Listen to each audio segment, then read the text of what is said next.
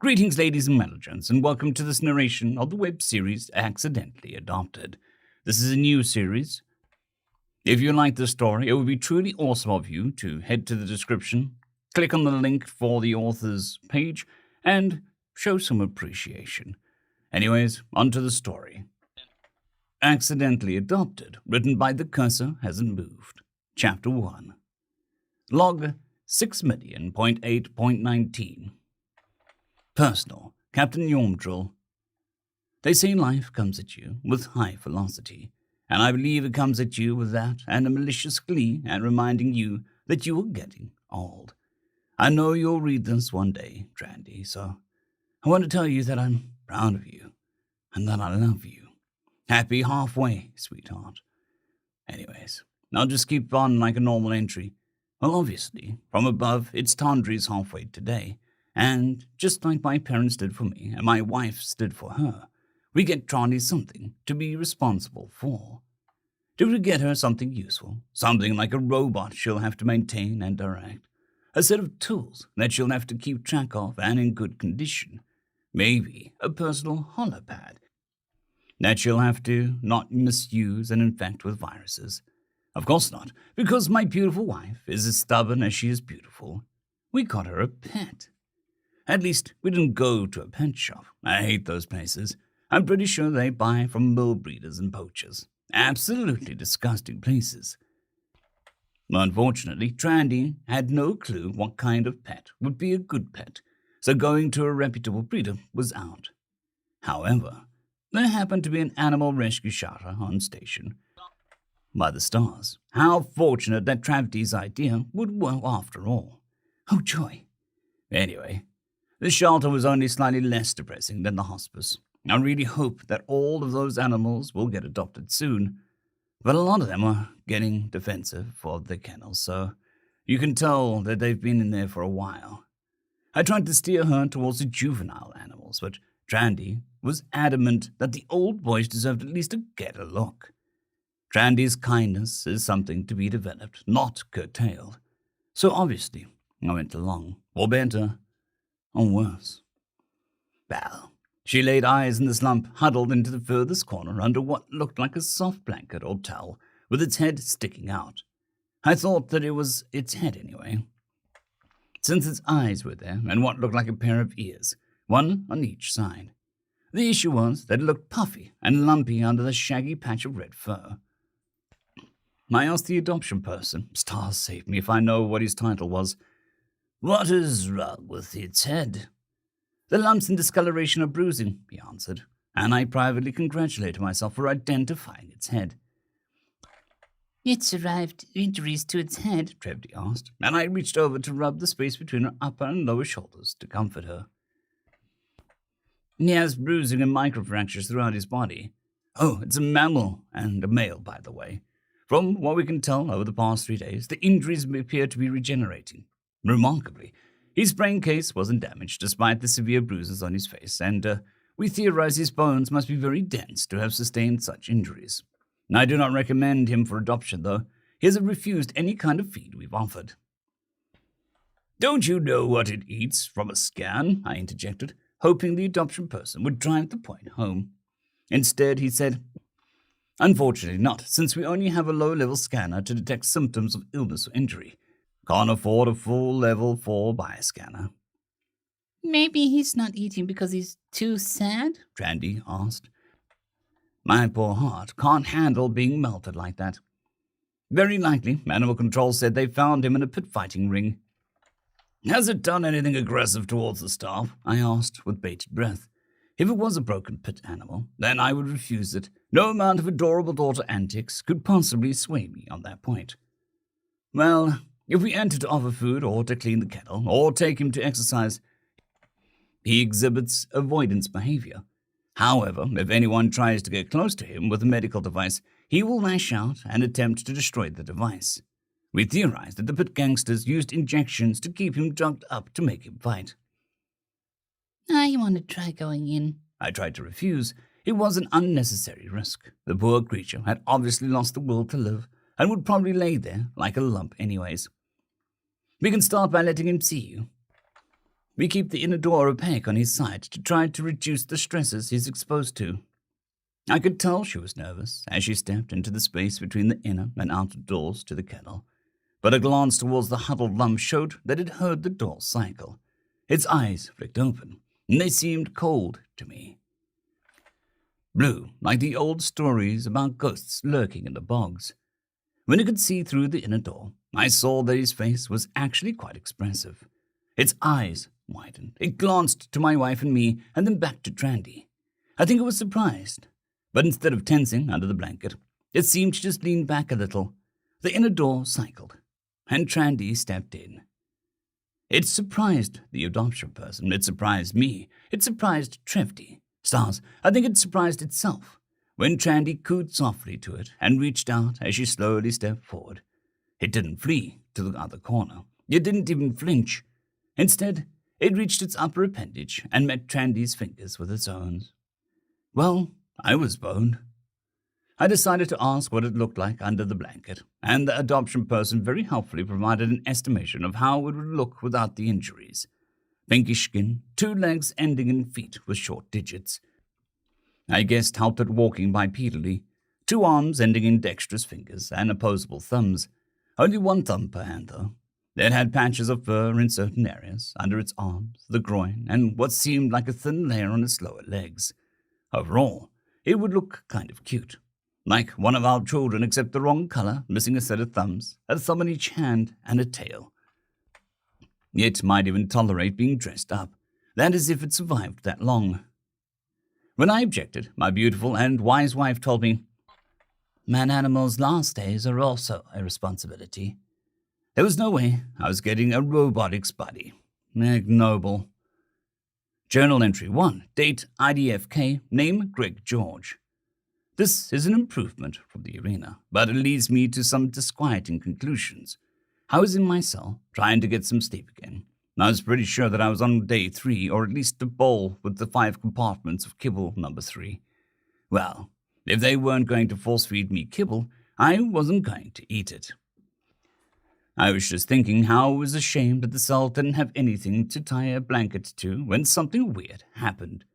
The outer door cycled, and when the inner door turned transparent, there was no creepy spider centaur thing doing clickety-clack at me. There was a 4-armed girl there. A 4-armed blue girl. I thought she was a girl because of her dress and lots of flowers all over, and her parents looked through the door at me with a slightly worried look on their faces. The adult female, honest to God, had huge tits, massive jugs, so one in the green jumpsuit must have been the male. Therefore, dresses were for girls amongst the blue grievous people. Blavouses. I'm a fucking genius. I'd probably be more scientific and shit. But this is my sanity journal, so if any doctor gets their mitts on it, they can suck my balls. Anyway, the Bleavers girl comes into the cell and starts making quiet noises at me, like trying to be all soothing and stuff. So she wasn't going to do anything weird. Maybe. So maybe I wouldn't be interjected with that weird shit that made my blood feel like fire and my brain feel like murder hornet nest and get dragged off to beat some poor alien to death. Okay, cool, I thought. She reached out towards me, and I couldn't help myself. I reached out to her like Adam on the ceiling of the Sistine Chapel. It would have been hilarious if these aliens knew crap about art. Anyways, she left, and I eventually fell asleep. Well, slap my ass and call me baby if I didn't wake up in what looked suspiciously like a storage closet with all the junk cleared out. At first, I was stoked to not be in either a filthy hole in the deck or a featureless high-tech cell. Then I realized that I'd been put on a big, firm pillow and had the same blanket for my cell. That's when I figured crap out. I was a goddamn pet. With shocking clarity, I realized that I wasn't a gladiator before. I was a fecking pit hound. In that book, it made these feckers who kidnapped me worse for making me mutilate and kill helpless animals under the influence of drugs. I cried about it. I might actually admit that to somebody if they ask, but I doubt that's in the cards. So, a good quiet cry. Since habits electroshocked into you die hard, and I was ready to do a little exploring, The closet was about 3 yards by 4, with a set of shelves built into the back wall, which had one conveniently at waist room, with enough room for me to sit up between that and the next shelf. Bed upgrade acquired. One of the other walls was bare, and the other one had a rack of what looked like various hooks for hanging things from. The final wall had a door, what looked like some kind of touchscreen panel next to it, and a bowl of water on the floor. I wrapped myself up in the blanket and scooped up the bowl to take a drink of water, while I glanced over my ad hoc bedroom again. Score! I don't care how alien this place is. A notebook and a pen are a notebook and a pen wherever you go. Sanity Journal got me through the crap back home. Sanity Journal will get me through having nobody to talk to. I'll have to consider my options. But first, I want to test the door and see if I can find the pantry. I want food, and not even a family of nice blue bluevises is stopping me. Sneaky breaky time. End of Chapter 1. Chapter 2. Journal entry. To date, day 1, I guess. Name, Greg George. Mission successful. My flim-flam golly gosh, I am the goddamned master of skulkery. Hell yeah! Dr. Johann says that it is important to be honest with your feelings in your sanity journal, and I feel like gloating. So first thing is the color. The bleevises are tall. Tall! Come to think of it, the girl from the cell incident towered over me while I was huddled in the corner. I know it was a kennel, but calling it a cell makes me feel better. Dr. Johann isn't here to be disappointed in me, so I'm going to keep calling it a cell. Shut up, internal therapist voice. Anyways, door. I think the Bleevis's girl would have reached up to about her shoulder level to grab the door handle. I had to hop. Now, this being the first time I was fully sober and trying to move deliberately, I did a normal hop. This was an error. I flipping flew up to the top of the door jamb. I was so surprised that I grabbed the trim and just hung there for a second, and only thought about drop ambushing my hosts and shouting "Boo!" at them for a little bit. I allowed myself a quiet chuckle, habits and all that, and dropped down to the floor, grabbing the handle on the way down. Hell yeah! Took a minute to examine the door, and it looks like a normal hollow door with a spring-loaded latch. I couldn't find a lock, but if this is highly advanced alien society has figured out screwdrivers, then that could very easily change. I'll need a contingency. Objective added, find long, thin, rigid object. Outside was a hallway, and a glance down towards the open archway got a very clear view of what looked very much like a cartoon. I couldn't tell what was going on, but 2D stylized Beavis was making a bunch of humming and clicking noises in what seemed like a rhythm. I could see the outline of a Beavis in the front of the, I guess it's a TV? Although, from there it seems like was actual depths to the cartoon. And interesting as alien educational cartoons and how freaking weird they looked when I moved from side to side were, I was more interested in the 4 doors before me going down the hall. There were 2 on the left and 2 on the right. Door number 1 on the left was obviously a bathroom, if the big, glistening pastel pink tub with a spout sticking out of the wall directly across the door was anything to go by. When I stepped across the threshold, the change in texture from the slightly rough and a little giving to the polished and slick prompted me to look down at the floor. Either the floor in this hall was wood or some kind of high-tech substance, where the bathroom felt like some kind of enameled metal. It was cold like enameled metal anyway. To the right was a basin that stood just above my outstretched fingertips, and I could see there was some kind of spout and a handle to either side. So I was pretty sure it was a sink, and to the left was a long depression in the floor with standing water at the bottom and a button on the wall at just about my eye level on the wall behind it. Great. I'll have to squat for the necessaries.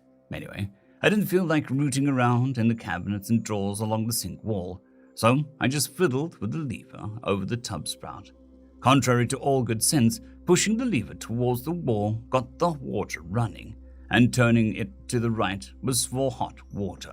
Insane. I shut the tap off without trying to figure out how to divert the water to the showerhead and slotted brackets on the wall. It looked like it was meant to be used as a wand or a showerhead, but without jumping up to grab it, it was useless to me. A glance down the hall told me that nobody was suspicious, or coming to check on the puppy, or going to the bathroom. Putting me in the back of the hall was actually tactically sound of the Bleevises, since I'd have to creep by every potential occupied space. Somehow, I doubt they did that on purpose. The Bleevis outline was kind of slumped, like they were bored of the show. I feel you, kid. I remember waiting for the crappy kiddie shows to end so the proper cartoons could start. Sympathies aside, it was time to try a door on the right, number 1. This turned out to be a master bedroom. Well, there was a massive bed dominating the space, and the massive floor-to-ceiling chest of drawers and wardrobe along the wall opposite the foot of the bed. A minor detail that I found just a teensy bit disquieting was the overhead storage cabinets on the other walls, including the door side wall. I decided not to root through the tidy room because obviously they'd notice, and I hadn't decided whether I was behind enemy lines or not.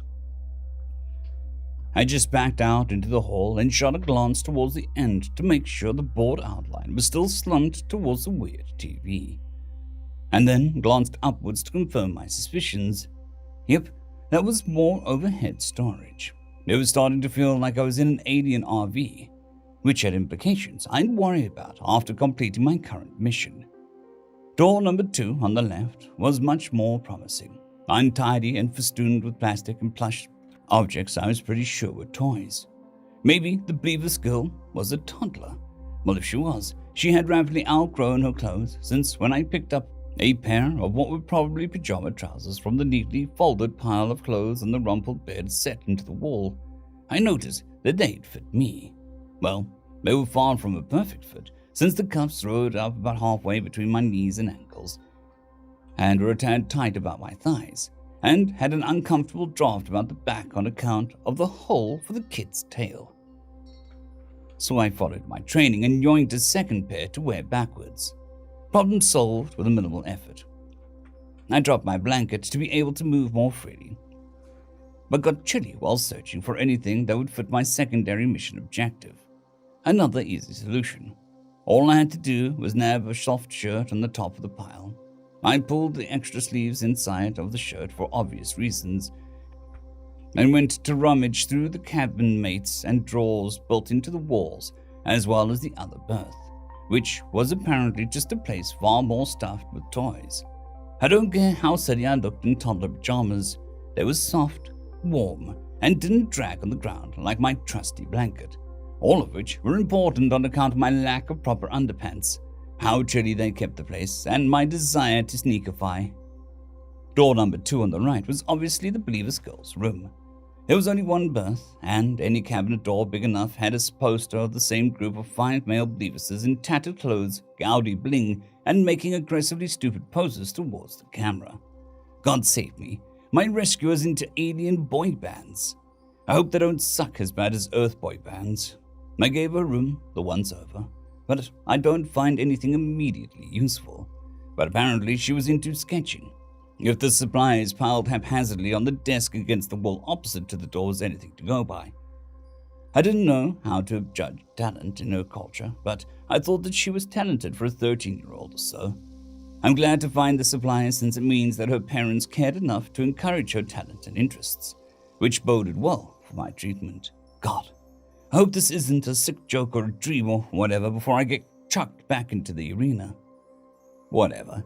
Time to take my cheeky peeky for the sneaky breaky. So, looks like the bored kiddo is sitting on the floor in front of a weird TV still.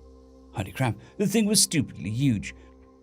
Like, takes up half the fecking wall huge, and the room in front of me was like 5 yards wider than the left and right side rooms, plus the hallway combined. Oh, and on the other side of the hallway were these huge-ass sofas, which was convenient for me because the likewise huge space between their backs and the wall was perfectly me wriggling sized.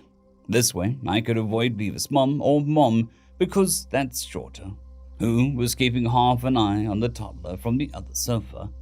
I went right and peered out from the shadows to gauge my prospects. The dad one was doing something with what looked like a holographic interface at a desk tucked into the corner to my left.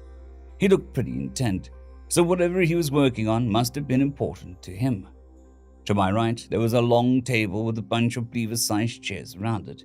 I tensed and then sprang forward, but on a shallow angle. I'm a stealth god in low G. I was in the open in less than a second and was able to quietly roll to a stop without even jostling one of the chairs. At the other end of the table, I saw my next challenge, Believer's Girl, who I've decided to henceforth call Lucy, on account of it's the first girl name that popped up. I'm fresh out of standard issue crayons, so she's doing something going between what looks a lot like a kitchen sink and a cooktop. The only cabinet with seals around the doors was just a little bit obviously the fridge, and my best bet for something edible. A stealthy glance upward, and I could see more overhead cabinets with nice big sturdy looking handles. Nice! Ever so slowly, I crept for the fridge, and upon opening the left side, I found it full of fruit, with a spattering of vegetables. At least the colorful round things looked vaguely fruity to me. Promising. Thinking quickly, I tied the ends of the extra sheets shut for some makeshift pockets and stuffed half a dozen different fruits down them. I avoided the foul-smelling ones and let the fridge close with a light thump. Lucy heard it and looked in time to stare at the fridge in puzzlement, while I laid on the seats of the chairs to be more deeply shadowed. When she turned back to whatever she was up to, I slunk over to the other end of the table to check on the dad. He hadn't moved. By the time I was at the kitchen end, Lucy had poured something into a wide shallow bowl and was carrying it towards the TV area. So it was a perfect opportunity for me to see if there was anything useful laying loose. One quick hop onto the table later, and I saw gold. A yellow plastic knife. Not a disposable one, but one of those ones for little kids to practice using silverware with, which means that it won't be missed, and if it's found in my closet, the toddler will get the blame and face no trouble for it. Probably. I briefly thought about arming myself, but rejected it on the grounds that the kitchen knife going missing would be a big deal.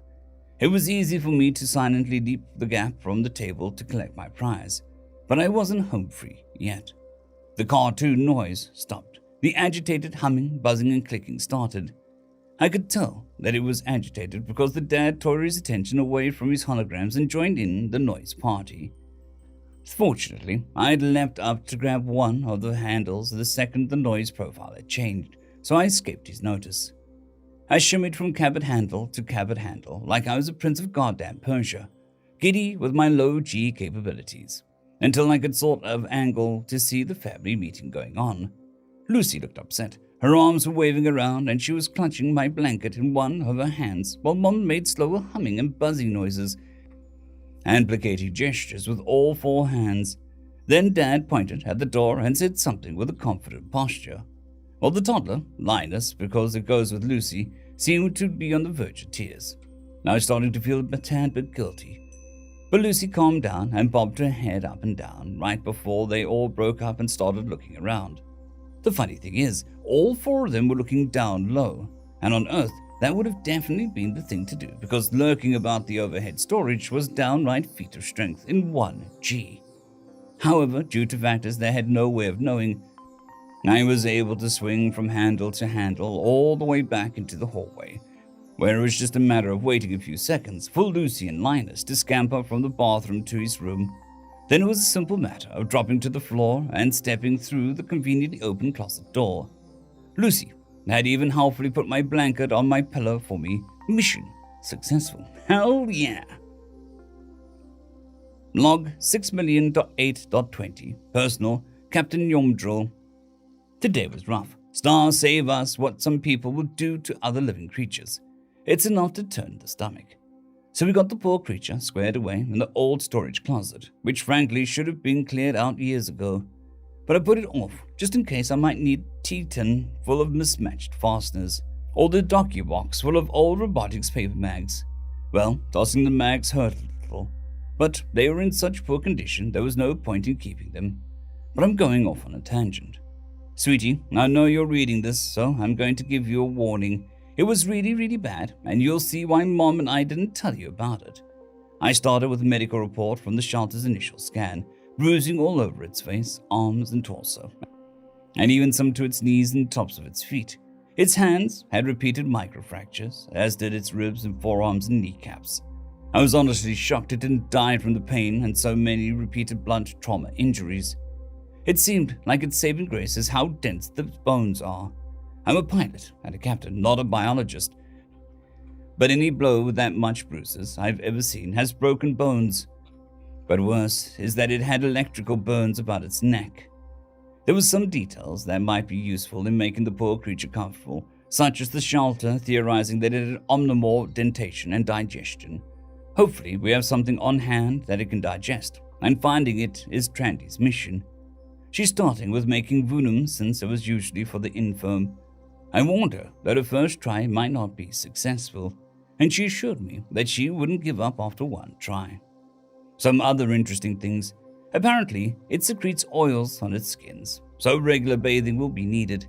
It can self-regulate by secreting saline, indicating that it is adapted to warm environments or sustained exertion. So maybe we should get it more blankets, I guess. I'm not an expert on this kind of thing. Then I watched part of this embedded video. The video was from the perspective of a helmet camera, so the officer's manipulator appendages gripping a stun rifle were in view. In this case, a trio of tentacles with 3 appendages at the ends. The camera showed the officer was in the middle of a stack up for a door breach in a dynamic entry as somebody counted down from 5 from out of view. There was a muted button as the door was blown open, and the stack filed in screaming variations of "get on the ground and drop your weapons." Once the squad spread out, the camera got view of the room, which was a lattice of walkway surrounding pits in the floor about 4 feet square by 10 feet deep. Grav, 2 stand and move with caution." But the officers seemed to be able to move at a great enough speed to quickly incapacitate the group of googly-eyed bipedal lizard gangsters. The officer looked into one of the pits, and the camera showed a quadrupedal mammal with large curled horns and a long split tail up to its ankles in cleaning solution, struggling to stand on obviously swollen legs. It bleated in distress, and the officer lost its lunch on the floor. End video. I really couldn't bear to see the creature we adopted in those conditions, so I stopped it there. Just knowing that living a being would have endured such fetid conditions was harrowing enough. However, things got even more stressful when Trandy went to try feed it, and it had vanished from the storage closet. She was distraught, nearly in tears, and clutching the blanket from the shelter. "Daddy, he's gone. I'd looked in the rooms already. Well, what if he hurt himself? What if he's trapped? He's probably scared and all alone." Yovdrul was starting to get upset too, and I could see tears welling up, but Trevty came in clutched like a wonderful mother she is. "He's in a new place, sweetie. He probably just wanted to look around. And think about how little he is. He could be taking a nap pretty much anywhere and be hard to notice." "Besides," I interjected, hoping to add a little stability, "it can't go through the bulkhead since the biometric scan won't work." She stiffened her lip and shook the tears from her eyes and said, "Okay, small. I'll take your drill and we'll check the cabinets and cubby holes. Maybe he wanted a smaller den." Clever girl. Travdy and I searched the living and kitchen areas, and I got an earful. "I know what you're doing," she chided me gently. Gently, but still I bristled. "So what am I doing? Because I think I'm looking under the table for Trandy's pet." "Heart, you know what you're doing, and you know I don't mean physically right now. Is that how our children should deal with taking on something painful?" "You know I was against pets at all. And this, stars Travdy, it was brutal." "And how does remaining detached change that?" All right. I'll certainly don't want to be a cold example, but My love, I do not expect you to cuddle him in his den. Just try calling him a he and not an it." "You're right. I think I can manage that much." "Mom, Dad, he's not anywhere." We made our way back to the hallway to help the kids through a more thorough check, and what do we see? What else besides the creature sleeping on his bed under the blanket from the shelter? "Void, take me." "Daddy said a bad word," Yovdrul very helpfully pointed out. "I think that door needs a lock," I mused. "I don't think I can handle a scan like that again." Well, Everyone knows how that argument went. I'm sure we all think that it was memorable. Me against Tandy in her first real argument, and her opponent not going easy on her. And in regards to her halfway gift, no less. For the record, you did very well, and you did get me to concede that cooping him up in there would be needlessly cruel, which is why you were in charge of when it's locked and unlocked. Dear Diary, I don't think I like growing up anymore. Like you spend your whole little years looking forward to your halfway gift, but it's not just getting something cool or cute or whatever. You have to take care of it. I thought I understood, but now I know better. Today was the scariest thing that ever happened in my whole life. So yesterday was my halfway and we were on station so Mom could do her thing. She and Daddy were pretty happy, so I think the cargo she sold here went for a good price. Anyways, Daddy's trying to get me to go to the robot store, but he's the one who likes robots. Not me. I mean, I like working on some of the maintenance spots with him, but that's 'cause it's fun work with Daddy, not the stupid robot stuck in a scroll space again. So anyway, Mom finally convinced him that I should have a pet, since a living thing can love you back, unlike a dumb robot. The shelter was really sad, and I don't know why I wanted to look at the adult animals first. I just think it's that people always went the babies, but sometimes the grown-up animals never leave.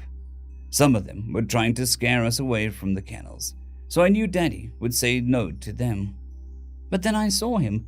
I learned that he was a him a little later, but that doesn't matter. He just had that cutest face, the right number of eyes, round ear, and pretty pink skin, except for the dark splotches on his cheeks and around one eye.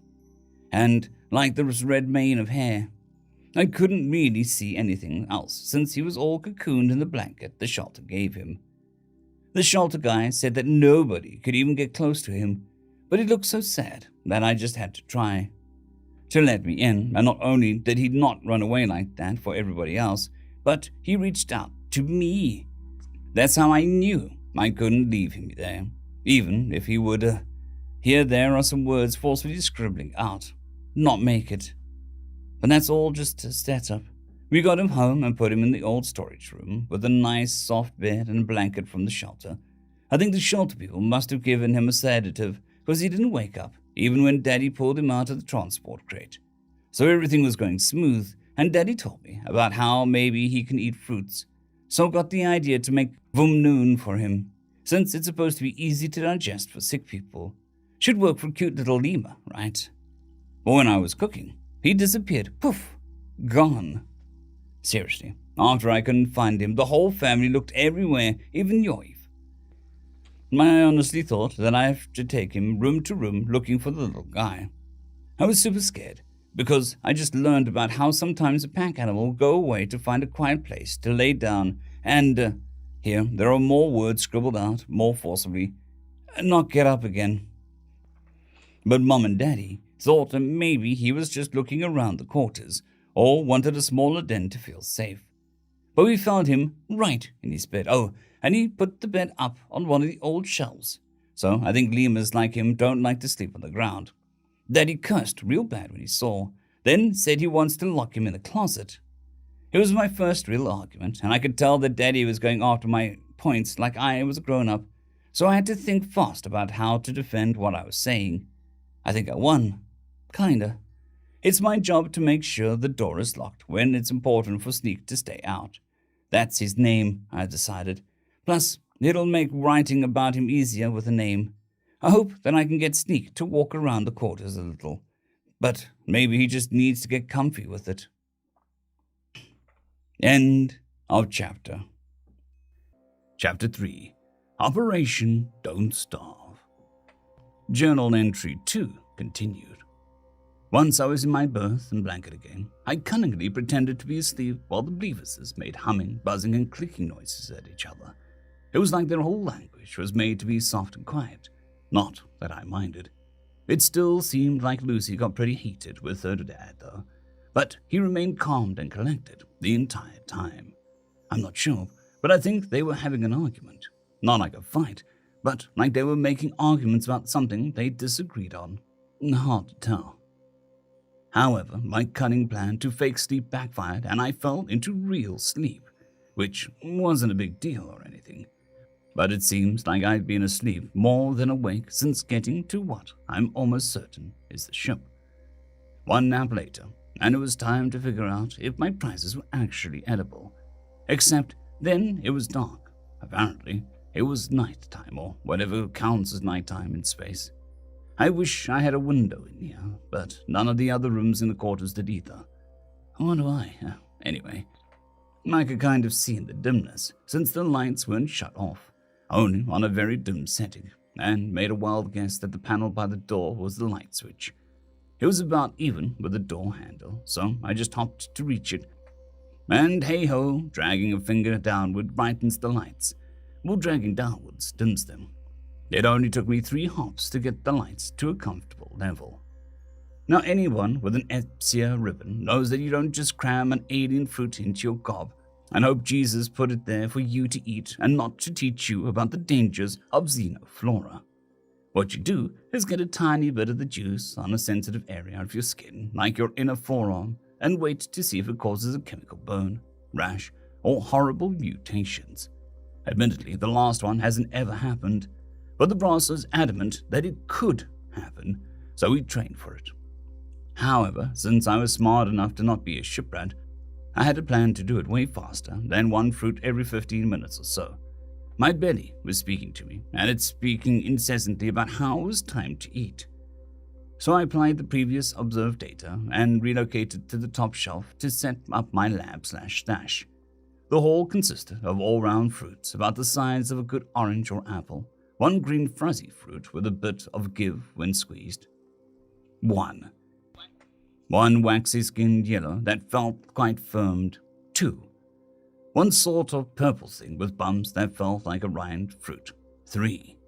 One pale white thing that felt almost squishy and had a slick skin. 4. One red fruit that looked almost like a round strawberry with blue seeds. 5. And one dark blue thing with a tight spiral and pale green going around it. 6. I took the pen and drew 6 boxes in a line down my left arm and labeled them accordingly.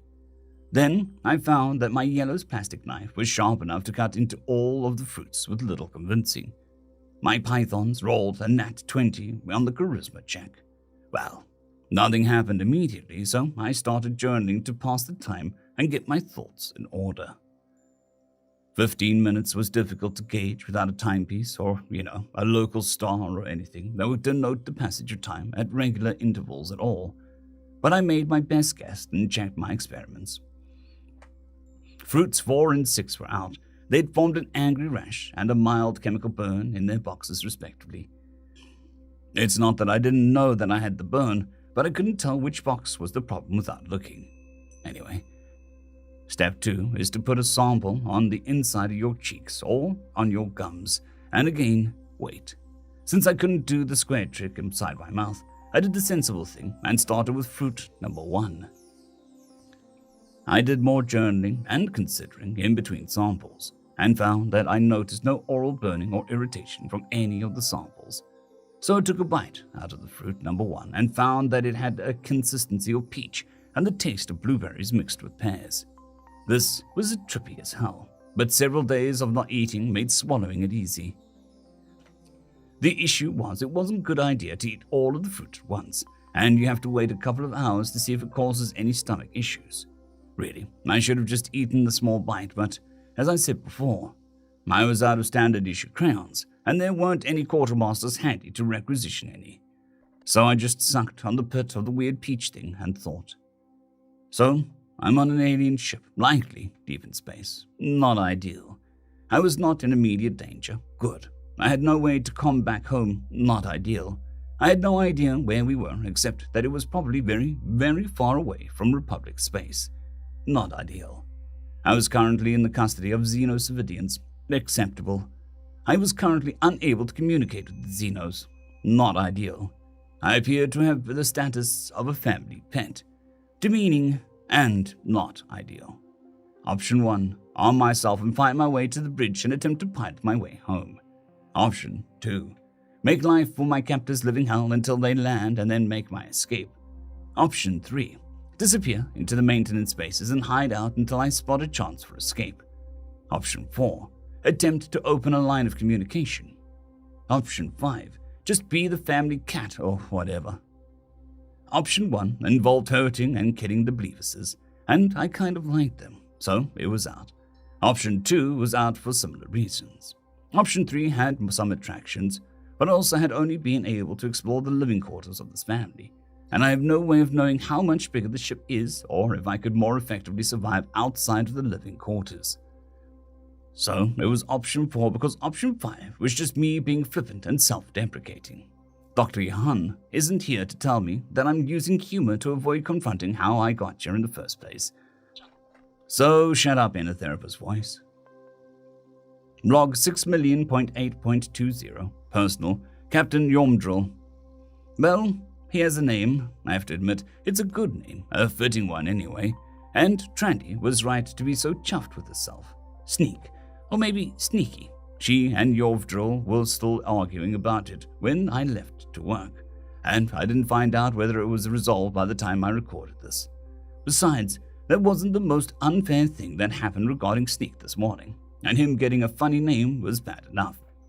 No, so this morning he ambles out of the little room and hands me a Zlin and a moral. Star save me. When did he get into the fridge? Oh, but that wasn't it. He was wearing Yovdrill's clothes. They were a little small on him, and it was adorable, which is of course completely unfair considering what's undoubtedly in store for him. Stars, I'm going to have to cry over this weird lemur thing, aren't I? Well, Trevdy was right, and I shouldn't shirk the light for fear of it going out. Well, I had an exciting 4 hours of being the warm body on the bridge for the next 4 hours, just to make sure that if something went wrong, there was somebody to do an emergency hyperspace drop. Then lunch and making the rounds. Honestly, I was more interested in how the kids were doing with trying to get Sneak to eat, which had memorable results. I made a brief detour to maintenance to see if we had any locking door handles that I could use to contain Trandy's new pet. I learned Sneak had gorged himself on Tolkus, 10 of them. Well, at least we knew he liked something we have, but I doubt an omnivore can survive off one fruit. Anyways, I made some gentle suggestions that Sneak should get something better than a level 1 scan. Trandy and Yovdril got very excited, and I really hoped I didn't plant false hope. Anyway, we took the spare mattress from the unused berth in Yovdril's room and cut a chunk to fit the shelf where Sneak has made his den, and made a show of swapping it out for the old floor pillow he'd been sleeping on so that he wouldn't notice me changing out the door handles. Normally, I wouldn't bother. But Sneak seems like a pretty canny, whatever he is, and he has had poor experiences with confinement before. I think so long as we keep the door open and he's under our eyes, he won't notice much, and if he's distressed in the night, he'll let us know with vocalizations, I'm sure. Dear Diary, so today was a lot better. Sneaky, Yovdril changed his name because he said Sneak sounded like kind of mean. I'm past my halfway, so I couldn't just agree or dismiss him like a little kid would. So I heard him out and helped him figure out his points and what he thought about them, and pretty much convinced myself. So anyway, I thought that he was cute in the blanket, but stars, when he came out of the bathroom, he was in Yoiv's jammies, and it was just the cutest. I asked Mom, and she didn't dress him, and Daddy's being very hands-off with Sneaky, so he must have done it himself. I think he did it yesterday when he was missing because he left his blanket behind in Yov's room. When I go to class tomorrow, I'll ask around if anybody has a boy clothes for like a 6-year-old, and also knows how to sew. He has 2 pairs of pants on, and the top one is on backwards, so I think having a tail hole bugged him. So anyway, I led him by the hand to the kitchen and told him to stay put. While I got the Vum Num reheated for him, Mom was having breakfast at the table with Yoif and Daddy, so I knew that she was watching while I worked. Oh, this is when I told everyone that I named him Sneak, and Yoif and I had our argument. Mom and Daddy just watched, so I must have done a good job at teaching Yoif. Anyway, once the Vum Num was reheated, I put the bowl and set it down for Sneaky. He didn't like it. He picked up the bowl and smelled the food, which I thought he'd do before tasting it. I didn't expect him to almost puke because of the smell. He put the bowl back down and kind of slid backwards away from it. Anyway, I just put it in the biomass disposal like I was halfway expecting anyway, and thought about what else I could try. Then he just opened the fridge and took out a whole bunch of Tolkas. Then he just sat there with his back against the cabinet and ate them all. All of them, like 10.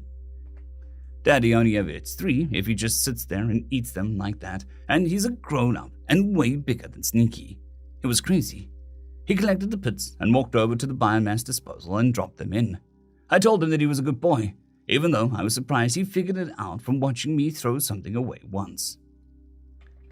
I needed to try and find out about Sneaky, since, he kept on doing unexpected things, like disappearing and figuring out there's a fruit that he can eat while nobody was watching him. So I asked Mom if she could watch him, so he didn't disappear again, and Yoiv asked if he could play with him. I didn't know if Sneaky liked playing or not, but I told him that he could try, and to let Sneaky go if he tried to walk away. So he got all excited, and Sneaky let him lead him off to his room. Mom went with him, and I went to the desk to see if we had any useful info on the ship database. Even if I don't get the right answers, I might get an idea about what questions to ask the next time we're synced up to the net. So anyway, I started by putting in what I thought were unique things about Sneaky. Bipedal, sparse hair. He put on clothes himself, binocular vision, one set of opposable thumbs, omnimorph teeth, really sneaky and smart. There were tons of results. It was hard to know where to start, so I just poked at random links and started reading about Julian pack lemurs. They weren't very much like Sneaky. Their hair was all wrong and they had tails. Plus, they were super tiny, but they were kind of interesting anyway. The next link was also too different from Sneaky. But I noticed that both kinds of lemurs were very curious and liked to explore everywhere they could reach. The next thing that I read about was wrong too. But curiosity jumped out at me again. It was like that again and again, and the articles on all these different kinds of lemurs and pandas, or even some kind of big bugs, were no help at all on what Sneaky can eat besides Tolkas. Except that all the omnivores need a varied diet. Well, duh. I'm an omnivore, so I need lots of different fruits and vegetables, some meat once in a while. It was super frustrating. I'll ask around the ship tomorrow and maybe somebody will have some ideas. I gave up on figuring out what kind of animal he was from a keyboard query and just did a search on bruise treatment for mammals. It turned out that a lot of the stuff that we use on the ship can cause rashes or even burns on other species. But there were a few things that were pretty low risk. One of the things was a pain relief cream that we have in our first aid kits that looks like it's safe to use on pretty much every kind of lemur or panda discovered. So just because Sneaky is bigger shouldn't make much of a difference. I can use the lowest active ingredient dosage, 1, just to be safe. So it was like that all day long until Daddy came back for dinner. Sneaky had some boulia, but not as much as this morning, so maybe he was just really hungry. And Mom said he didn't look more sick all day, and even played pretty actively with Yoiv. He said that Sneaky was awesome and super strong, but he's a little kid, so I don't know how strong super strong is to him. Mom didn't jump in. I just tried to get Yoiv to explain what he means, but he couldn't do it, except that Sneaky likes him. Dad mentioned that the shelter only did a level 1 scan on him, and a better scan might give us better information. Daddy put a lock in and made me distract Sneaky by giving his den a better mattress, which he seemed to like. But I think he knew something was weird. He's really smart for any kind of animal. I'm already looking to see if there's a good vet at the next stop. Maybe they'll know about what Sneaky is. Journal entry 3, date 1/1/2. Name Greg George. Okay. So I'm going with starting to count time from when I got adopted from the shelter in years, weeks, then days. This should help with the whole sanity thing, since not having a proper date has been bugging me. A sanity journal should increase sanity, not decrease it, after all. And honestly, even though the date is wrong, seeing it there on the header of the first page of this entry warms the copper-jacketed lump of depleted uranium masquerading as my heart. I can almost imagine Dr. Johan saying that if the old stable touchstones are gone, close enough is good enough. Thank you, internal therapist voice. So today was pretty good. I woke up early and went to the bathroom to do the usual. It's one thing to manage waste out in the wilderness on a hike, or maybe on a deep recon, but that's outside. Just dig a hole or find a tree and bam, you're good. But when you're stuck indoors for days on end without even a bucket, if I could speak, I'd spend at least an hour lavishing them with praise for providing me with the sheer luxury of a toilet. Not only that, but a toilet that fucking flushes. This little family was downright civilized by comparison to my more recent accommodations. But to be fair, to the spider centaur clickety-clack things, they didn't really know any better. Probably.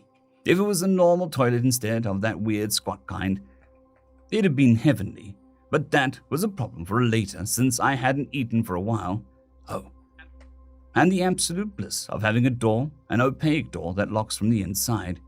There was even a step stool tucked away in the cabinet under the sink, probably for Linus. So I could wash my hands. The right-hand tap was hot, and pushing them towards the wall opened them. Madness. But hot water to wash my hands was absolutely divine. I swear I almost felt tears welling up over that shit. Next was the family seeing me walking around for the first time. First the dad came out of the master room and just sort of stared at me. It was weird. Anyway, since I'm so polite and not at all to baffle him, I decided to return the 2 fruits that I eliminated. I wish I had a camera. Speaking of cameras, Mom and Lucy did just a bit more than look at me slack-jawed like the dad. No, they fetched up what could only be either cameras or gizmos that had cameras in them, like Xeno smartphones. I tried to look nonchalant while they were obviously taking pictures or holo captures. I did not make more than one heroic pose because of how hilarious it was. Whatever, I'm not naked and I'm not dragging a blanket around, so it's worth it. Hopefully, that at least upgraded me from puppy to a smart boy at least. Anyways, so once Lucy and Mom were done fawning over me, Christ, I'm probably the Bleavis' version of cute, Lucy took me by the hand and tugged me towards the hall. I went along, because what else am I going to do? Passive resistance against a little girl? Little in the age sense, seeing that she stood a head and shoulders above me and was a lot less imposing now that I wasn't huddled in a corner. Here, there is a single dot of ink and a relatively deep depression in the page that likely carries on several pages behind it. Anyway, now she's just a very tall blue little girl in a dress. Besides, that was towards the kitchen where Fruit 1 was. Hell yeah. Fruit 1 for breakfast. Hey, at least I didn't give the people number names. So Lucy had a similar idea to mine. I say similar because she didn't give me a plate of tastefully arranged Fruit 1 slices. No, she put this bowl of purple chunky mush on the floor and looked at me expectantly. So I picked it up and gave it a sniff. Not that I was going to eat it, but if it smelled okay, I'd start the safety tests. I also didn't intend on insulting Lucy's cooking, but I really couldn't help it. Seriously, I'm not making a joke to help myself cope with the situation. This was a full-on involuntary reaction. I dry heaved.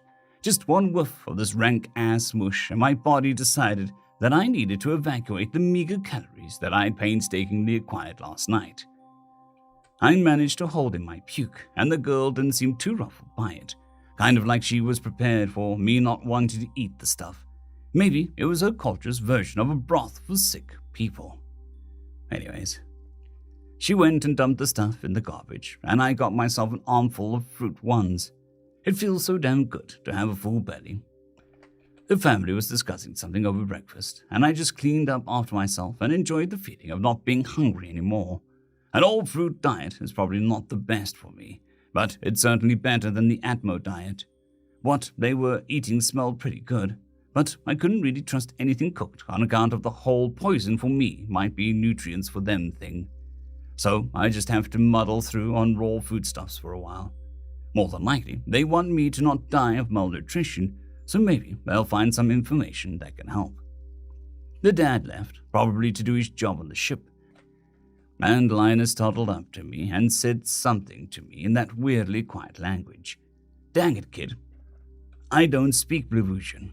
He reached out towards me, and I got the hint and took his hand. He was absolutely thrilled. You'd think I gave him a chocolate straight from Earth by how his eyes sparkled. Well, I was led by the hand back to his room with Mom hovering behind. I could feel her wary eyes on me between my shoulders. Don't worry, Mom. It's cool. Linus isn't bothering me, and I don't think that he could hurt me if we tried. If I was back home, I'd suspect that this was part of a treatment program. I'm pretty sure that my soft spots are in my med file, and it's not like something like this wasn't done before.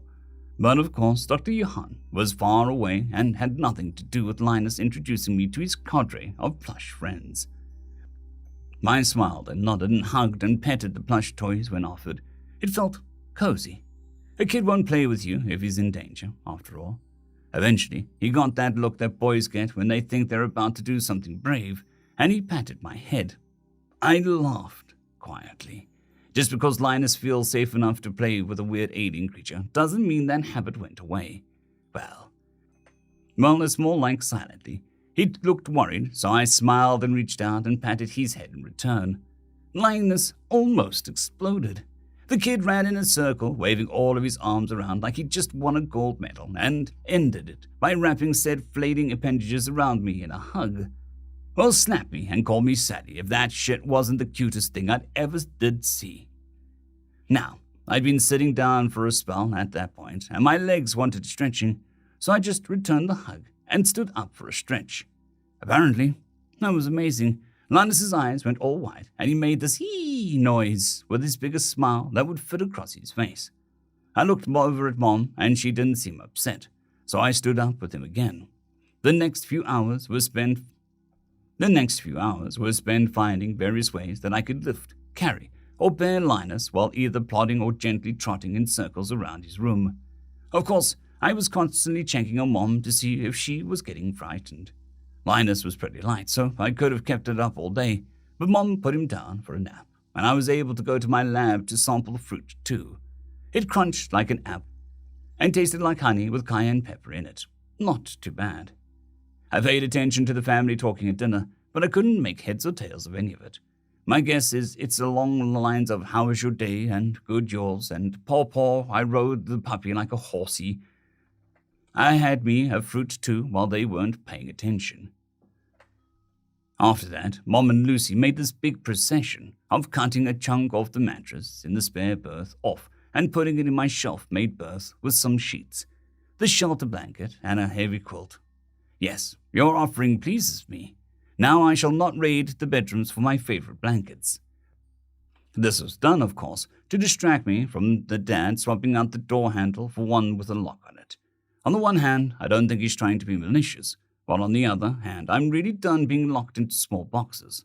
Just because I'm not going to hurt him doesn't mean I won't make him pay. End of chapter.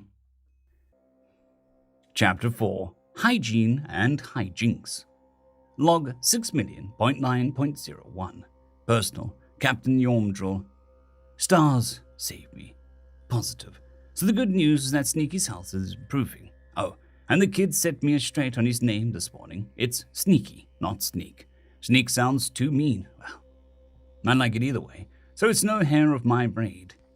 Anyway, I don't know how he managed it, but somehow, between the stars, Sneaky snuck out of his den and took off my left shoes, and the rest of my right shoes.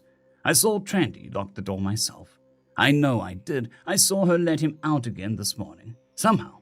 And I knew it was him. Somehow. He had hid my shoes when nobody was looking. Oh, and the navigator only knows where he put them. Yorfdrol said that he'd look for them, but I'm more optimistic about my wife finding them. More good news. Sneaky is eating 3 different kinds of fruit now.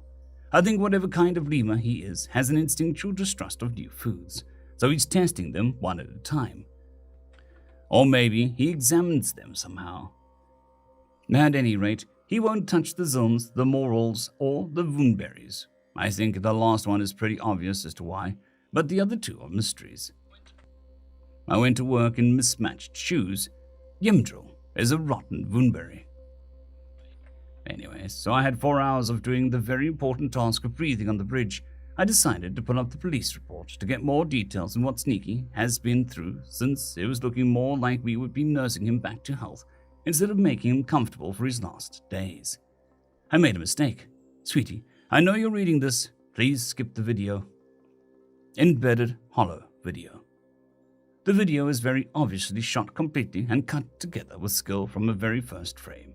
On the left was Sneaky to Yomdril, Greg to us, dressed in tattered rags, hunched over in a crudely small cage, while on the right there was what can be described as a moose with scales and double the legs in a similarly cruel confinement.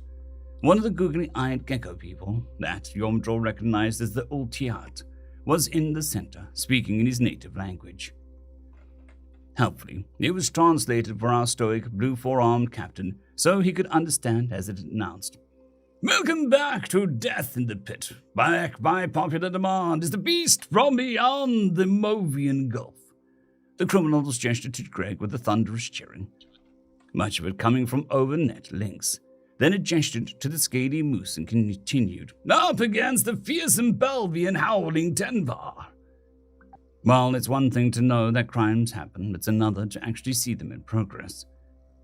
Even so, to his credit, Yomdril didn't flinch away from the horrors as he watched a creature that he was harboring a growing affection for, prodded with stun batons until he collapsed, then injected with some substance that was unlikely to be for his benefit.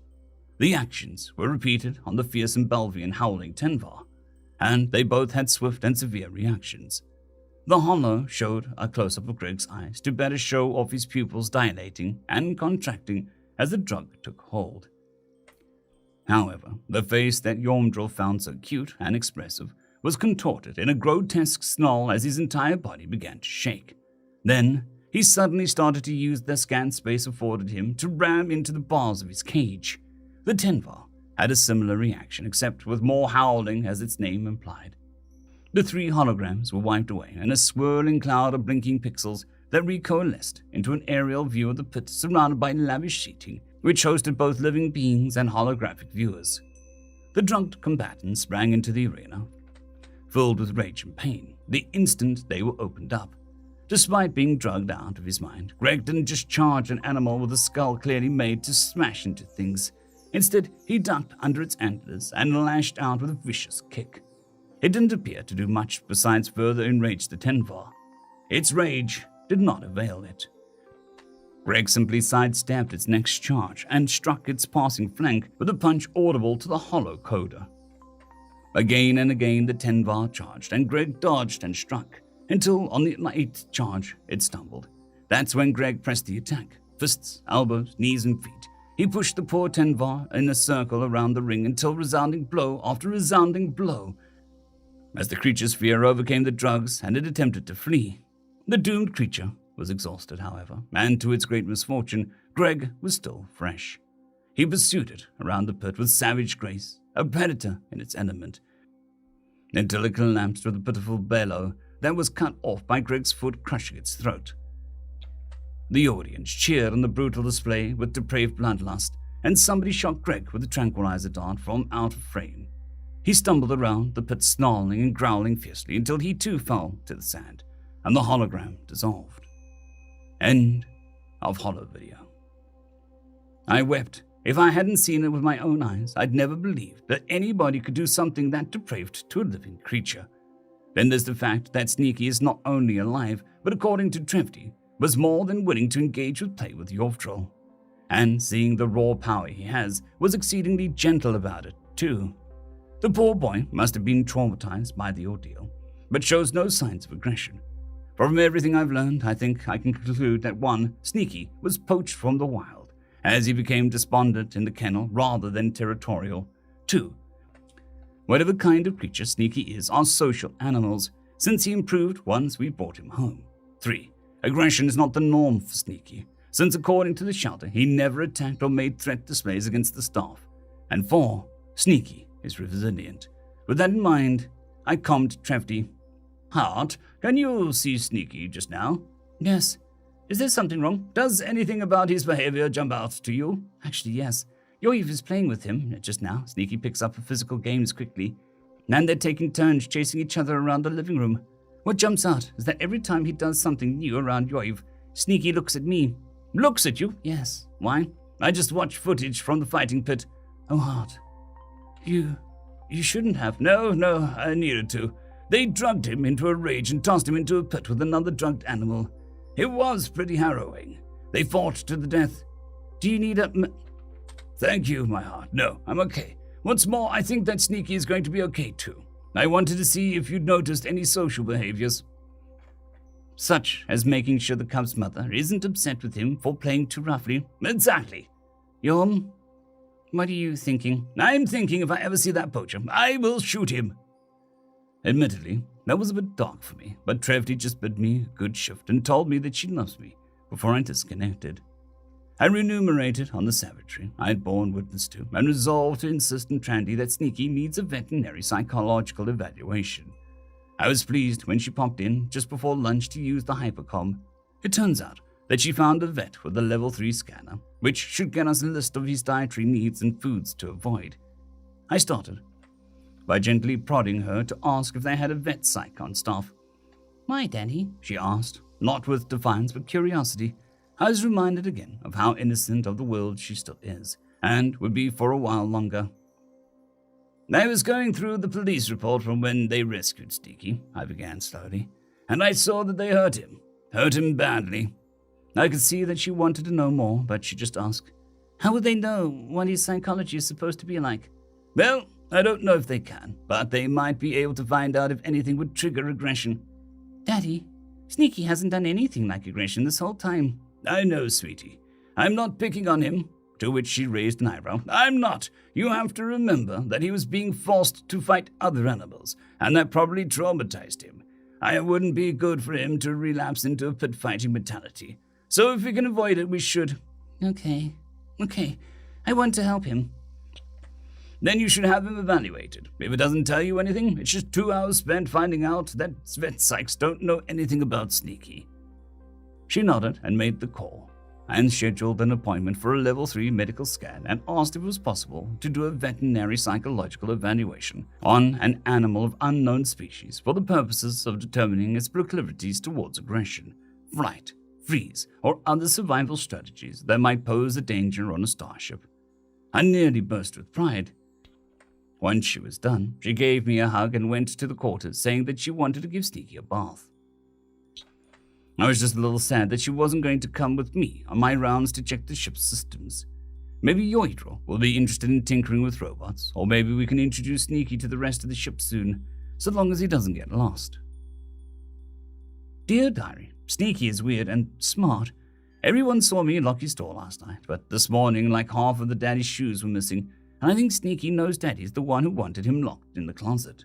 Well, serves him right. I know that animals can take revenge, but it usually isn't this funny. He can probably smell Daddy on his shoes. I almost think that he took the shoes he did to force Daddy to wear mismatched shoes in the active areas of the ship and get made fun of. That can't be right, since Sneaky hasn't met Uncle Yumdrill yet, so he couldn't know about him. I swear that Sneaky looked smug when I let him out this morning. Not that I blame him. Before we went to eat, I went into his room to treat his injuries with the pain relief cream I'd read about. I made sure to set the dispenser to the lowest setting just in case it's actually bad for him, then put some on my own face and told him that it was okay, so he could see that I wasn't trying to hurt him like the mean people the police arrested. This weird look came over him. He got all pale, then I don't know. Kind of looked inwards, if that makes sense, but then he set his jaw and just nodded and got all still. So I put the cream on his bruises and started with the area around his eye, and he didn't even flinch at all. That much bruising has to hurt, even if his bones are somehow fine. But he was perfectly still for me. He even lifted up his shirt when I was done with his face. I almost cried. His torso had big purple splotches all over it, and these gross-looking yellow edges on them where they were fading. I hope I didn't hurt him any more putting on the cream. He just nodded his head at me and smiled when he put his really Yoiv shirt down again. I feel like he was telling me that it was okay. It felt pretty special to be trusted like that, though. I wonder if that's how doctors and vets feel. Is that what I want to be? Can I still be a doctor on a ship? I don't think I like living at just 1 star. So anyway, Sneaky didn't do anything weird at breakfast and even had a much smaller meal, but still as much as Daddy, and only fruits. He sure eats a lot for something so short.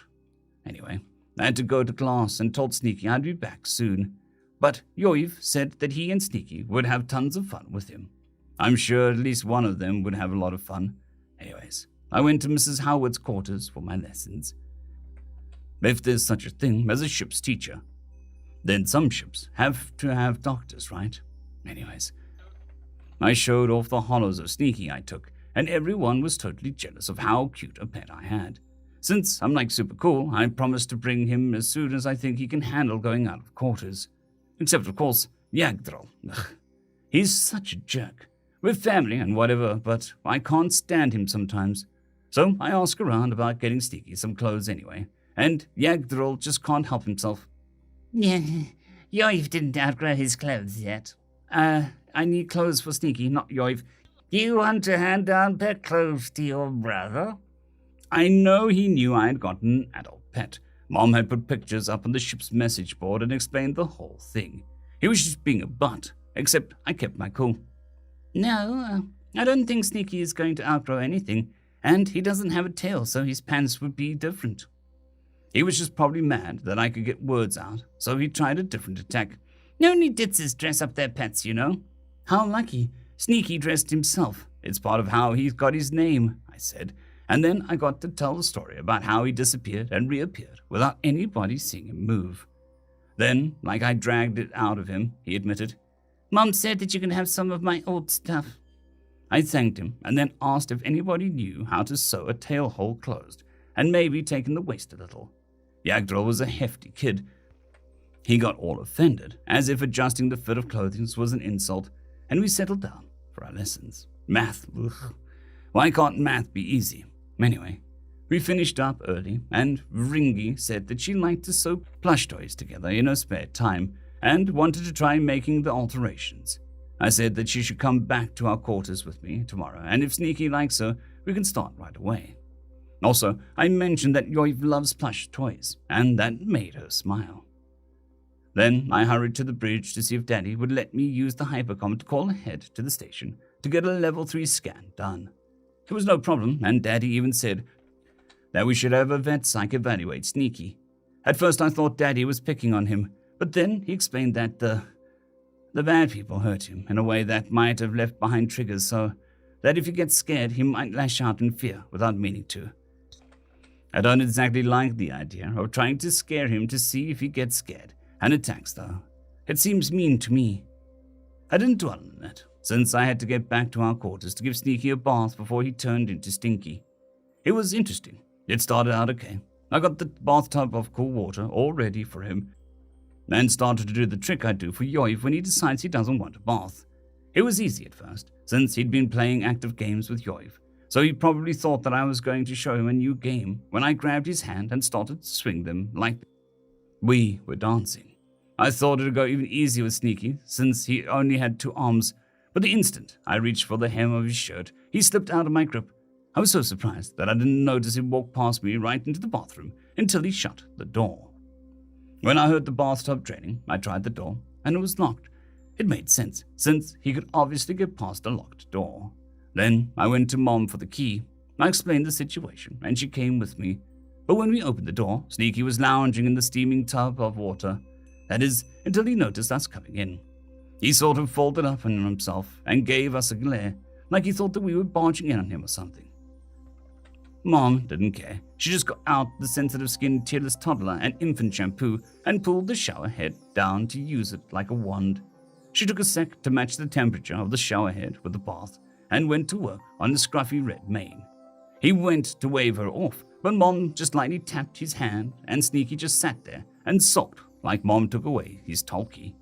He did rinse out his own hair though. He just sank under the water. When Mom reached for the wand again, it felt kind of awkward to be standing there while he looked uncomfortable, so I collected Yoiv's jammies for the laundry and went to go find Sneaky another set to borrow. He came out of the bathroom with a towel wrapped over his shoulders like a cape and his face almost as red as his hair, snatched up the jammies right out of my hand and stalked into his little room. If he had a tail, it would have been bristling. I asked Mom why she didn't that, even though he obviously didn't like it. "Did you see the state of his hair?" she answered. "There is no way anybody could have untangled that on their own. It's all mussed up again since he towel dried it, but maybe he'll let you brush and braid it." He did, By the time he came back out of his little room, he only looked annoyed and meekly followed me to the living room where he sat on the edge of the couch in front of me, kind of like Yoiv does, but with more slumping and less fidgeting. He had the worst split ends, but I don't think he cared. Nothing else really that interesting happened today, but I kind of wonder if Sneaky is going to break out again and do something weird. Journal entry for date 113. Name Greg George. Okay, big guy, you want to go to war? We can go to fecking war. You're lucky that you share a berth with Mom, because now I can't use chemical, bio, or local fauna attacks. Just because I'm on the ship doesn't mean I'm ruling out there being a xeno ant farm somewhere on board. Dr. Johan would say that I'm lashing out with childish petulance to try to assert control over my situation, and I don't give a shit if it's childish. I'm goddamn Republican infantry, and you don't feck with the infantryman's fecking sleep. We'll put up with whatever crappy berth you can spare us, but you don't just go out of your way to make a fecking worse. Sack time is sacred fecking right of the infantry since time immemorial. That and fecking mail call, so shut up, internal therapist voice. You don't know what you're talking about. We told the ship rats and boat boys not to start barracks war. I'll teach him too. Okay, I feel better. I'm still defeating that lock and messing with him though. No joke, Mission Impossible theme played in my head, the old version. 2D played on real instruments. Theme music only plays in my head when failure means minor embarrassment and not anything serious. I went to my stash/lab and got my plastic knife, and all that jazz. And it was a simple matter to slide the knife in between the door and the jamb and to press the latch so that I could open the door. I didn't really have a plan yet, so I decided to explore a little. I quickly found that I could actually jump just high enough to grab one of the overhead handles, and that I could open the adjacent cabinet by pressure on the lip of the door alone. And wonder of wonders, the first cabinet I checked was mostly empty, just some vacuum-sealed bags that probably had pillows or quilts in them. Good info for later. I couldn't shut the doors completely, silently, but a pause and a good listen after each soft thump taught me that it went unnoticed.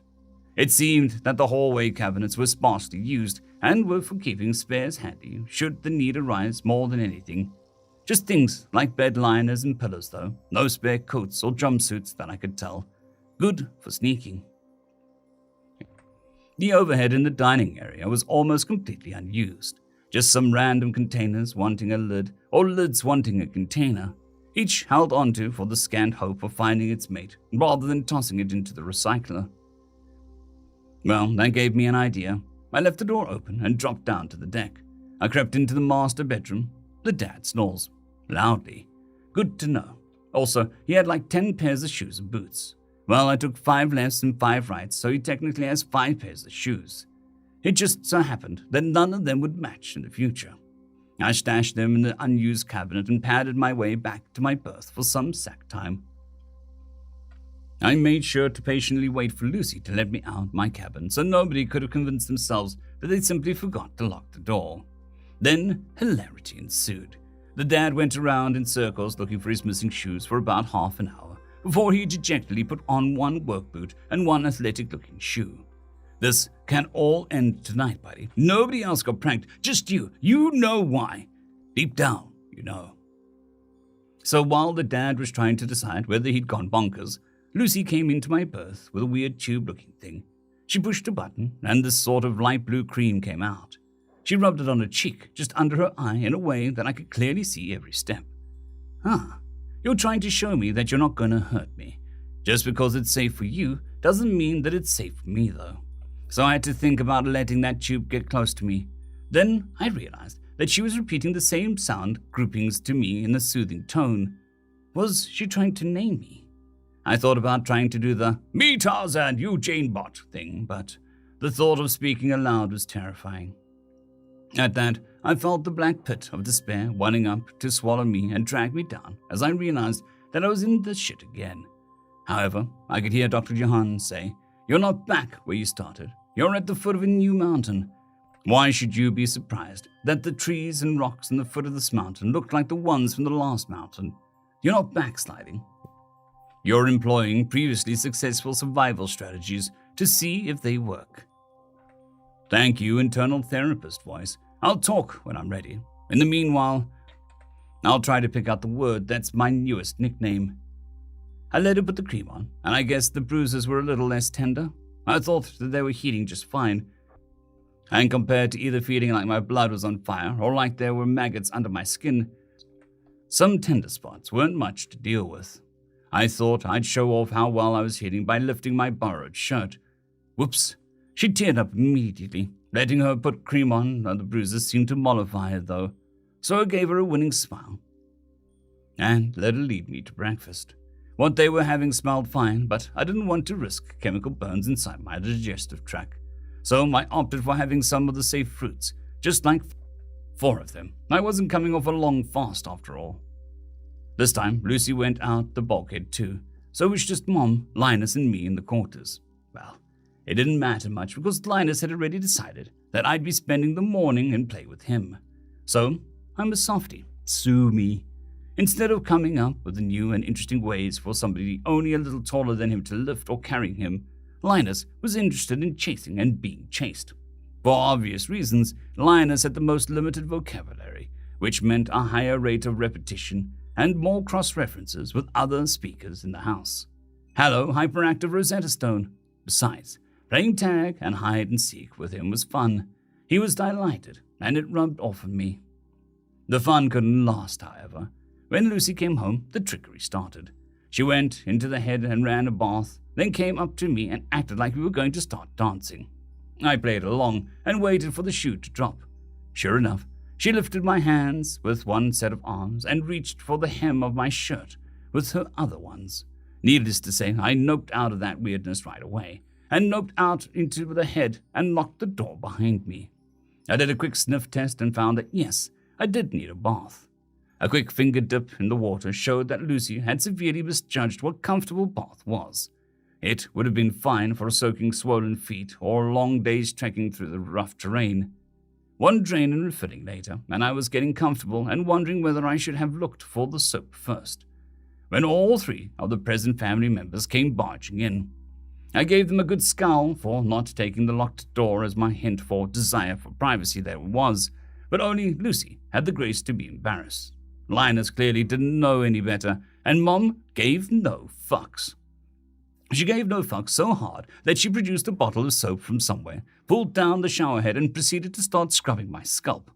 When I tried to take over, she just slapped my hands away, and I was faced with the choice of either trying to fight against somebody giving me a bath or stoically accepting the situation with whatever shreds of dignity I could muster. I chose dignity. Up to now, I haven't mentioned the Bleavis' hair, since it wasn't even relevant. Kind of like how my hair was irrelevant except for it needing a wash and a brush, and preferably a cut. However, apparently amongst the Bleavises, everybody wore their hair in a braid. Even Linus had his hair in a braid. This did not bode well for my preferred solution.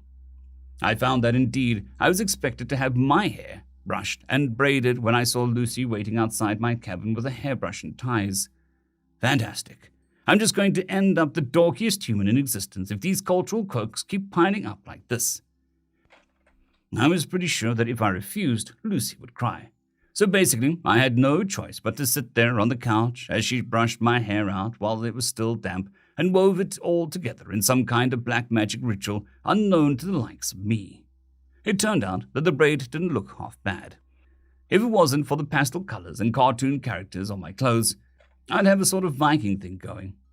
It wasn't the first time I was bathed by a woman against my will as an adult, but those other times had involved broken bones and or shrapnel.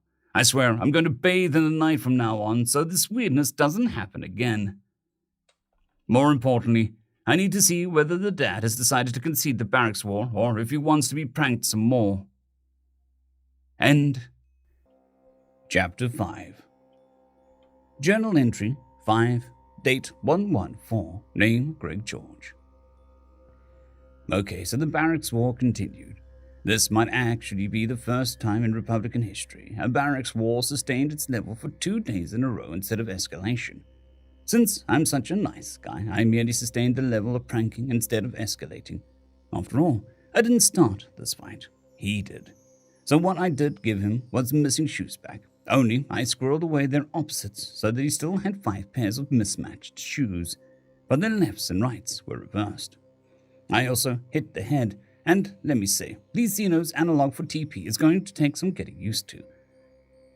It involves using a bidet-like setup and localized tractor beams for very quick drying. The sensation is very uncomfortable, nothing invasive, just very, very weird. Since I was awake anyway, I took some more samples from the fridge and started testing the vegetables. The fruit-only diet was already becoming a problem for obvious reasons. I decided to take what I was pretty sure was the 3 different kinds of leafy greens and 2 taproot vegetables, since they looked easy to recognize. Maybe I'll make myself a fruit and taproot salad and blow my Bleavis's minds when I eat it off the plate. It just sucks that I can't sit at the table unless I take Linus's toddler chair. It's annoying to sit on the floor looking at the perfectly good table. I went back to my cabin for a little sack time and waited for Lucy to let me out.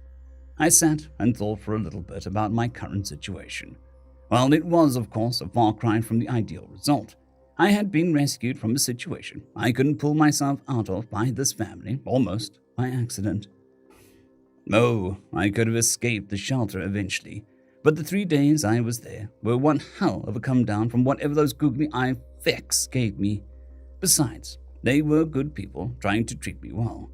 It just so happens that they think I'm an animal. Well, technically, I'm not a fecking plant, so whatever. I knew learning their language might take me a while, but I don't need to be fluent to start communicating. I just need to get the gist of what they say. Lucy smeared more of that cream on my bruises, and this time I felt the slight tingle of a mild numbing agent. So it looks like they can adjust the dosage right on the dispenser too. It's weird to see that feature on a household gizmo and not in a doctor's office though. Meanwhile, her dad stalked around the quarters, checking every place below my eye level he could think of. Gratifying to see that not even the Xenos think to look up. All you have to do is just not feck with my birth, big guy. Just don't lock the door and this will be all over. He gave up and pulled a mismatched pair within 10 minutes. I had myself a fruity breakfast and the family discussed something, probably their plans for the day. I heard the sound grouping that I think is my name a few times, but I couldn't tell what about. I wonder if I can get Linus to play a game to teach me some words. Soon enough, it was just Linus, Mom, and me again, and of course Linus wanted to play. I eventually got him to invent a game of sending me to get something across his room from him, and I think he was either say go or that. And I'd trot off after his desire, then point at it and look at him and wait for him to say a word. I suspect it was yes. Occasionally, I purposely pointed to the wrong object to prompt a no. And since it was the same word each time, I was pretty sure that was the case. Linus found the game to be delightful. Possibly, I can get him to adapt this game to saying nouns of possibly please and thank you. This has the added benefit of teaching Linus to use his words to communicate his wants. Yes! Give me intel. When he got bored of that, he just tossed a ball across the room, so I walked over to it and tossed it back. Mom raised an eyebrow at that, but Linus couldn't be more thrilled. He's not very accurate with throwing, so eventually Mom did take the ball away, to his chagrin. She suggested something to him, but didn't use any words I'd gotten out of Linus. He said no. She suggested something else and pointed towards the door. When he looked at me questioningly, I tried to look tranquil. So he said something else, but nodded, so I might have been an okay or a sure. Well, the only thing better than what Mom wanted him doing would have been a deep-fried bacon and steak sandwich with chicken instead of bread. Educational cartoons, vocabulary goldmine. Hell yeah. I was getting curious about the exercise situation, though, since the quarters was lavish for a ship, but still too small to work up a sweat, especially in low grav. Maybe it's because they're trying to slowly acclimate me to the ship. I'll see if that panel will open the bulkhead for me tonight. For now, I'm trying to pick up on the words behind the basic concepts of this cartoon. Lucy came back with a friend. I'm calling her Susan on account of they had me put what I can imagine to be old clothes out of a box and pinning the fabric in places where they adjusted. Seems like whoever had these before was a husky boy. I made sure to show interest in the clothes that had a durable, tough feel to them in between fittings so they didn't think that I was instinctively drawn to pajamas or something. Also, The regular pants have pockets. If Susan is going to alter these to fit me, I won't have an ad hoc shirt pockets anymore. When the dad came home, he went out of his way to get me a fruit 5. Thanks, big guy, but if that door gets locked again, you're getting pranked again. Anyway, the family just chilled out on the sofas for a while, and they put on some drama. It looked a lot like a police procedural to me, and I recognized maybe 1 word in 20 from the dialogue. There was an action scene when the cops cornered the criminals, but the gunplay was kind of meh. Maybe it's that old TV budget, but I engage targets before they get closer than 10 clicks if I'm in Overwatch. Further out, if I'm on Seek and Destroy. Their sniper was engaging and missing at a measly 80 meters. Plus, the cops were more spray and pray than concentrated burst firing. I put it up to the director, never actually been on the same planet as a real gun. Starting to feel comfortable, maybe I can find a stick or something to sleep with, since my sidearm is out of the question. Log 6million.02, personal, Captain Yormdrill. Sneaky is not stashing my stuff in some kind of hoarding instinct. I have my missing shoes back. It's just that all the shoes that he left me before have disappeared instead. So I'm still stuck going out in the ship in mismatched shoes. I can't exactly call it a destructive behavior, so it can be instinctive retaliation. Or maybe his species developed an instinct to act out without destroying. And retaliation for what? Maybe I'm not giving him enough attention. We're still 2 days out from the next stop, and I'm really hoping that the vet can give us some answers. What if whatever issue is causing him to lash out leads to him getting hurt? Yimdrill continues to be a pain in my neck. When I explained what's going on with Sneaky, instead of doing anything helpful, he just laughed at me. Jerk. No, 1 by ale doesn't make it better. That's why I got 2 out of him. On the plus side, Yovdrill and Sneaky have really taken to each other, and I think he's settled into a routine pretty quickly. Maybe if he gets some exercise tomorrow, he'll be too sleepy to sneak out and do anything strange to my shoes. Dear Diary, everyone's really excited to see Sneaky in person since Mom posted the vids of him and Yov playing together yesterday. Mom says that it's pretty common for pack animals to play with cubs, so we should take this as a sign that we're in his pack. I wonder what that says about Daddy's shoes. I still think it's revenge for locking his door, and to be honest, I'm not trying to figure out how he escapes at night. I think that if we just stop locking the door, Daddy would get his shoes back. All of them. Since he did get his shoes back today, except the rest went missing. Maybe Sneaky thinks it's funny. I've seen him laugh before, and it's weird since he doesn't make any noise at all when he laughs. Anyway, Brengi came home with me, and we found that Yagdro just dumped a box in front of the door. Fine. I didn't want to talk to that butt anyway. Sneaky was a super good boy, but maybe he was just afraid of getting poked with pins.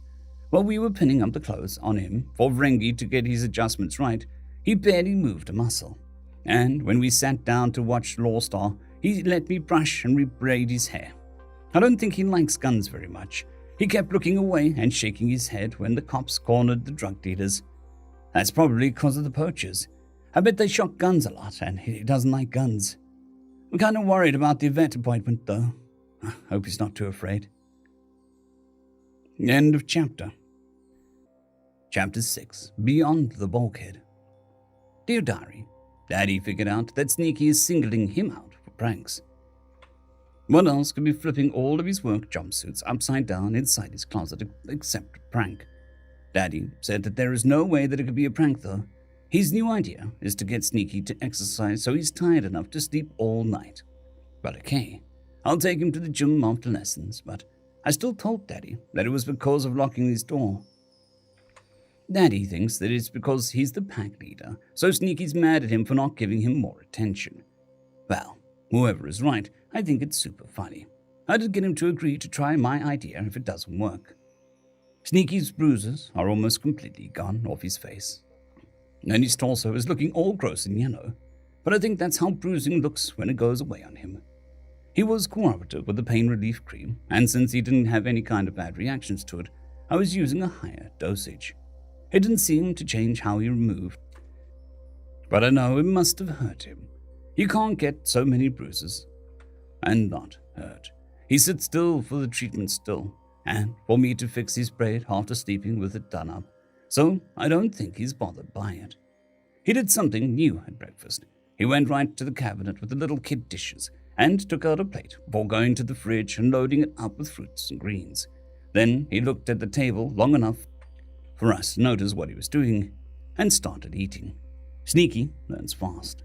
Mom wanted to leave him on our quarters today since she was worried about him getting lost, but Daddy pointed out that there wasn't anywhere for him to get lost on this deck, and he'd probably want to stay with Yoiv or me. Well, I pointed out that Sneaky always ends up back at where he's supposed to be, and Mom agreed that it would probably be okay as long as I held his hand in the corridors. Which he did. Everyone wanted to pet him, but it looked like Sneaky was uncomfortable when they mobbed him. I made everyone say hi, only one at a time instead. That seemed to make him feel better. Anyways, Mrs. Housitz set Yoiv up on some puzzles in her spare room, and Sneaky went with him cooperatively. Today was history, much better than math. We were just going over the Rex Veltian quarantine event, since it kind of caused a war between two pretty powerful nations, and still affects the customs in them to this day, even though it was like forever ago. Almost 200 years. I wanted to get into the treaty, since that's what affects us. But blah, blah, blah, you need to understand the full context, blah, blah, boring stuff we already know, blah, blah, to really see how things are going, blah, blah, blah, blah. Whatever. Well, maybe the other kids don't know about the quarantine event, but Daddy's a captain and Mom's a trader, so treaties and quarantines are kind of a big deal to us. Oh, and Yagadro probably knew it was too, since his dad is Daddy's first officer. It was lame because we spent the whole lesson talking about the consumptives, how they spread to new planets by taking over the brains of people, and why Rexvelt had to be quarantined when the first infected were found. But the Yunzians just kind of did that by shooting at Sven ships into scrap without warning. Boring. The peace talks were the best part of that story, and we wouldn't get to that talk about it for a whole week. Ugh. After that, we found out that Sneaky had been sneaky again. Yoiv was in the room by himself, still focused on the puzzle, and didn't know where Sneaky went. He tried checking the storage closet, since we found him in his room the last time he went missing, but he wasn't there, obviously. I explained that Sneaky knew that his room was his, so he wouldn't just go into a room that only looks like it. All of us started to search for him, and just when we were starting to get worried, Sneaky was just standing behind the bulkhead, waiting. The Agro was fuming that I was telling the truth about how sneaky Sneaky is. So anyway, a bunch of us went to the gym since I wanted to try to get Sneaky some exercise. Even if I think Daddy's wrong about the pranks, it can't be good for him to be cooped up all day. Sneaky seemed to agree with me, because just as soon as he saw the gym, he took off running. He is fast. No wonder he can sneak around the way he does. I was really impressed because Droiv had been playing rough with him, so Nikki must be very gentle. Well, Yagdrol couldn't just let us have a good time, no. He had to be all rude and say, "It looks like he wants to run away from you." Sneaky was cooped up until now for days and days. How would you feel if you got let out into a gym after that? I'd want to get away from you as soon as possible. Besides, it's just a dumb animal. Look, it's just running in circles. I couldn't let that stand, so I rightly demanded, "You take that back right now." "Oh, what?" he asked, getting up in my face. "You're past your halfway now. You think you can back that up?" Sneaky is a very smart boy, and you're being awful for no good reason. I was kind of scared that Yagdrol would decide that was a fighting insult, when suddenly his feet were in the air and he was flailing around in panic. Sneaky took a step back and put him down. To me, Sneaky looked like he was getting ready to scold Yagdrol, but he did the "I am being attacked" yelp and punched him in the head. Sneaky just stood there, looking confused when Yagdrol jumped up and down, crying and waving his hand in pain before running away. We didn't point and laugh as he ran. We would have, but Sneaky started doing some quiet laughs, so hard that he fell over and got scared that he couldn't breathe. Of course, it couldn't end there. Yagdrol just had to tattle on his mom. So Uncle Yemdrol and Aunt Mukka came into our quarters with him later, which meant one of the bridge officers was putting a double shift because Yagdrol was such a baby. He told his side of the story, where Sneaky was a savage beast who tried to rip his tail off and jumped to snap at his hand. And I told the truth. Daddy pulled up the security feed from the gym and we saw that Yagdrol was a smelly liar.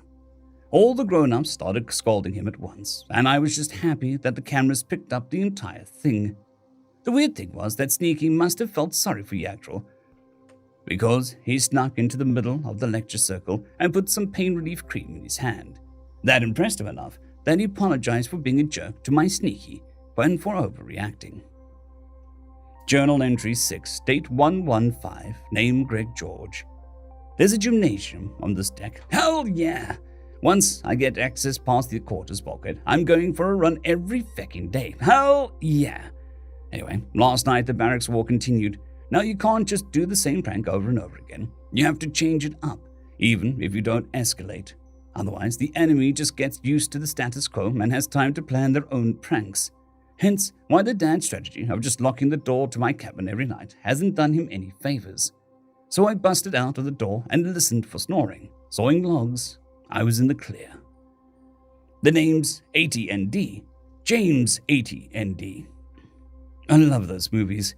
Who doesn't love a suave cyborg super spy? Losers, that's who. Banger soundtrack. I heard they're based off of old 2D movies like Mission Impossible, but I never got my hands on them. Whatever. I'm rambling. So I crept into the master cabin and opened the wardrobe. Jackpot. I turned the jumpsuits upside down on their hangers. Luckily, the hangers had the little bar across the bottom so I could hang them like pants. It might seem like it's not much of a prank, and to be honest, I'm going to pretty easy on him on account that he seems like a good guy and all. But the point isn't to make him miserable. The point is to demonstrate that he can't stop me from finding and screwing with something of his every night. That done, I went to see about the bulkhead. I got a chair from the dining area to stand on, but the panel stubbornly remained inert no matter how I tapped or prodded it. It did look like it was affixed with small screws with a triangular socket. Well, if worse comes to worse, I can get a big knife from the kitchen and just break the panel off the screws and hotwire the door. Speaking of kitchen, I went and got some more samples from the fridge. My diet is slowly expanding to introduce most of the leafy greens and root vegetables. And I even found a little meat in there. But I don't know if it's some kind of Xeno's poisoned dart frog to me, or if it's like a super special delicacy. My nocturnal tasks completed, I hit the sack for some more dreamless sleep, which isn't what happened. Crap. I'm getting comfortable, which means my subconscious is starting to decide it's safe to start processing the crap. Damn it! I was just seeing that googly-eyed feck with the scar across his face pop up in black void. I woke up, pissed. I swear if I ever see that fecking thing again, I'm going to rip everything it holds dear down around its ears before putting it out of my misery. I calmed down before Lucy came to let me out and smear cream on my bruises. It's a little funny how delicate she is with it, since I'm only cooperating because she seems to feel better after treating them. Then again, it's just a little numbing agent, not anything that zonks me out while the corpsmen pull shrapnel out of the uncomfortable places. They train us to avoid anything that would compromise our tactical ability, and then act all surprised when we don't want to be put under. Rambling again. Lucy fixed my Viking braid and took me by the hand to lead me to breakfast. I was right. The braid blew their minds. God, I wish I had a camera. That crap was priceless. A fruit and lesser salads isn't my idea of a proper breakfast, but it's calories and hopefully minerals and vitamins. It helps that it tasted good. Weird and incongruous, but good. There was some kind of argument, and I picked up a lot of no and lost and what if, but I'm kind of guessing on that last one. There was a lot of nodding, chin-rubbing, and considering glances shot my way, so I was probably the subject of discussion. It didn't seem heated, and nobody except the dad showed any kind of negative emotion, but he seemed more confused than anything else. Good. My ways are mysterious and beyond the ken of the Xeno door locker. Well, I'm guessing Mom had something to do today that she couldn't do from inside the quarters, because Lucy took me and Linus both by the hand right through the bulkhead. The other side, unsurprisingly, was a corridor with bulkhead doors at regular intervals that indicated quarters of similar size. Big ship with a deck dedicated to family quarters. Long hauler or cruise liner. Maybe they're hoping I'll be the ship's mascot. Wouldn't be that bad after all. I'm handsome as feck. Okay, so there's more than only Bleavises on the ship, which isn't too surprising since I know about the spider centaur clickety-clackers and the googly-eyed Fex. But I wasn't expecting an enormous teddy bear. I'm pretty sure that it was 80% floof, and I had a strong urge to pet. But I didn't want to do anything rude. Besides, the kids mobbed me before I got a chance. I lost sight of my escape routes for a minute. But Lucy said something, and they backed off to come forward to say hi, then my nickname one at a time. Consider it. The head patting was kind of annoying, but maybe the red hair was irresistible to these kids. Of the kids, they were mostly believers. But there was one beetle person and a guy with feathers and fur. If I see them again, I'll come up with names for them and their species. There was one believers who didn't come to say hello. I named him Surly. This was a class with a tutor, and clearly where Lucy had been going. Teddy Tutor set me and Linus up with a puzzle in one end of the spare room, but it was easy and boring. To be fair, it was appropriate for a toddler, and Linus was engaged with it. I decided not to distract him and went to watch the lesson. It was laughably easy to slip behind the sofa while Teddy Tutor was setting up a lesson and to just sort of peek around the corner to see the screen of another one of those weird TVs. If you're going to do 3D, just use a hollow emitter. They were doing a lesson on the fecking grubs. Well, that explains why the Republic hasn't met any of these Xenos. I don't know if this means that they kept them from spreading towards their system or not, so we might not have exterminated them yet. I couldn't see the students, and the visual cues for the giant teddy seemed completely different, so I couldn't tell if this was one of those "these things are dangerous, stay away" lessons, or one of those "these things were dangerous, this is how we got rid of them" lessons on account of how the Teddy Tutor was speaking a completely different language from my believers. Translators. They're familiar with translators. That's good news for the Republic, but not for me. The lesson ended and Lucy went for Linus. Then for some reason everybody else went down the corridor too. I just went and waited by the bulkhead. Some of the kids came rushing out of the corridor into the front room and started opening cabinets, and the believers started calling my nickname. Except for Surly. He sort of ambled out of the hall and saw me standing there, then got everyone's attention. Whoops. I should have called attention to myself. Then it was the gymnasium. It didn't have basketball hoops, but there were some geometric shapes in the deck, so it must be some kind of sport played in here. Whatever. It was big and open, and I wanted a nice jog, so I took a few leisurely laps just to shake off the feeling of cabin fever. And I noticed Surly and Lucy getting into it. I know kids get into fights, but I was having such a nice time not being cooped up that I didn't want anybody ruining it for Lucy and Linus. So I made my way over to the gaggle of kids. Well, Surly squared up and tensed like he was going to hit Lucy, which is not happening. I grabbed him by his belt and picked him up. He freaked the feck out. It kind of startled me, so I took a step back to prevent him from hurting himself with his flailing. When I put him down, I fixed him up with a mild scowl, and was getting ready to make my disapproval motion I'd learned from the cartoon, but he reeled back and punched me in the forehead. I was completely nonplussed, but when he started jumping around and crying, I started laughing. I don't know where he went. I was too busy trying to breathe. That was the funniest crap I've seen in months. Once I got myself under control and up off the deck, I had myself a nice jog around the gymnasium, which several of the kids tried to keep up with. Apparently, I was impressive. I resisted the temptation to sprint. When we got back, Surly and his parents were waiting for us. I don't know why he thought being a tattletale on a ship was a good idea. The common areas of the ship are always recorded. Helps with finding maintenance issues, repelling boarders, and finding out who keeps stealing lunches. So obviously, when it came down to just looking at the recording, he got in trouble. His hand looked a bit swollen, and I kind of felt bad for the guy. In the middle of 4 separate lectures, so I went to the head and found the numbing agent dispenser, walked up to him and gently applied a little to his hand. That's when the tears started. I picked out "sorry" from all the sounds that made it through, and tears, so I smiled at him. It's okay, kid. Everybody screws up sometimes. Besides, the important thing is whether the dad has learned his lesson yet. It did turn out that I get my own toddler chair. It was decorated with happy cartoon character and had a seatbelt, but it put me in the correct height to eat dinner at the table. Since they went through the effort to get a chair from somewhere in the ship, that means they're considerate of my mental comfort as well as physical comfort. Moving on up. Log 6,000,9.03. Personal, Captain Yomdril. Well, having Sneaky isn't boring. I can say that much. I'd been expecting Yagdril to get into trouble since Yumdril said that he's been getting surly with everyone lately. Hormones. But that was the end of the day, not the beginning, where I normally start these. Today I found out that Sneaky had turned all of my work jumpsuits upside down. Oh, they were still neatly hung, just upside down. It was absolutely baffling. He also impressed us by getting one of Yovdril's plates and using it to make himself breakfast on. We all agreed that he wants to sit at the table, so I agreed to scrounge up another high chair from somewhere. Cargo Bay 8 is a good bet, since everybody uses it as storage. Why put a perfectly good chair through the recycler when one of your co-workers might have a baby next year?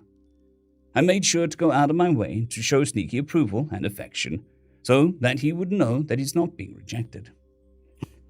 Hopefully that stops him doing weird things to my stuff. We talked about it. Trandy seemed to think that he's punishing me for locking him in his den at night, but I don't see how he could make that connection. He can't see who locks the door, and really, it's Trandy who does it. She maintained that he knows somehow that I made the decision, so he blames me. Well, if he's tired enough, he'll sleep all night, I tell her. No, I think we should leave him in the quarters, Trandy said. I don't think he'll like being alone, Trandy said. From there, it was an argument. A good one, and Trandy wouldn't back down and used evidence in how we've seen Sneaky act to support her points on dismantled Travties. Eventually, I had to step in. Hart, she's right and you're only repeating yourself now. She's too old to be refused just on our say-so. Yomdril, it's too dangerous. I won't have... I love you, my heart, but you're simply being stubborn. You're not making a new point. I think that if Sneaky goes out with the kids, he'll probably want to stay with them. You've seen that he's practically attached. Plus, Trandy said, when he disappeared, he went back to where he was supposed to be. Well, if you hold on to his hand in the corridors, it should be okay, she relented. With that, I was in for my uneventful bridge shift, and similarly uneventful rounds checking ship systems and robots. Except my brother interrupted my rounds with a call. Apparently Trandy, Yagdril, and Sneaky got in some kind of altercation, and he and his wife were going to be coming over to get to the bottom of things. I asked if they had already checked the security feed, and he said that he had. Even still, I have to give your daughter the chance to confront him, and him the chance to come clean, he said.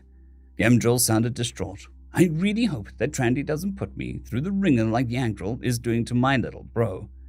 I told him to have someone cover his bridge shift, and went to my quarters to wait for Trandy and Sneaky. I cut my round short and checked for the high chair before heading back. That thing yanked me by my tail and then jumped up to try and bite my hand, he was saying. Barely still calm and quiet enough to be intelligible. It's a little monster. It's a beast. It just snuck up and attacked me. Like it wanted to make me a meal. My poor brother and his wife tried not to let their disappointment show. Not yet. Is this true, Trandy? I asked. No, she said calmly. Sneaky was running around the gym when Yagdril started calling him stupid and said that he wanted to run away. I told him that he was wrong, and then he got in my face like I'd given him a fighting insult. That's when Sneaky picked him up by his clothes, then put him down again. After that, Yagdril hit Sneaky in the head, but hurt his hand. You're a dirty little liar, and we should avoid that thing. Why don't we just look at the security footage? Mugka suggested sadly. The boy knew he was doomed. He knew we already knew. We watched it all play out anyways. Then the lecture started. I decided to base mine around a man's responsibility to wield his temper and not be wielded by it. My wife on how to treat innocent animals. My brother on the dangers of picking a fight without knowing what you're fighting. And Mugka on honesty. Somehow, Sneaky got into the middle of all of that without anybody noticing and applied some pain relief cream to his injured hand. Well, that finally got it into his thick head that he screwed up royally. The tearful apology seemed to be enough for Sneaky to forgive him, but I expect his mother will have him grounded for the next week. End of chapter. Chapter 7. Comfort. Log 6,000,9.03. Personal. Captain Yormdrill. I swear by every star I've ever sailed by, if Trandy is right, I'll buy her whatever she wants while we're on station. Dresses, fancy charcoals, fancy pencils, fancy sketchbooks. A personal hologram? Yes, I'll get her whatever she asks for. Sneaky continued his campaign against me last night. At first, I was overjoyed to find my work boots sitting by my bedroom door. Until I put my foot in one, there was something soft and squishy inside. One whiff told me that it was Vunberries. Well, I had the sense to dump them out for my other boot. And I had to spend the next 10 minutes in the bathroom washing my boot out so that I wasn't walking around with that disgusting feeling. If it really is because Sneaky is angry with me over the door, then I'll have to do something obviously nice for him so that he knows that I'm on his side. Trafty had the deck hands get the appropriate cargo sorted out and loaded onto pallets, and was spending the day getting the proper bills of sale ready. Some of the goods had to be packed separately to go through customs, since they were taken on across the border and are imports at the stop. She grumbled about the paperwork over breakfast. Speaking of, Trandy did something clever for Sneaky's breakfast. She had him sit in the high chair and made breakfast in front of him so that he could see that she only used the foods that we'd seen him eating before. Again, he surprised us, because when she put the dish in front of him, he held up one finger, got down and went over to the flatware drawer and got a fork out. We really should just expect him to have observed things like that by now. He ate every last bite and seemed to savor the hot food. Since taking Sneaky out yesterday went well, I suggested doing so again. But Trefty said that it might be better to let him rest after such an eventful day. He looked fine to me. But then again, it's hard to tell whether he's okay or not. My bridge shift had the added thrill of making sure the docking protocols were still correct, and I briefly contemplated charting a new route. Well, not like exploration, but going somewhere new. I resolved to bring it up at the next officers' meeting. The protocols matched the codes that I'd received via Hypercom, and didn't need to request an updated file. Apart from that, it was another uneventful shift in the bridge.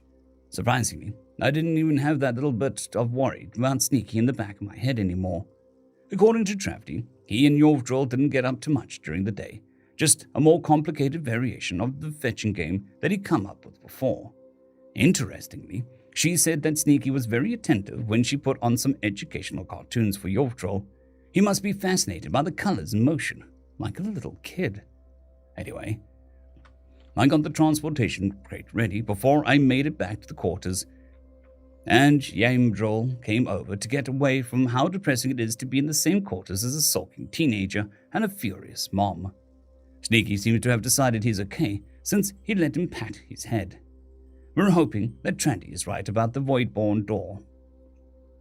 Journal Entry 7, date 1/16, name Grid George. I decided to be nice to the dad and give him both of his work boots, with those rank assberries up in the toes. If the pranks stop being funny, I'll just break the door, but I just don't think he's that thick-headed. Still, if there was a sergeant around, they'd be amazed at lack of property damage or minor burns. It's unheard of for a barracks wall to have been so mild. However, I just point out that the sergeant that my opponent has been locking my cabin from the outside every night without doing anything to alter his strategy.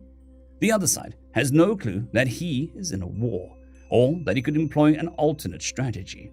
The best kind of war. Then I yoinked a fresh set of PJs from Linus's room and took a quick bath. Mom is not going to have cause to bathe me against my will again. So if that means secret nighttime baths, then so be it. Well, my subconscious had decided that I'm safe enough to get into processing this shit. God damn it. God damn every one of those googly-eyed fecks. Well, Dr. Johann had me start my other sanity journal because of this kind of thing. It was a full-blown nightmare, the kind where my subconscious very helpfully blended my fears with my experiences to tell my conscious mind that I have new things to be terrified of. Here, the pen stroke score of the paper quite deeply. Well, I was in the ring again, killing some blurred instinct animal, and when the googly-eyed lizard came to shove me back into the cage, it morphed into Lucy. Then the dead animal turned into Linus, and I woke up sobbing. Quietly, but still. Great. Heaving, shaking sobs. Thanks, subconscious. I really needed to know. I was scared of that. The pen strokes have gone back to normal. Feck, that hurt. I managed to pull my crap together before Lucy came for me, though. Dr. Johann would ask whether I needed to hide my pain from a kid who already saw me huddled in a corner in a despondent terror. Shut up, internal therapist voice. Nobody asked you. She did her morning ritual of smearing the numbing agent cream on my bruises and fixing my Viking braid. I think she assumed that it came undone in my sleep, and from the state of my birth, it wasn't that unreasonable. That nightmare was bad. This time, it was Lucy who did something new. She cooked me breakfast in front of me so that I could see that everything she used was safe. Clever. It's not that I don't trust you, Lucy. I just don't know whether your cooking is death or not. Now, a hot breakfast made of fruits and vegetables is weird. Weird, but after about a week's worth of raw diet, it's fecking bliss. I almost cried from joy. When Lucy went to class, Linus and I stayed behind again, which wasn't the worst thing, because it meant that I could get more data out of my living Rosetta Stone. Also, he's just so damn joyful about playing with me that makes me feel better. Getting him to say the nouns for things wasn't hard. When he pointed at something and said that, I just stood there and put a confused look on my face until he said a different word, then got the object. Once he asked for a duplicate of an object with the same word as before, I knew he'd caught on. Smart kid. After a while, he got bored and wanted to ride around on my shoulders. So we did that until Mom decided that we were getting too excited, I guess, and she put on an educational cartoon again. Linus seemed a little grumpy, but he quietened down when he realized I was paying attention. It was an episode about a kid going to the doctor. Very useful. I learned doctor, nurse, first aid, shot, bandage, and treat, 4 words as well as 4 symbols for medical purposes. This show is the tits. Mom had a phone call with Dad, and Lucy came home with Susan. Jackpot. Clothes that goddamn fit. Moving on up indeed. So far, it is a set of one-piece pajamas with that tail hole sewn shut and the lower arm sleeves removed, and of course the holes patched, and a pair of sturdy pants with a t-shirt with the same modifications. But I was so grateful that I gave each of the girls a hug. Turns out that was the right move because they smiled and ruffled my hair, and I heard the word good a couple times. Hot damn, things are looking up and up. Maybe the dad will even decide that he's learned his lesson tonight. Dear Diary, I think Sneaky is from a planet with lots of dangerous plants. I was curious if his eating habit was because he didn't trust us, or if it had to do with the food itself. So I made breakfast for him where he could see. Not only did he eat it, I think he really liked it. Speaking of, he's already figured out how to use a fork. I told him he's a good boy for being so smart. I couldn't really focus on school, cause we're docking tomorrow. A scan should help us get Sneaky more foods that he needs, because he's looking skinnier than when we first started living with us. And I don't think that's good. Ringy had some first attempts, and I thought they'd looked great. But she was a little down on herself about some of the seams being crooked and messing up on one of the patches on the t-shirt. Well, when we got home, Sneaky loved them. I know he did since he gave both of us a hug. It felt like he was squishing me for a sec, and now I wonder just how strong he is. He's going to look so cute in a Ranger Epsilon shirt, Guardians of Goodness and Light. But he could be strong enough to break everything in our quarters, and it wouldn't matter, because I don't think he'd do that. He's a good giant lemur, after all. Daddy let me leave Sneaky's door unlocked tonight, and he said that if I'm right, he'll buy me whatever I want. At first I thought about the personal holocam, so I could link it with the database and research stuff in my room. But then I thought about Sneaky. Maybe I could get him some clothes made, like nice clothes. He'd look adorable in a formal robe. Hopefully, the station and vet aren't too scary for him. Daddy won't let me see the police report, but I know it made him cry. Sneaky's been through a lot. I don't want to make him go through more. End of chapter. Chapter 8. On Station. Journal entry 8. Date 117. Name Greg George. Okay, first of all, feck leash laws. Second of all, feck animal psychologists. Today was a mixed bag. Some good, some mildly infuriating. The good news is that Pops had finally stopped trying to lock me in at night, which is good. I'm a little sad that I don't have a good cause to come up with for more pranks, but he's learned his lesson. Maybe I'll have a little fun with the Roomba thing and some of Linus's sound-activated toys later. But that's more of a general mischief than a targeted prank. Barracks War has concluded, and I am victorious. On account I'm such a nice guy, I was of course magnanimous in my victory, and put a fruit or two with a smiley face carved into its skin on the little shelf by his side of the bed. Truly, I am magnanimous in victory. Without anything to really do at night, I took a bath and hit the sack. Here there is a depressed dot. The following is deeply scored into the paper.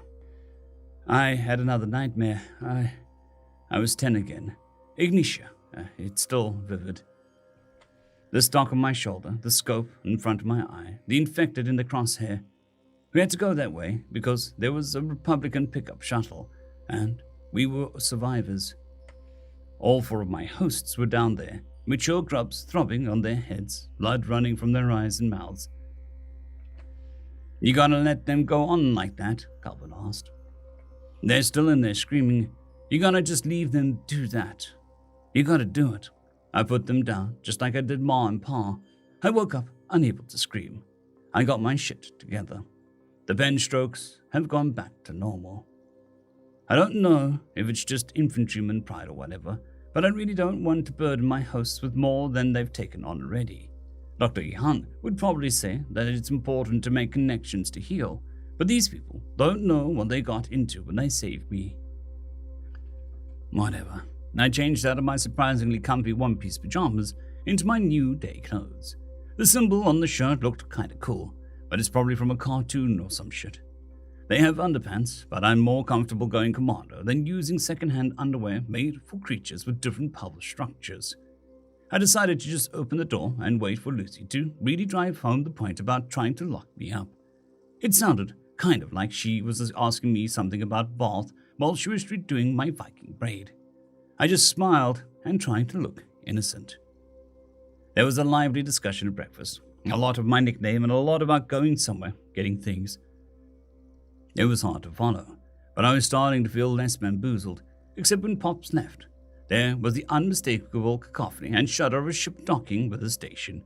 He came back soon after with what was obviously an animal carrier and a hover dolly. I'm a pretty accommodating guy. I haven't complained about how the Believers people treat me, except for the Barracks War, but that was justified.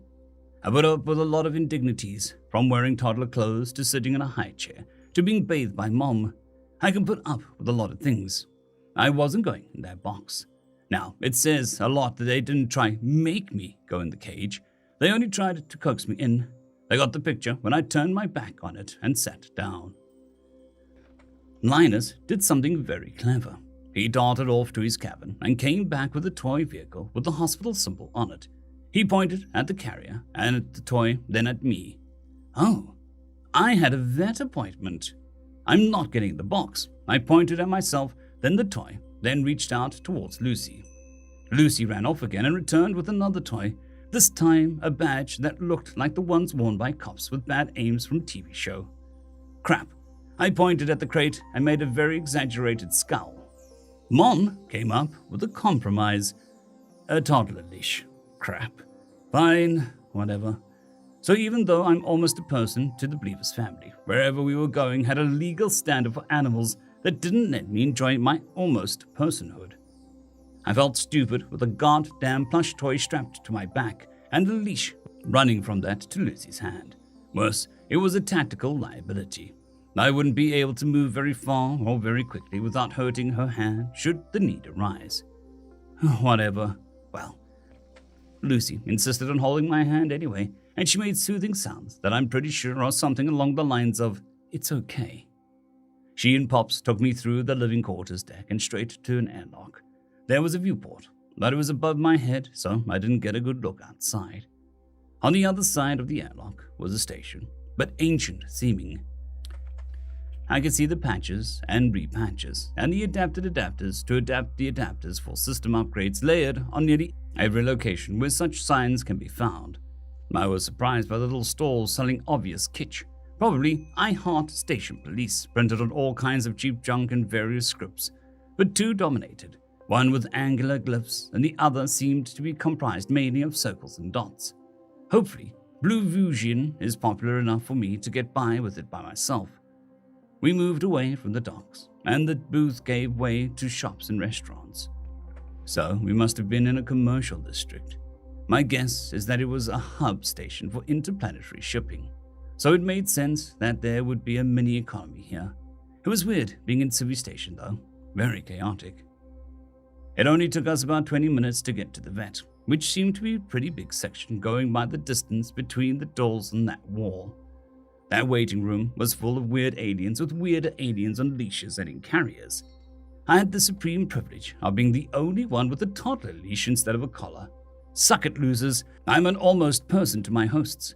It looked to me like Pops was letting Lucy take the lead, and only intervened when the receptionist needed something official, like ID maybe. So I think it was an exercise in taking initiative.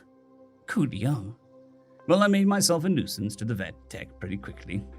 It made to slip one of those choker leashes around my neck, so I snatched it out of its tentacles. I wasn't going to put up with that shit. Just going to a vet was already on the borderline for me. Anyways, the squid person must not have been very smart because it tried it again. Twice. Lucy said something about me and not doing something, probably explaining that I wasn't putting up with shit around my throat. And the squid person sort of deflated and burbled at us. I looked to Lucy and Pops, and they just sort of motioned forward. Lucy and I followed the squid person. Pops followed us, and a sense of unease followed the group. Maybe it was my paranoia, but I thought Squiddy was an edge. I put myself between it and Lucy to be safe. We went into the exam room, and Squiddy left us alone. Lucy and Pops relaxed, so I guess there was something just about tentacles that's unsettling to them. I agree, Squiddy belongs in the water. We didn't have very long to contemplate squid people and how weird they are, because in came the doctor, I think. It had a lab coat anyway. Well, it seemed like it was designed to function like a lab coat. Look, it was a huge fecking rhinoceros beetle wearing a white garment with gizmos in the pockets.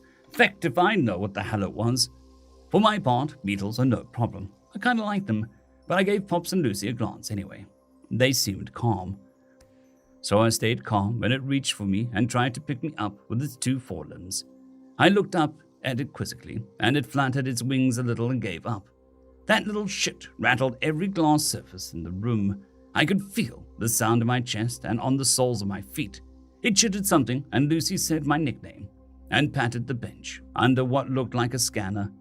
I had a high degree of certainty that Lucy wouldn't get me scanned in order to tell the torch of methods or drugs. So I hopped up there and laid still. These guys had loud scanners. They talked about me after it was done making noises. Well, I heard my nickname a lot, along with something about eating and good for and something about heavy. I'm not heavy, if anything, I'm getting underweight on my new vegetarian diet. My belly did choose that moment to rumble. Dr. Beetle's posture changed and he chittered something and left the room. That must have been the follow me to the next weird xenoscanner or whatever, because Lucy held a hand out for me to take. I humped down and let her lead the way behind Dr. Beetle. We went down a corridor to the door at the very end on the left. He opened it and chittered something, and Lucy had me go into the room while Dr. Beetle opened the door at the end of the hall. She closed the door behind me, and I was in a 3.5 meter square room with 3 bare walls and a large mirror set into the wall to the right of the door. From the perspective of having just entered, the room itself was littered with physical puzzles and varying difficulty, each with a piece of fruit as a reward. Really? Okay, I know that Dr. Beetle didn't know any better, and maybe I overreacted a tiny bit, but I was just a little annoyed at the whole situation. So I scowled at the mirror. It rattled when I ran my eyes over a certain spot. So I looked back to that spot again, and the mirror vibrated like some boot strapped a bass to it to try and make his sick beats thrum through the barracks. When the glaring didn't work, I rearranged the puzzles in order of difficulty, from easy on the wall closest to the door to highly frustrating and impossible at the wall closest to the mirror. I glared at the vibration spot again and made sure that I was standing in a different position. Well, fine. If you want to play the "is the dumb monkey smart enough to give up on the impossible box game," I'll show you how dirt powders open faking boxes.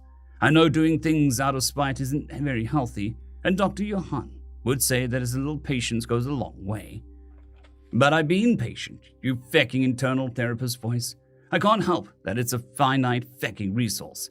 So I set about solving the possible puzzles, except I didn't gobble the fruit pieces like a greedy chimp. No, I put all the rewards in a line in front of the mirror, where I was pretty sure Dr. Beetle could see them. Then I went about dismantling the impossible puzzles. It's not like they were fragile. It's just that with a little fiddling, I could easily find the stress points. Now, that last puzzle had some meter-long metal rails that were supposed to keep the treat just out of reach when I tried to reach into the box. It was obviously designed to look like it was an easy puzzle, but actually be impossible. So I broke off the rail and put the reward with the others. I found the mirror vibrating spot and stepped on the fruit pieces one by one. I was contemplating using my rail to break open the final box when Lucy came in. She looked concerned. So I calmed myself and gestured to the room and frowned at it. I wanted to go back to the ship. Well, instead, she said something about little and more.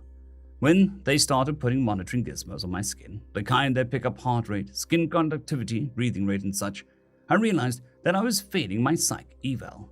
Crap. Dr. Johann would say something like, there isn't any failing a psych evaluation.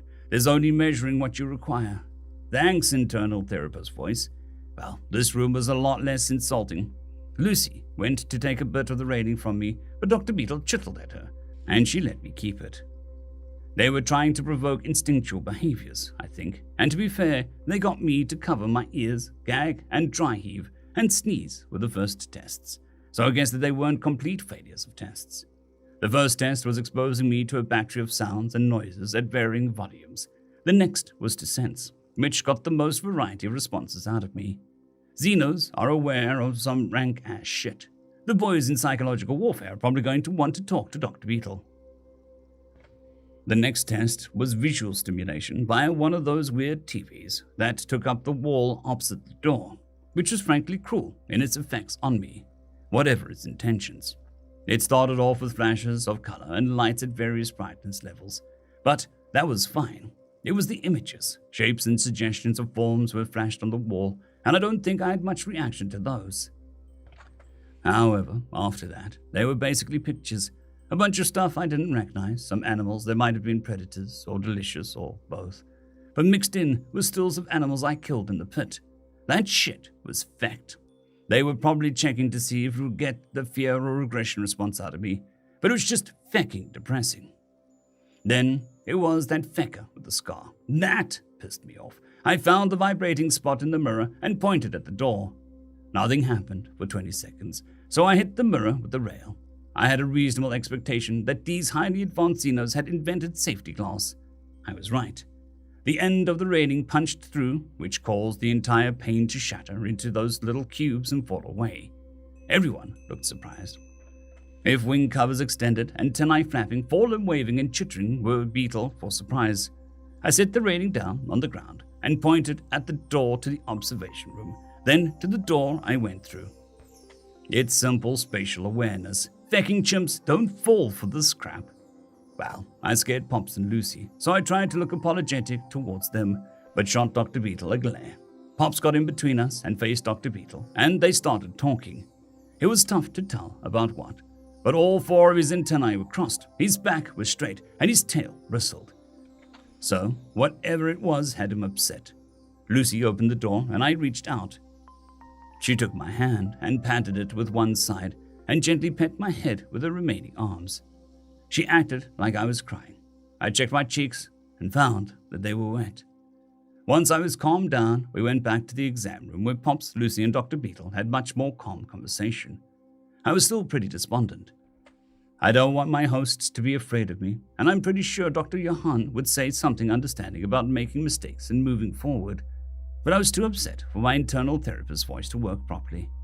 When we left, I expected that we'd make a beeline for the ship, which is where I wanted to crawl into my berth and hide under my nice, warm blankets. No, apparently we were going to a clothing store that had clothes that would roughly accommodate my body shape and size. Shit, Pops was going to get me some new clothes even after I fecked up. I gave him a hug, he seemed happy with that. They were speaking softly to me, and I picked up something about okay and don't, and something was fine. I had to wipe my eyes. Unfortunately, nearly everything was either bright colors or pastel patterns, both with a heavy dose of cartoon characters or objects. But I managed to find a few things that weren't garish. The motherfucking motherlode was the underpants aisle, and after showing obvious interest, they had an employee, who happened to be one of those teddy bear people, come over and take some uncomfortable measurements. I didn't even care that they were obviously Xeno Power Rangers. It's not like they're going to be worn on display anyway. Lucy insisted on this weird green robe thing, but it would be cumbersome to move around in on account of all the folds in the material and the tassels hanging off all over. It was probably for a picture or whatever. Pops, on the other hand, insisted on what looked suspiciously like a child-friendly version of one of his work jumpsuits. Whatever. If he's planning on taking me along to his shipboard job, I won't say no to more intel. Gimme. I need to knuckle down and learning how to talk to these people. As much as I don't want to bother them, that wouldn't have happened if I could fucking tell them how I feel about things. Dear Diary, I don't think I like vet psych stuff. So Sneaky doesn't like the carrier. I'm not surprised, since he obviously doesn't like being locked in places. The second he saw it, he turned around and sat down.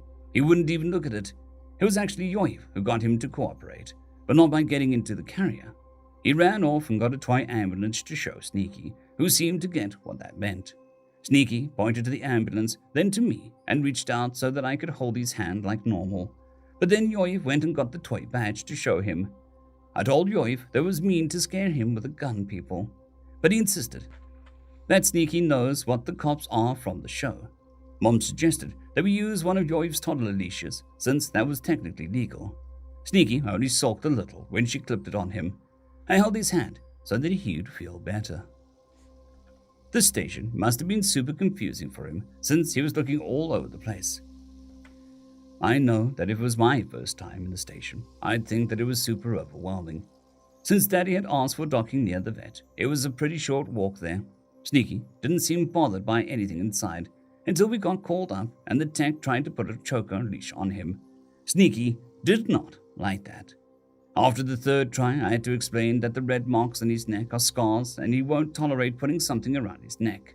I said that Sneaky always goes with me when I hold his hand, and she led the way. I was a little nervous since she already made Sneaky not like her, and he made sure that he was always in between her and us. Not just me, he wouldn't let her get close to Daddy either. I was glad when she left. When the doctor came, Sneaky looked at us to see if it was okay, so I tried to look confident. It was a little funny when he tried to pick him up.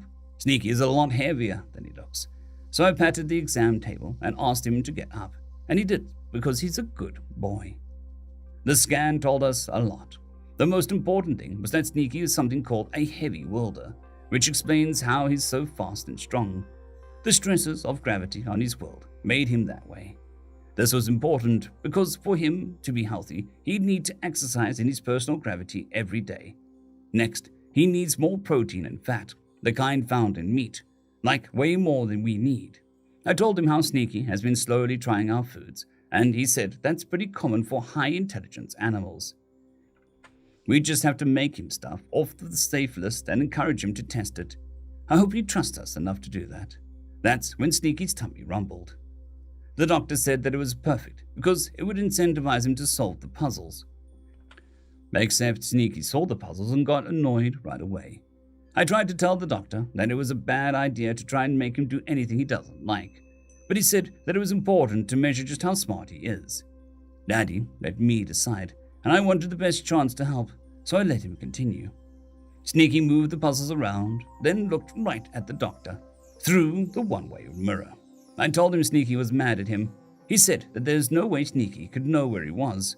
Maybe he can hear your wings buzzing, Dr. Doofus. Anyways, Sneaky solved all the puzzles, even the ones that were supposed to be impossible. He did solve those ones by breaking them with parts from other puzzles, though. Then he squished the treats from inside the puzzles. He must have thought that the doctor was making him do tricks for food, and didn't like that. He was snarling at the doctor, and Daddy warned him that Sneaky would break out if he wasn't let out. So the doctor had me move him for the next tests. He said that we were looking for triggers of fear or aggression, and the first few tests just seemed to make him uncomfortable with loud sounds and bad smells or bright lights. It wasn't until the image association tests things got weird. Most of the animals didn't do anything except make him sort of asses out of him. Some of them, though, made him look sad for some reason, and Daddy was getting angry. Sneaky was getting sadder and sadder, and then this Valdian was flashed up on the screen, and his metrics spiked, and he turned around and looked right at the doctor and pointed at the door. The readout on the doctor's hand was going nuts, and Sneaky looked like he was shaking. I'm glad that he wasn't looking at the screen. That jerk had made a CG image of a dead Sneaky cub. Daddy was furious. Sneaky broke the window. I'd never seen him do anything violent before, so it was a little surprising. I recovered quickly, though, and I went to comfort him. He was pointing at the two doors, like it was obvious where we were, and I guess it was. That door had to go somewhere. Duh. Daddy actually said, "Are you certain you wish to insist?" to him. I think the doctor realized that he messed up, since saying anything other than no would probably cause a duel. Daddy was mad enough. It was kind of scary to see him that mad. We had a conversation with the doctor in the exam room, and Sneaky just tried to stop crying.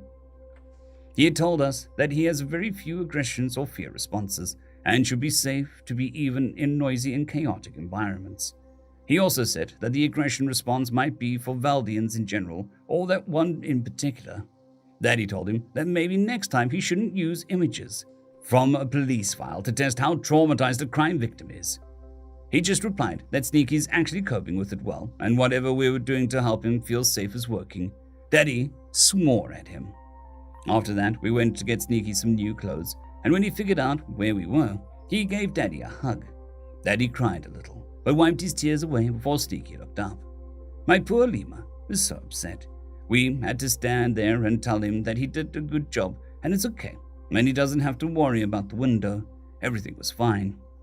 I feel like he understood more than our tone, and he did calm down, and Daddy just bought whatever he seemed to be interested in.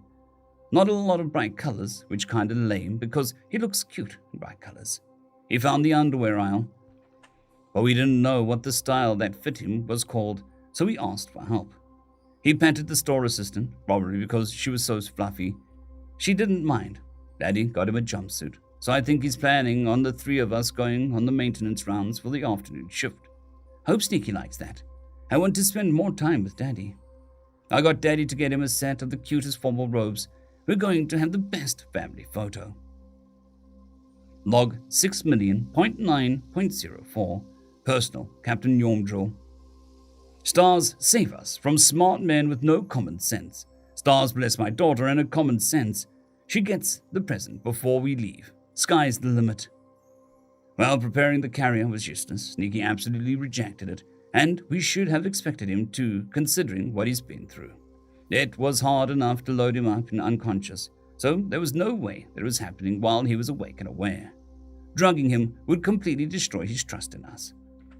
So, when Travdi suggested it, she had the grace to reject her own idea on those grounds. It was actually Yovtril who moved us out of a deadlock. He scampered off to his room and got a toy ambulance to show Sneaky, and with some pointing, he got Sneaky to understand that he was going to see a doctor. He still refused the carrier, so Yovtril scampered off again and showed Sneaky a toy badge. Yoiv, Travdi scolded. It's mean to scare him with the gun people. He knows what they are from TV. The cops and doctors. Sweetheart, my wife said softly. He just likes how it moves. He doesn't know what's going on in the shows. No, Mummy, he knows. He watches the shows with me to see things. It's okay, honey. You'll understand when you're older. He knows, Yovtril muttered darkly. I wasn't surprised to see him overestimate Sneaky. They've really taken to each other. Then again, Sneaky is awfully clever. Time will tell if Yovtril really is right about that. What about a leash? Not one with a collar. One of Yovtril's. That should be legal. I said we should try. And if it doesn't work, we'll try to see if we can convince the vet to come on board. I accompanied Trandy and Sneaky on their trip in order to provide official documents and, of course, pay, but otherwise let her take the lead. I didn't have to step in during the intake process at all, and she even successfully defended his psychological needs from the vet tech with poor pattern recognition. Sneaky didn't trust her one bit after that stint, though. He wouldn't let her get near either one of us.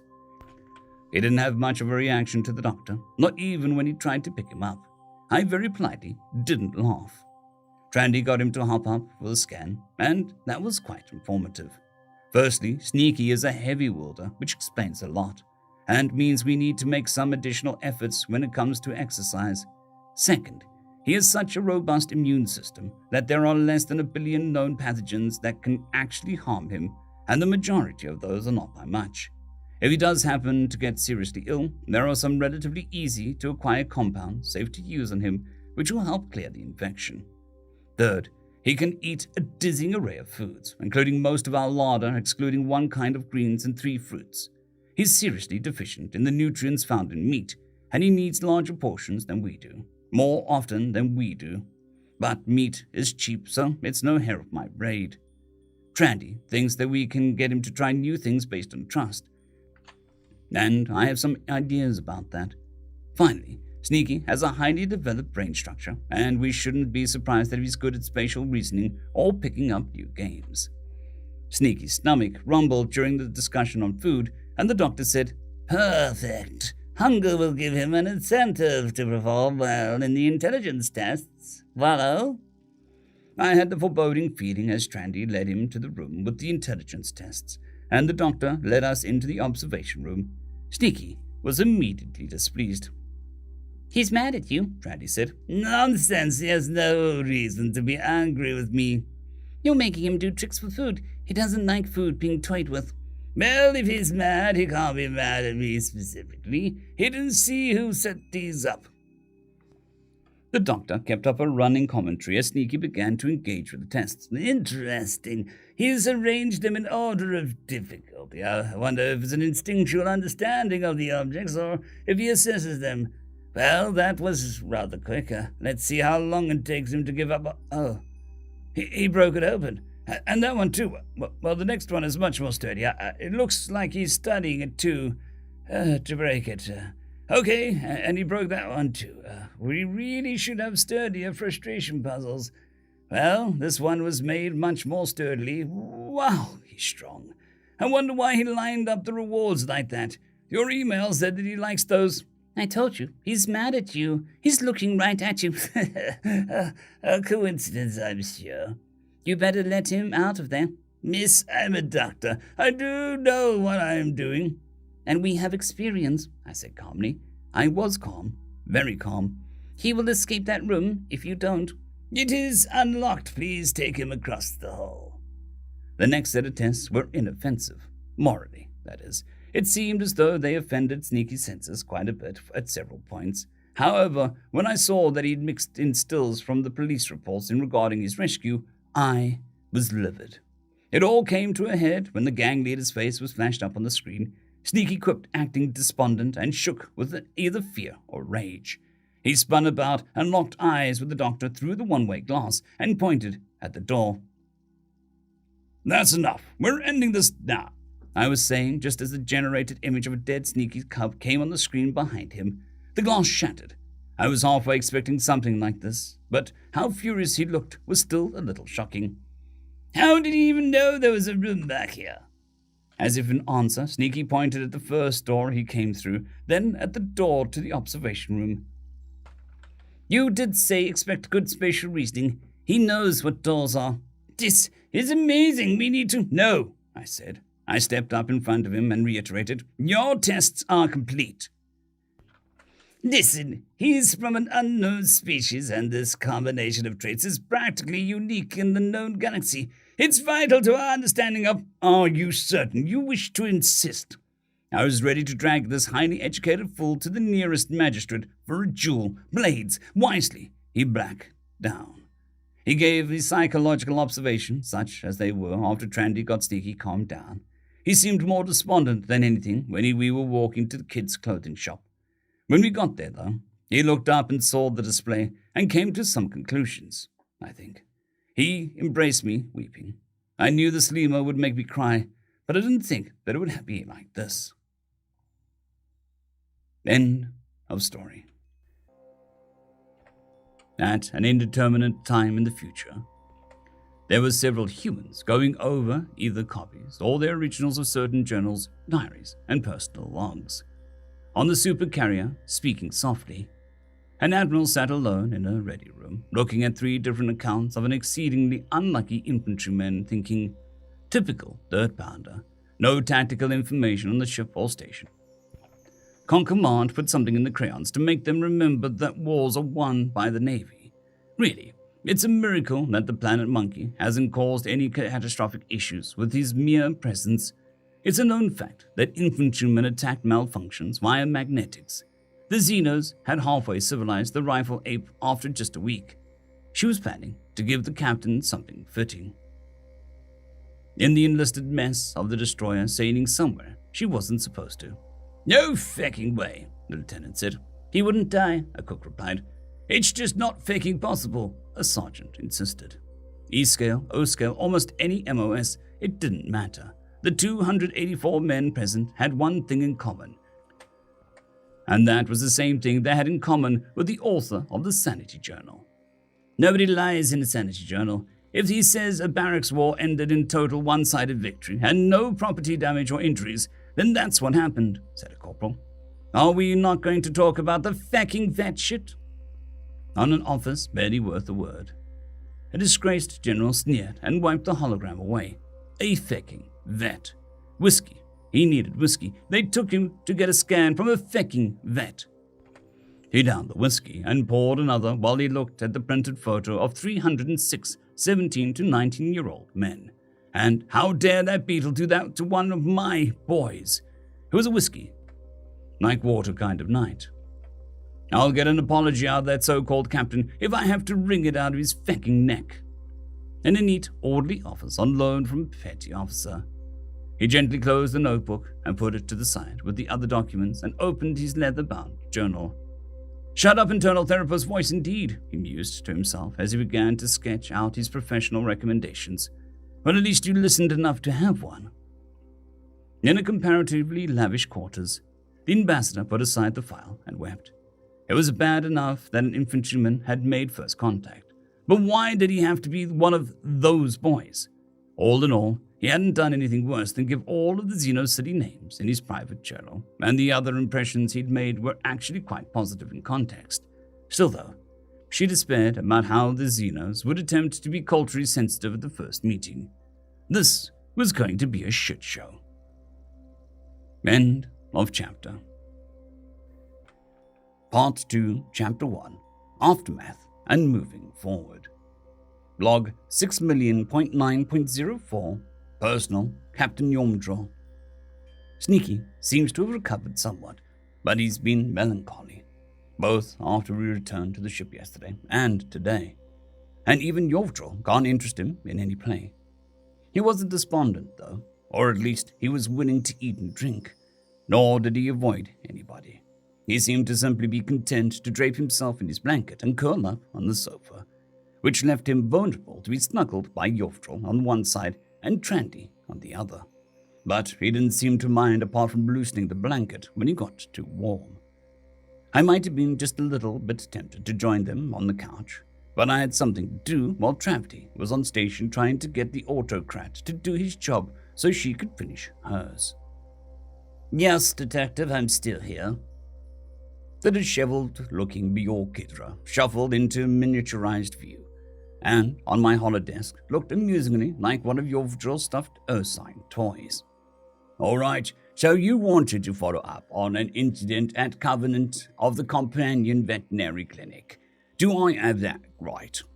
Yes, that is right. All right. So what I've down is animal aggression due to unexpectedly severe reaction to routine tests. Do you have anything to add? I certainly do. I was so furious that I'm sure I was barely intelligible. Animal aggression, routine test. I calmed myself down and began to explain the situation. Sneaky's reaction was only unexpected insofar as Dr. Zuzan didn't expect him to be able to break the glass. In an ostensible effort to identify instinctual fear or aggression triggers, Sneaky was subjugated to an association test. However, this test was modified to include images taken from a police report. I was finding it difficult to speak again, so I took a moment to calm myself. I don't see why an animal would react differently to crime scene images than to other kinds of images in those tests. I understand that they can be quite brutal. The police report was in regards to the battery of crimes that Sneaky was victim to. Oh. I sat in silence while I controlled my anger. I would like to insist upon a legal recourse. Would you be willing to give testimony in an investigation capacity? Yes, Detective. And in court proceedings? I would need a month's notice in order to properly chart a course. Are there any other witnesses? My daughter Trandy and Sneaky himself. The animal? He's highly intelligent and capable of complex associations. According to code, Okay. We'll have to do an intelligence test. He broke that one at the vet. We can get a sturdier one. No. I mean, he dismantled the puzzles that are supposed to be impossible and destroyed the rewards out of spite. If you subpoena the holologs from the testing chambers, you'll get to watch. It was really quite something in person, though. For now, I would appreciate if you remained docked, he sighed with slumping shoulders. Forgive me, Detective, if justice for Sneaky seems beneath you. Oh, no, sorry, sir. I'm only tired. It's been a long month. Apologies, I'm feeling prickly today, he chuckled. Well, with luck, I'll be able to collect my partner, and we can come around this afternoon if you're willing. That would be acceptable. All in all, that had gone rather well, and there was little to do until they arrived. Hopefully. I put on Call to the Blade. Trandy pretended to be exasperated, and before I could start the movie, Yovdril asked, "What happened at the vet?" "Well, Sneaky got a scan, and now we know all the things he can't eat," I explained. "That all?" "No. Sneaky took some tests, but he was too smart. He broke all the tests." "Oh, I told you he knows." "Yes, you did, kiddo." "Daddy, can we just watch your dumb movie?" Well, if she was going to pretend exasperation, I'd pretend indignation. Dumb! This film with the most tragic negotiations to ever fall through. This film in which the great bride Thrawn successfully defended his interests and honor with blade and ship. Dumb! Oh, you wound me. She couldn't resist giggling in reply. Okay. It's a good movie. After this, we'll clear out everything Sneaky can't eat. Sneaky seemed to like knights and castles more than cops and criminals. Well, I can't say I disagree, but finding New Age Blade media isn't easy these days. I may or may not have gotten a few stealth pets down his braid. Well, the cops had yet to show up, so he put all the foods toxic to Sneaky down the biomass reclaimer in front of him. I think he had somehow identified at least 4 things that were dangerous to him, so I was pretty sure he understood that we'd figured it out too. Yovdril explained it to him anyway. Shortly after that, I was calmed by the detective for permission to board. When I got them into our quarters, they introduced themselves as Detectives Rotbar and Clicksland to the kids, if a little condescendingly. Of course, Trandy and Yovdril were happy to take Sneaky into another room. Then they asked the kids to leave the room while I answered some questions. They took my statement. They asked for some clarifications and made pointed inquiries about Sneaky. I was prepared and simply dumped the documents from the shelter onto them. All right, Detective Rotbar said. With your permission, we'd like to collect your daughter's testimony. I went and found the kids in Trandy's room and told her that it was her turn to tell the police what happened to Sneaky. She controlled her nerves and faced the situation with courage. I was so proud. Trandy sat on the couch with Sneaky, leaning up beside her. He could probably tell that she was nervous, since he was patting the back of her lower hand on that side. She did admirably, and kept her calm better than I did. But then again, I'd protected her from the police report. It seemed to satisfy them. They thanked us for our time, and I saw them off my ship. Trifty came home with good news, though. It had been a very profitable stop, and we'd be able to chart a new planet or station into our route. That was my job, so I started thinking about what places we'd be bypassing to save fuel. That was a problem for later. The problem for now is, I don't know. I'm unsure about Sneaky. I ever hoped animal experts could shed some light on what kind of lemur he is, whether his behavior is normal, and how to help him cope with the trauma that he must have suffered. But the animal expert turned out to be an unethical voidborn. Journal entry 9, date 1/2/1. Name Greg George. fluffy teddy bear cops came to the ship today. Well, also, we watched this badass movie about a night dude trying to marry some chick, but shit-faced wanted to marry her instead, I think. It was pretty heavy on dialogue, but when you don't speak commerce English and the regs say no implants for your MOS, you learn to get by off the actors' expressions and the music. So, I'm used to it. It all came to a head when the hero dude met shitface on a ship, sail-powered on water, and they had a conversation. The music said it was tragic, and then a duel. The music said it was heroic. Forearm sword fighting is a badass as feck. Sure, the prequel memes imply as much, but this crap was the tits. Crabface was a war crime and false surrendered. Then there was a big pre-gunpowder naval battle. I picked up maybe 1 word in 10, and I want to see that crap again when I know the language better. Pops kept peptering my Viking braid for some reason. Maybe that shampoo made my hair super soft or some crap. After that, they threw all of the food I discovered that I shouldn't eat, and some other foods too. They kept the rank-ass berries. They probably need it for their own gut bacteria or whatever. I don't care. I'm just stoked to be able to eat whatever the family is eating that day instead of either salads or something Lucy made special. Hell yeah. Linus said that they were throwing the bad food away. The cops showed up after that. Pops sent us out to the front room, so we hung out in Lucy's room for a while. Linus was pretty chill, but Lucy was nervous for some reason. Maybe the cops were here to take me away. Well, feck that. I'm not leaving my Bleaver's family after eking out a place equal to a toddler. Well, this toddler can be difficult to move. It wasn't anything that bad, but I felt like that, and Dr. Johan did say to be honest with my sanity journal. Thank you, internal therapist voice. I feel a little bit better. Anyway, it turned out that the cops just wanted to talk about me, probably, on account of the destruction of property. I'm still upset that I fucking lost it like that. I know that Psycheval is a down check, but what is the down check for? It's not like there's active duty for me on the ship. Am I getting down checked off the ship? I'll not stay if I'm not wanted, but I don't think Pops would buy me a bunch of stuff just to boot me onto the station. I don't know why the cops made Lucy nervous, so I just gave her a hand, a few pats to let her know that I have her back. I want to tell them I'm sorry. Dear Diary, Sneaky is upset.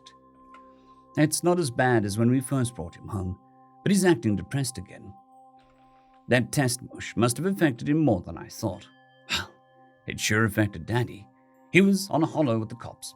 I can't believe that Dr. Doofus tried to just report it as an aggressive outburst from a routine test. I read about association tests, and dead cubs are never in the basic tests. Gross. Well, the cops were going to come, and I was a little scared that they'd take Sneaky, or try to. Daddy wouldn't let them. I wouldn't let them. After Daddy got off the holo, he put on his favorite movie, again. Okay, it's a really good movie, but Daddy puts it on way too much. I wish somebody would make another good Age of Blade movie so this one can get a rest. Well, Sneaky likes it too, which means that Daddy will use that as evidence that we should watch it again. Fine. At least it's such a good movie. After that, we cleared out all of the food that is bad for Sneaky so that he could see that we were making the kitchen safe for him. You've explained it to him anyway, but I think that Sneaky could see that for himself. Then the cops showed up and talked to Daddy alone first. I was super nervous that they might decide to take Sneaky away, but I tried not to show it so that your even Sneaky wouldn't worry. Eventually, it was my turn. Sneaky came with me and held my hand the whole time. He seemed relaxed. But I felt like if the cops tried anything he didn't like, he could move scary fast. I told them the truth, and they just thanked us, and Daddy saw them out. I'm glad that we're sailing tomorrow. End of chapter. Part 2, Chapter 2, Hands. Journal entry 10, date 1/2/2. Name, Greg George. Well, crap, this is fucking great. The not great thing was I had another nightmare. It's getting easier to write, but it's not less hard to wake up to. This time, I was in the arena fighting Carlos with a grub growing out of his head. Thank you, subconscious. I really needed that fear mixed with the pit fight trauma. I really wanted to wake up with wide eyes and panting. Weirdly, I had one of Linus's plush toys in my berth. I put it back in his room for him. He must have dropped it or something. Okay, first thing is I didn't get booted for property damage or being psychologically unstable. Hell yeah. Second thing is Zeno's bacon. Well, almost bacon. Since they tossed all of the toxic plants plus some others, I figured the meat was safe according to the scanner at the vet. Protein and fat, my dude. Hell yeah. Also, I'm now trustworthy enough to not be watched while hanging out with Linus. We're going to make some modifications to the Roomba thing, since while I was getting him to tell me nouns, it came in the room and beeped at him to make him move. Some of his toys twitched at the noise. Hello, target identification and action execution systems. Hell yeah. I've always been jealous of bot troopers on account of how they ride their gear instead of lugging it around in the dark. Explosions aren't very subtle, though. Anyway, I evolved the noun game to get please and thank you out of Linus, and then we shot each other with the foam darts until Mom got annoyed at the noise. Then it was more cartoons, and this was a very special episode about being nice to kids different to you. One of the characters was mute. Holy crap. I was fecking all over the goddamn moons, fecking sign language. I pointed to the mute character, then to me, then shrugged. Yeah, you can't talk like that, Linus said. Wise boy. He must have seen how fecking excited I was for that crap on account of how he scampered off calling, Mommy, can we have cartoons with more hand talking or something close? I picked out Mommy, can cartoons hand and talk? Then Linus had to tell her that I wanted cartoons with that in them. She gently said something about me just liking pretty something or other. Mom is now my second favorite adult. Nothing to make her pay over. But I could talk to my brothers with RCHS the last time. Making noise was too terrifying to try, so the sign language would work. Linus was insistent that I know things because he's a smart toddler and doesn't have a bias towards assuming that I'm just a smart chimp. Well, ook bingo want to talk. It's pretty easy to pick up on signs for words I already know, but a lot of them are supposed to use two hands on one side. And since I came with the standard issue single pair, I had to sort of improvise a suggestion of making complex gestures with one or other hand. Linus seemed to get what I was going for. The other trouble was the absolute shit ton of signs. See, the nerds who cooked up RCHS realized that making one gesture in a squad stack before breach could be reused in the rec room to ask for a beer and not confuse anybody because obviously the context changes the meaning. This sign language was probably one that formed more naturally though, so not very many versatile gestures. I'll be able to apologize for fecking up the psyche eval. Hell yeah. We only got through like 2 episodes before Lucy came back, likely from class. She brought more modified clothes, so I decided to change into them in case Susan was around. It doesn't cost anything to be polite, after all. It turned out that I was right, and Susan was around, and all of the other kids minus Surly. I wonder if being grounded is a thing for Bleevuses. Regardless, it was apparently time to take the toddlers out to the gymnasium for a little exercise. Now, I'm not the most techie dirt pounder out there, but I recognized a grab belt when I saw one. Looked like I was finally going to get some proper exercise. Lucy told me that the belt was okay and wouldn't hurt me, so I tried to look reassuring. I trust you, Lucy. We're friends. Friends who live together because one of us was kidnapped, but that's not your fault, Lucy. I felt myself go to 1G, and dang, I was heavy. Well, I always adapted quickly to physical changes, so it wasn't a surprise that I was used to low G. I briefly thought about starting a PT routine, but the kids thought that the toddlers, 6 others besides Linus, needed tricking into exercise. Well, I had my hard-earned toddler status, so my workout was a game of tag and then a game involving catching a 5-pound ball and tossing it along within 5 seconds of the catch. The goal was to be the last one standing, so your passes were supposed to be difficult to catch. Now, the normal, mature thing to do would be to make sure that I worked up a sweat, but be careful not to hurt the kids' feelings. I crushed them firmly to assert myself as the king of the toddlers. I don't know what I was down-checked from, but I'm still on board, and my hosts still like me. I think I heard Pops talking about taking me around something at dinner. If that means what I think it means, that'll kick ass. When Mom started talking about me and the bath in the same sentence, I broke her line of sight and kept it that way long enough to hide the overhead cabinets. I waited for everyone to quit looking at me, then slipped into the head, locking the door, and ran a bath. I'm keeping my dignity this time, Mom.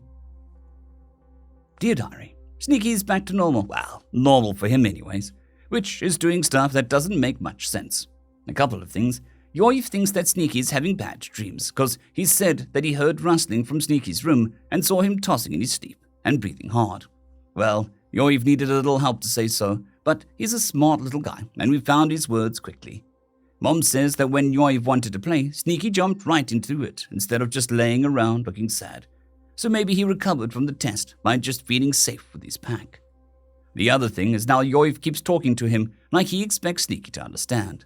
Mom keeps trying to correct him, but Yoiv is smart for his age. That's why I did a little research, and I found that there are actually a bunch of lemurs. We still think he's a weird tailless lemur who are about as smart as a 4 to 6-year-old. Nobody's been able to teach one to talk, but they do learn to listen. So maybe Sneaky can listen to us. It seemed like he is sometimes, and he did break that intelligence test, but I didn't find out about that until after dinner. When we were finished the class, Rigney came along with me to get Yoiv so she could give Sneaky some of the clothes she adjusted for him. Hopefully he won't care that they're old, and like them anyway, because she's having lots of fun. She brought a plushie for Yoiv too, and I know he'll love it. Anyways, Uncle Yimdril met me on the way, and he said that Daddy asked him if he could find the old PGD and adjust it according to the estimates that we got from the scan.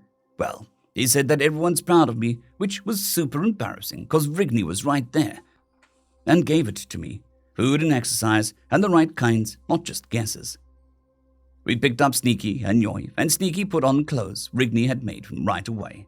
Well, either he likes the clothes or he likes her. Or maybe he likes making people happy. That would fit in with what I researched. Anyway, when we got to the gym, I decided to do things Yoiv's way and tell Sneaky that the grav belt wouldn't hurt him. When it activated, he looked surprised and then maybe a little excited. Weird. Anyways, since he's good at playing games, we thought that he could get exercise by playing games with the littles. Well, he played the games. He was good at both chase and long catch, even though he looked like he was going slower than the last time he ran in there. Well, since he's used to the ship's gravity, and since I didn't want to fry the PGD, I turned it off and took it off for him. He was sweaty, smelly, and really happy, so I think he likes the games being harder. Daddy wants to take him along on the ship's rounds today, but he said it's up to me. It's been like over a week since I spent time going over the ship systems with Daddy. I'm thinking, yes.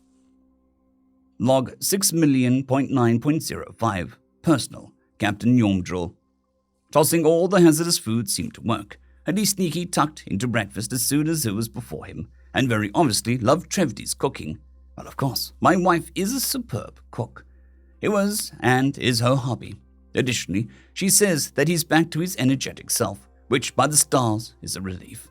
The object getting game is getting more complex, and I have my doubts about Yomdril coming up with a rule requiring him to say please and thank you to continue the game. I plan on talking over all the weird things Sneaky does tomorrow, or maybe the next day. We need to re-examine our premises. Well, getting unclamped was no trouble at all, and I savored commanding the jump to hyperspace.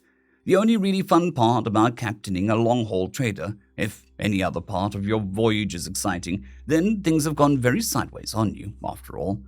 Still though, it's fun to discuss our course with a full bridge crew, decide on our destination en route, and execute. I'm just getting contemplative because Trendy's growing up.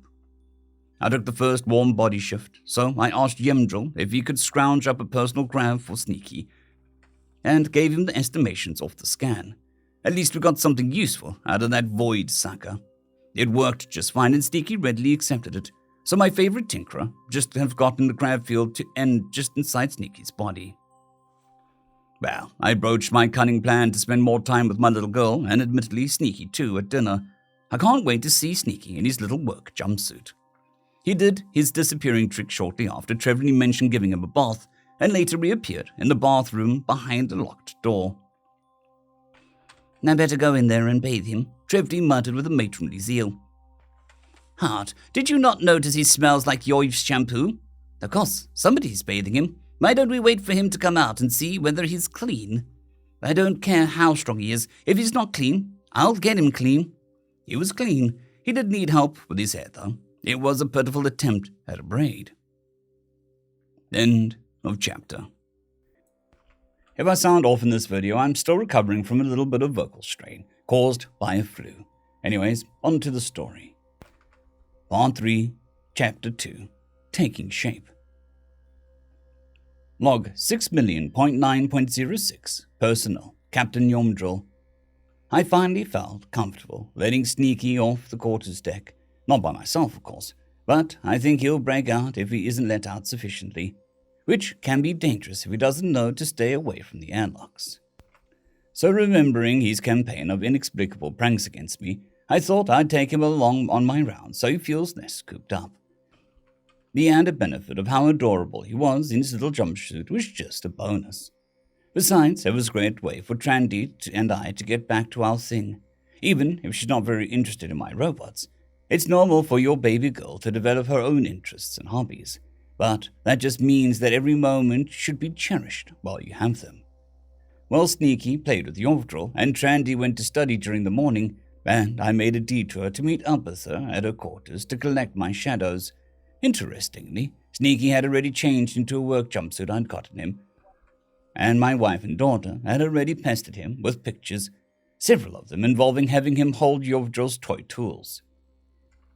I think he's eager to go with us, I said mildly. I know, Danny. We're just waiting for you. Well, we made our way down to the lower decks and began checking on the ship's systems. Very rarely will something go wrong upon the star tides we sing, but a captain who believes rarely is never is a captain who dooms the souls he is responsible for. Or she, I know. It's just an old quote, sweetie. You know I'm fond of them. Anyways, we found all sorts of little things that needed attention. Seals needed replacing, valves needed recycling, bearings needed lubricating. A door needed its humorous label repainted. I'd expected Sneaky to hold on to Trandy's hand and stick close to her the entire time, but instead he independently carried my tool bag for me, picked up loose parts and returned them during reassembly, and deposited waste into the nearest recycler. He didn't stray out of sight, and in fact, it seemed as though he was deliberately staying in view. Even so, he did something that surprised me. He found the fiberglass handle off a broken pair of heavy cable cutters. I was going to use it as a probe on a robot I was tinkering with, and I guessed he tested it. He flexed it between his hands, leaned his weight on it, laid it across his shoulders, and tapped the floor. He sort of waved the hand towards me and then pointed to himself. I patted his head and told him that he could have it if he wants. He smiled. While we were working and Sneaky was being his odd self, Trandy and I had a chat. Daddy, the more I think about what happened at the station, the madder I get. Well, what that void sucker did was awful. Don't tell your mother I said that. Don't worry. But yeah, it's not just we did. It was that he did it after telling me that he was to help Sneaky. How is showing him the person who hurt him supposed to help? And making it a surprise so that it would startle a reaction. Then there was the cub. I'm just glad he didn't see. Me too, sweetie. But apparently nobody's ever seen anything like Sneaky before, and before we left, Yomdrill turned away several people claiming to be various kinds of scientists who tried to board. I don't care if it's a big deal for science or whatever. Sneaky is still a living thing with feelings who went there for help, not to be whatever that was. It's gross. What shall you do with this anger? I hate what he did to my Sneaky. It shouldn't have happened, but what should have happened was somebody should have just done the normal tests to see if they could help him. So if I can be the person like that, then maybe fewer people would get hurt from somebody wanting glory from being the first and stuff. Do you think your course is set in those stars? I don't know. I just, Daddy, the cops are handling it, and I'm still mad. I thought he was okay, but Yoy says Sneaky's having bad dreams. A course can have many turnings amongst the stars, sweetie. Meanwhile, what happened is a very important star to you. Anger was a star for your grandfather, and though he did not grow old, he did things and helped many people. What are your stars, Daddy? I love to sail. The joy between the stars is one. Your mother's smile is another. But my brightest stars are you and Yovdril. Do not be afraid of sailing a ship greater than your mother and I do. Trandy went quiet at that, and Sneaky took one of her hands and one of mine and smiled up at us both.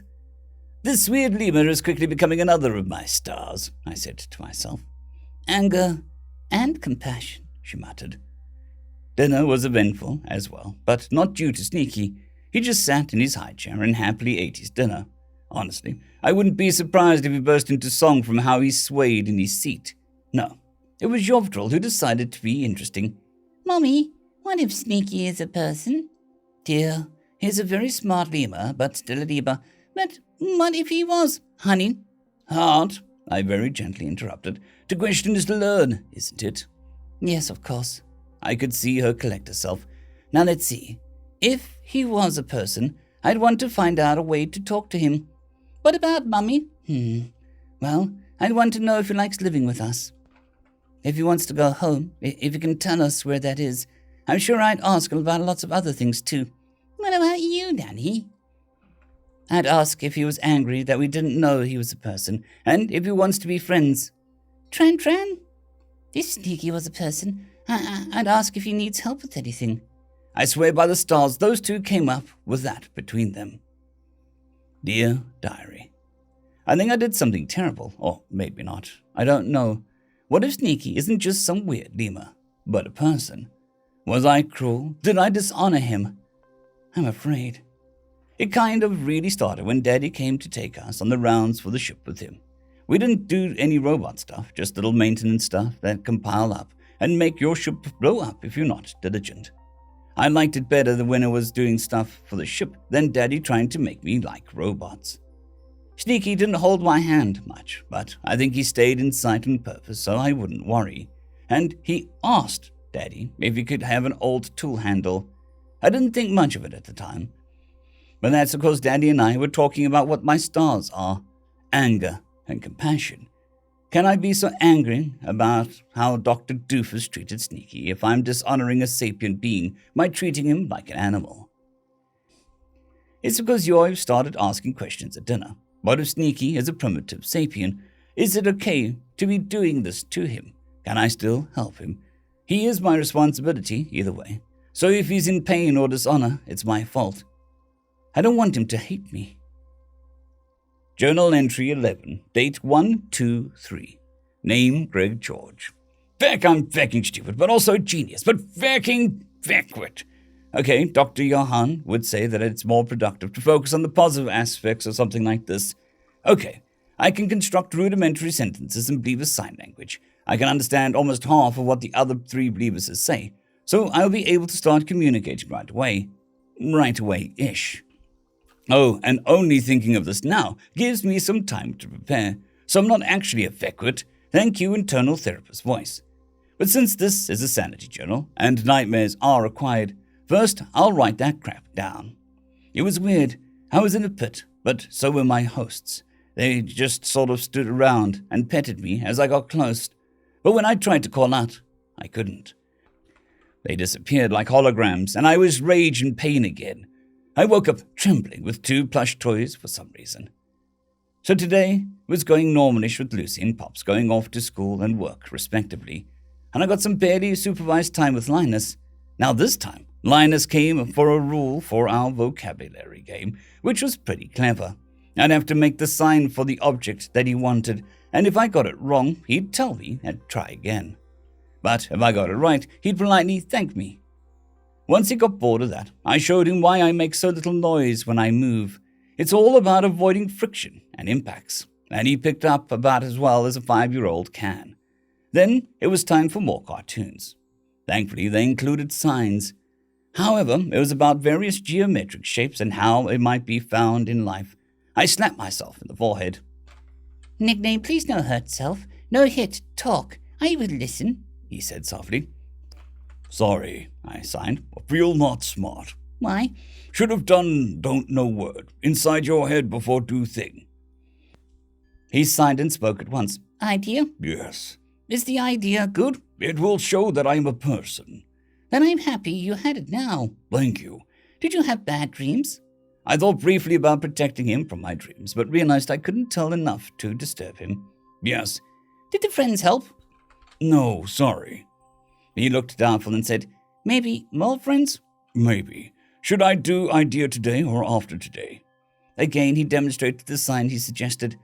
Tomorrow? Yes, don't like wait more. Why wait for tomorrow? They'll ask questions, don't know many words. I want to give answers. Oh, I'll find out the questions for you. Thank you, I will. I didn't know the sign, so I tapped my head. Think, he demonstrated. Yes.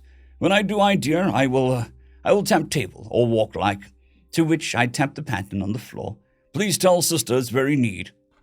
Very important? Yes, very important. I need paper, pencil, straight thing, and string. I have string. Thank you. You're a big helper. Daddy wants you to see more of the ship. He'll be here for you in Trandran soon. Well, that was a good cue as any to give him a grateful hug and go to my cabin for a quick change, which involved more posing for photographs than I would have liked. But I really am a sucker for making kids happy. So outside the quarters deck was pretty interesting and fruitful. I got a fiberglass stick that might keep the nightmares down to a more acceptable level, some tie wires, adhesive tape. Operation Nerf Bot is a go. Pops and Lucy had a chit-chat about stars and the event. I'm not sure, but I think she blames herself. I'll have to dispel that as soon as possible. My man on the inside was good as his word, but about as subtle as a brick. Mom is definitely my second favorite adult at the moment. So the questions, whether I like it here, whether I want to go home, if I can tell them where that is, whether I'm angry for my treatment, whether I want to be friends, and whether I need any help. Simple sounding. Simple sounding. End of chapter. Part 2, Chapter 4. Dear Diary, this is all so strange. I don't know what to do or how to feel. Sneaky is sorry, but none of this is his fault. Anyway, Sneaky just kept the tool handle in his room. I'll find out why tomorrow. And Yoy put a bunch of his plushies in his bed. Another tomorrow question. And then Mom said everything was completely normal. As normal as Sneaky gets, anyway. Well, maybe that's not fair because that is normal for what he is. He just played with Yoiv all morning. And for once Yoiv didn't get all rowdy with how fun Sneaky is. But maybe they were being serious and not playing. Anyway, while that was happening, I was talking with Mrs. Howitz about my stars. She was from Imladrum, but she gets us. It would be strange if she didn't after sailing on our ships for 40 years. Anyway, she agrees with Daddy that anger and compassion are fine stars to sail by. Especially since I want to be the person to help so that as many fewer animals get hurt. Since it was a vet psych evaluation, she suggested that I think about studying animal psychology and psychology. It would make sense to study both. If pets need help, then it's the pet's family might need help too. I don't know. After what happened, maybe not. Maybe just psychology. I have a lot of remedial studying to do if I want to be properly responsible, so I'll think about it later. At dinner, Sneaky tapped on the table, and then Yoiv said that Sneaky needed some paper, pencils, and a straight edge for my stuff, and that it was very important. I was going to ask why, but Sneaky was already walking to my room. He looked like he was, I don't know, trying to be brave. What he did didn't seem very scary to me. I got him what Yoiv asked for, and Yoiv gave him a piece of string. Then he did geometry, right on the kitchen table. My alleged weird lemur did rule and compass geometry with a piece of string and a pencil. It would have come out better if he used a real compass, but I think he was proving a point. Yoiv got excited and asked Sneaky to show him how to make a regular hexagon. Well, he just pointed to it and asked, Can I do that too? Well, it looked a lot like Sneaky signed yes, but he didn't have a lower right hand, so even though it's one-handed sign anyway, it looked weird. While Yoiv was busy trying to replicate what Sneaky did, Daddy started asking questions. Sneaky is stranded. He doesn't know how to get back home. And he doesn't know where to start looking for clues on how he even got here. He also says that he loves it here, and he hopes we will still want him around. The thing that he said last was, well, I'm broken on the inside. Things happened, and I did things, and they still hurt.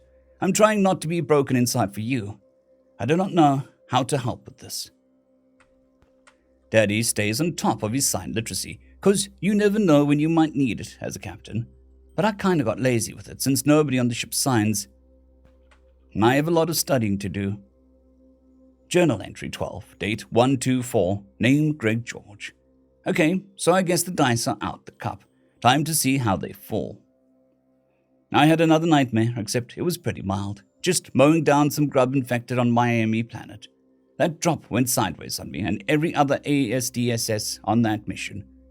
Really, I'm just glad that I wasn't on the boat when everything went to crap. I told Linus his friends helped. And apparently 12 is the magic number. God damn, I'm such a softie. Instead of playing, Linus and I worked on my answers. Linus, buddy, for this I'm going to teach you how to operate the ship and make it your domain. Well, if you can pick up on my training, you can operate anywhere in close quarters. Not my preferred method, but ships don't exactly have elevated positions to scan the terrain from. Or I'll just show him how to ambush and escape with these little dart guns. This is Greg and Linus' ship now, feckos. Would be funny. Anyway, at dinner, I made my move right there, in that silly cartoon character-adorned toddler chair at the Xenos dinner table. I did compass and rule geometry with a piece of string and a reasonably straight hunk of plastic. I would have asked for a ruler and a compass, but I was making a point by improvising my tools. Look, Mom, I'm doing math, but seriously, Mom, look! This crap is conceptual reasoning in a representative space with improvised tools, not a clever chimp imitating crap. Please, Mom, please. Then the questions came. Pops took the lead and wanted to know if I wanted to get home. I tried to explain that I had no idea how to get home and said I hope they still want me around. It was a blur after that. I think Mom is angry with me. I'm sorry. Log 6,000.9.06. Personal. Captain Yormdraw. Poor Sneaky. You poor boy. I'm sorry. Looking back, it's glaringly obvious, and I curse myself for stupidity, complacency, and inattentiveness. Privately, I don't want the kids to follow that kind of example, especially since they seemed to realize it days ago. Trandy will say that she had no idea, but she was treating Sneaky more like a child than an animal, even a very smart animal. It had been shaping up to be a quiet day, which should have been the clue. Quiet children are plotting children. We let them plot all day, since Trandy wanted to talk over how she thinks she sees her course with somebody who isn't her father, and it looked like Yorvdraw was having a grand time with Sneaky. I decided to have lunch in the galley.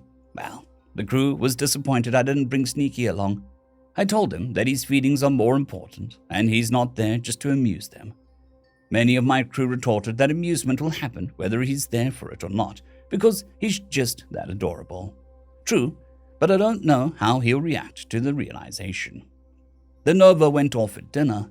Sneaky suddenly tapped out a pattern on the table, which was for sure a signal prearranged because, without hesitation, Yorvdraw turned to Trandy and said, Sneaky needs something straight, a pencil and a paper. It's very important to him, he said so. Now, I had my suspicions, and I was planning on bringing them up at the very evening, but I admit that I was a little surprised that the subject was pulled right out from under me. The kids went to get their supplies, and Trevdy tried to control his shock. I offered a comforting hand. They returned, and Sneaky very deliberately did something we knew he had no chance to observe or imitate. He used improvised tools to perform rule and compass geometry with increasing complexity. When he looked up from his work, it was with pleading eyes. Those strikingly pale blue, ghostly eyes glistened with held-back tears. Yorvdraw was immediately excited by the new skill and pointed to the regular hexagon and asked, Can I do that too? To which Sneaky signed his assent. Sign with only 2 hands. I was hopeful that we could still talk. Sneaky, I began with no small trepidation, do you want to go home? He began to sign, and as long as I read a quick downward flash of the hand as the lower hand, it was decipherable. I'm glad I kept up with my sign, otherwise we'd depend on Yorvdraw for translation. And though he's a smart boy, it would have probably frustrated our strange guess. I do not know how to get home, and I do not know how I got here. I hope you still want me around, and thank you for saving me. Are you upset with how he treated you? No. Some things are mistakes, others are better than I'm used to. Do you like living with us? Yes. I love living here. I do not know word. Feels good inside. Okay. Should we change anything? Access to door and gymnasium are good. Lift weights to keep muscle good. Room with weights? I can do that. You don't want ship access? Ship people don't like me people running around without looking. They say we make ships break by just being there. That sounds cruel. No, it's an old joke about different jobs. Don't know very much about ships. Don't need to fight on a ship against you. No reason to go out without dad or sister. I see. What was your job? Don't know how to tell. Ask again when I know more words. Is there anything we can help you with? What he signed was disturbing. That and the fact that his hands were trembling and the movements were jerky. I am broken in the inside. Things happened and I did things. And they still hurt. I am trying not to be broken inside for you. I do not know how to help with this. That's when Travty had to get up and go to our room. I suggested that it might be good to go to bed and talk more tomorrow, and got the kids put to bed. Yovdro took a little doing since he wanted to be like Tran and Daddy and put down the important stuff. After that, I went to my room a little nervously, since I knew Travty was upset. Hart, do you want to talk about it? No. I'll talk anyway, since I should.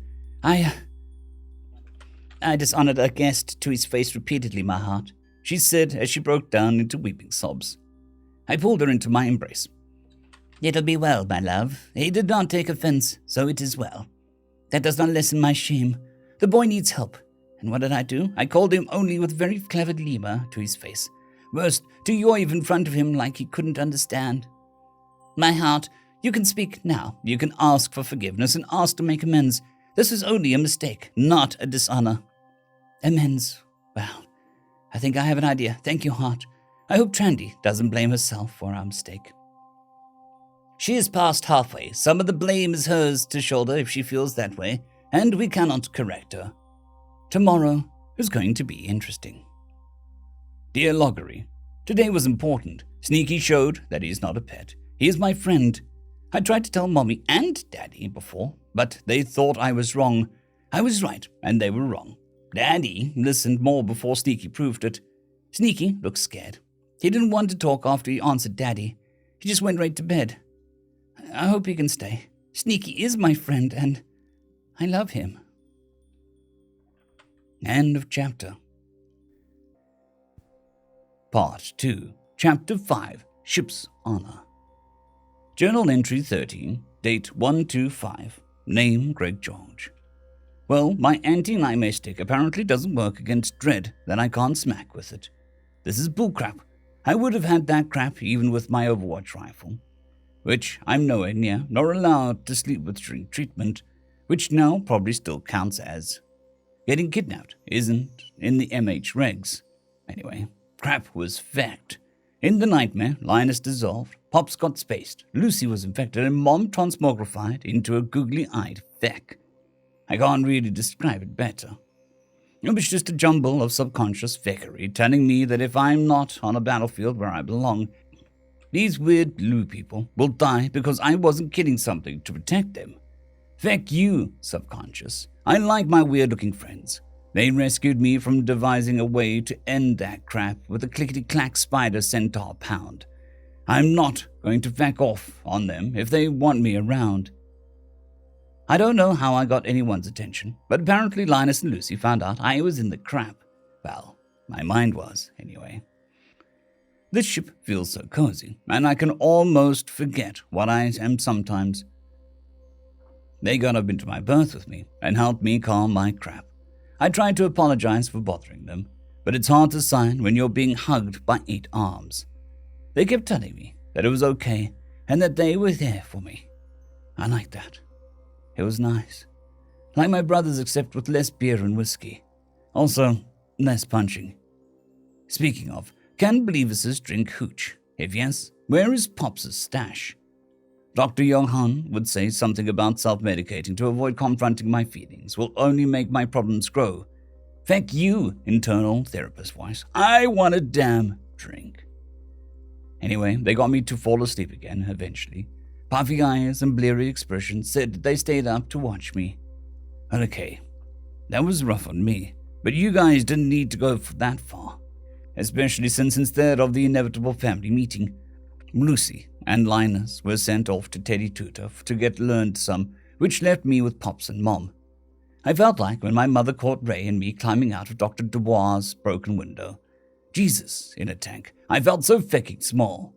That's when it started. The talk I knew was coming. Kind of. I owe you an apology, she told me. No crap. I owe you an apology. Just like that. I felt like after Mr. Dubois came along to explain that he'd found the evidence that his old hyperlens array had caught fire, and we'd broken in to put it out. Christ in a gumboat. I felt so fucking relieved. I had to make sure that I wasn't in trouble, so I asked if they were angry with me. My head's still spinning, so I don't remember exactly what was said, or by who. But I think I had the gist of it. It's a matter of honor. I get that. The fact that I hold them blameless in what happened to me helps, but doesn't fix things according to their customs. I get that too. I get that hard. Well, Pop says he owes me for trying to protect me by locking me up like an overcurious, feck if I know how to spell that crap in RBCW, like a Xeno's puppy. I told him I got mine for that, so we're even. Then he mentioned that he suggested a psych eval.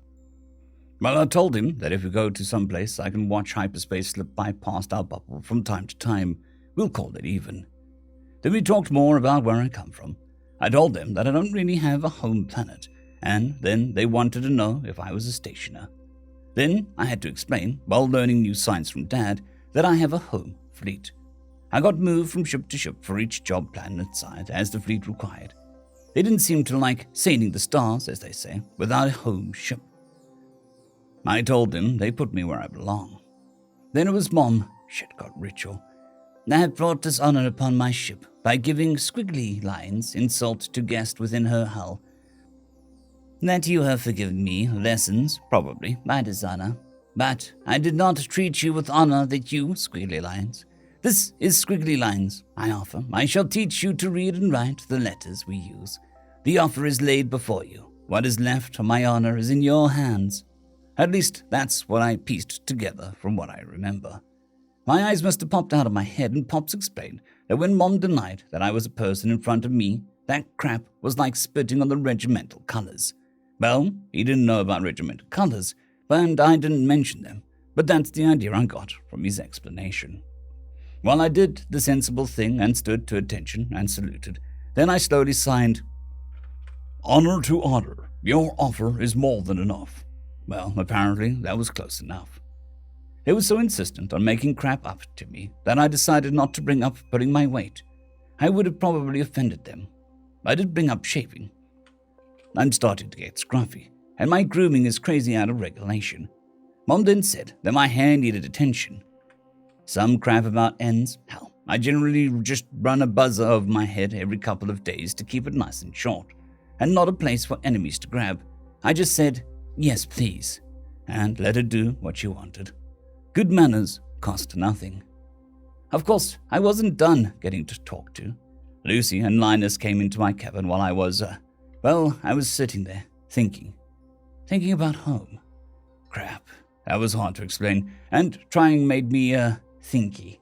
Well, my thinky box was getting overheated when they came in anyway. We had our chat through Linus. My man, I gotta find out what my nickname means, but it hasn't come up in the cartoons or conversation about anything other than me. Just then wasn't the best time to ask. Since Lucy was doing some edifying. Nickname? I'm glad that you aren't angry with me, but that isn't really good enough for my people. I owe you something. I owe you a lot, since I'm Xeno's word for you. I interrupted her to ask what the new word was. In this case, it means that if anything goes wrong with you, it is my fault. I didn't like the sound of that. It sounded a lot like she was taking responsibility for me. Anyway, she went on, "It doesn't matter that I didn't know what I was doing when I brought you on board. I made the choice, so now I have to deal with the Xeno's word." Again, I had to interrupt her to find out what the word was, which happened to be the things that happened because I made a choice. I had to stop her. "Nickname says you saved his life," Linus translated. "He was thinking of a way to not live when you met." Linus looked like he might cry, but it was important. He says his life was in pain and madness, and he expected the Shout people to be more bad guys. So he had no hope. You changed that, Duran. Linus cried. I did not. Okay, maybe a single manly tear rolled down my cheek. Just one. Thank you, nickname. It makes me happy that I helped a little, she said, like saving a man from suicide is no big deal. But even saving your life, it has consequences. It would be dishonorable to just wash my hands of you because you turned out to be a Xeno phrase. I interrupted again for clarification. A person. Like I said, I owe you because I made the choices that put you here. It doesn't matter that you think it's a good thing. I still owe you. He wants you to know if this is about honor. Yes, you said that you're broken inside, and I want to help.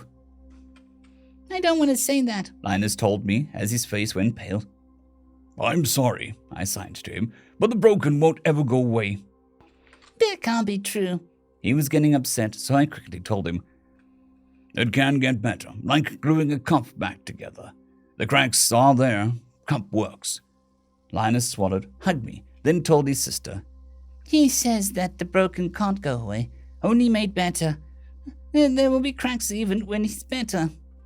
I know that, but I want to help. He says that a doctor told him he needs friends to get better. I can do that at least. I have a lot of studying to do. My sign is really bad. Maybe it was easier to get through that one because Lucy doesn't have mom energy. Dear Diary, things are going to be okay. Sneaky and I talked it over. How many girls can say they've talked something over with a giant heavy-walled lemur? Just me. Well, we talked it over. I explained things to him, and he did his best to explain things to Yoiv so that he could explain them to me. I really need to study my sign.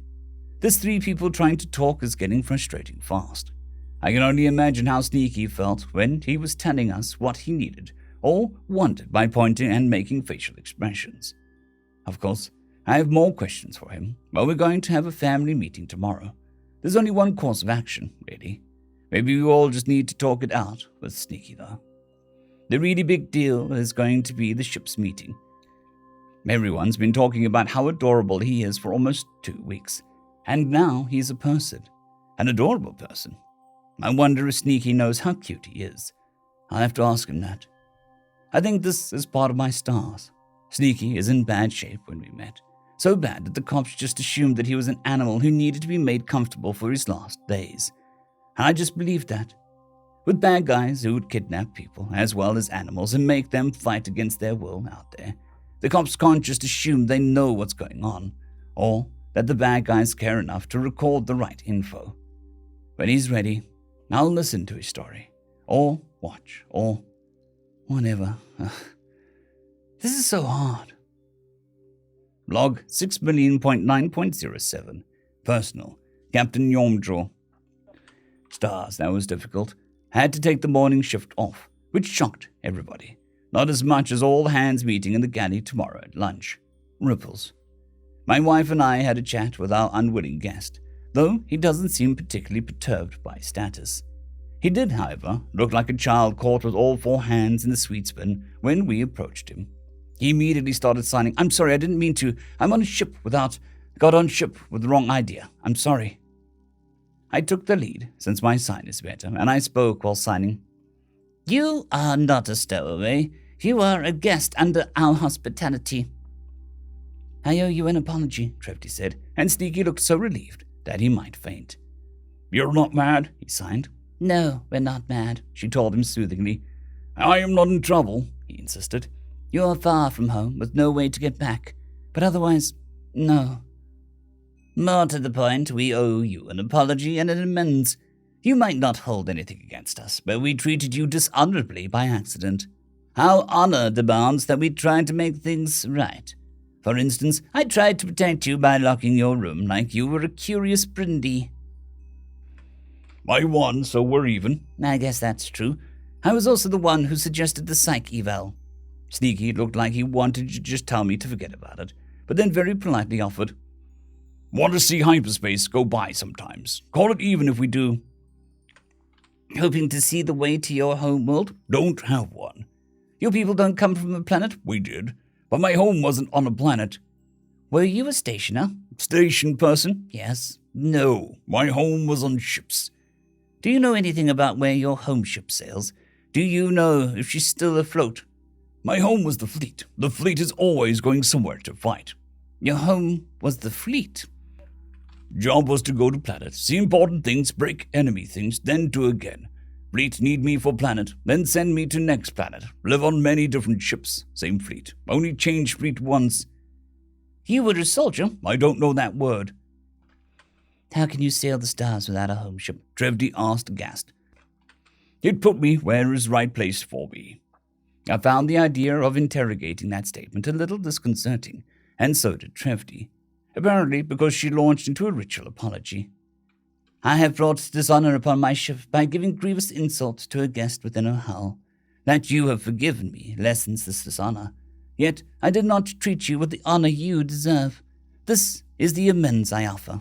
I shall teach you to read and write the script we use. The offer is laid before you. What is left of my honor is in your hands. Sneaky's eyes nearly fell out of their sockets.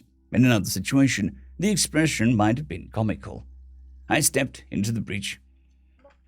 Among our people, to insinuate that someone is not a person in their presence is worse than if you cooked yourself at a nice dinner and somebody came along and stomped all over it, then slapped you, and then slapped your mother. Sneaky shot up straight as a laser and put one of his hands on his forehead briefly before signing, Honor to honor, your offer is more than enough. This was clearly the ritual for dealing with matters of honor amongst his people, or one of them, so it sufficed. The poor boy didn't get much respite before Trandy and Yovtrol cornered him in his room. Not den, room, very tiny, closet-sized room. That's another thing we shall have to address. I hope the crew is welcoming. Who am I kidding? He's adorable. They'll probably ask him to be the mascot. End of chapter. Part 2, Chapter 6, Ripples. Log 6,000,9.08. Personal, Captain Yomdro. The first thing was, of course, to have a family meeting. It's not like we were going to do anything other than fully welcome Sneaky in. But it was important to put everything onto the table so that he knew that his concerns mattered to us. He doesn't know our people's ways, and we don't know his. So it was best not to make any assumptions about what he did and didn't know. A bit ironic since this whole situation came about due to making assumptions. I got the oars with we're going to have a shipwide meeting this afternoon, but I think it's important to have a family discussion first. What is there to discuss? Asked Trandy. Sneaky is staying as long as he wants. Whether he wants that, for one, Trevdy pointed out. Do you want to stay with us? Yovdrol piped in. Sneaky signed his answer immediately. Yes, please. Yay! Well, that's settled. What's next? Sneaky, how do you find your room? We have a single occupant quarters on this deck if you would prefer. This time, he seemed a little troubled before he answered. I find my berth and my cabin good enough. If I'm allowed, I would modify some things. If you wish me to move to different quarters, I can do that too. No! Yevdrol exclaimed somewhat loudly before he controlled himself well enough to continue. What if the bad dreams find you there? How can I make them go away? You are perfectly welcome to stay in the little room, of course, if you're comfortable with that, Trevdy said slowly before asking. If I may ask, why? I have slept in worse places. It's warm, it's dry, it's off-ground, it's private. I would like different stuff. Shelves are hard to keep tidy. You are used to sleeping in such conditions? On planet, it's important to not be seen, not important to be comfort. On ship, every square, every piece of space is needed. Slept in crowded rooms for sleeping, not high enough rank for cabin. That sounds hard, Yoiv murmured. Was good at it. Helped many live when we would not live without it. You're a hero. Sneaky flinched as if Yovdrol had hit him and frantically sighed. No, not that great. I just did my best to help. Saw many, many heroes.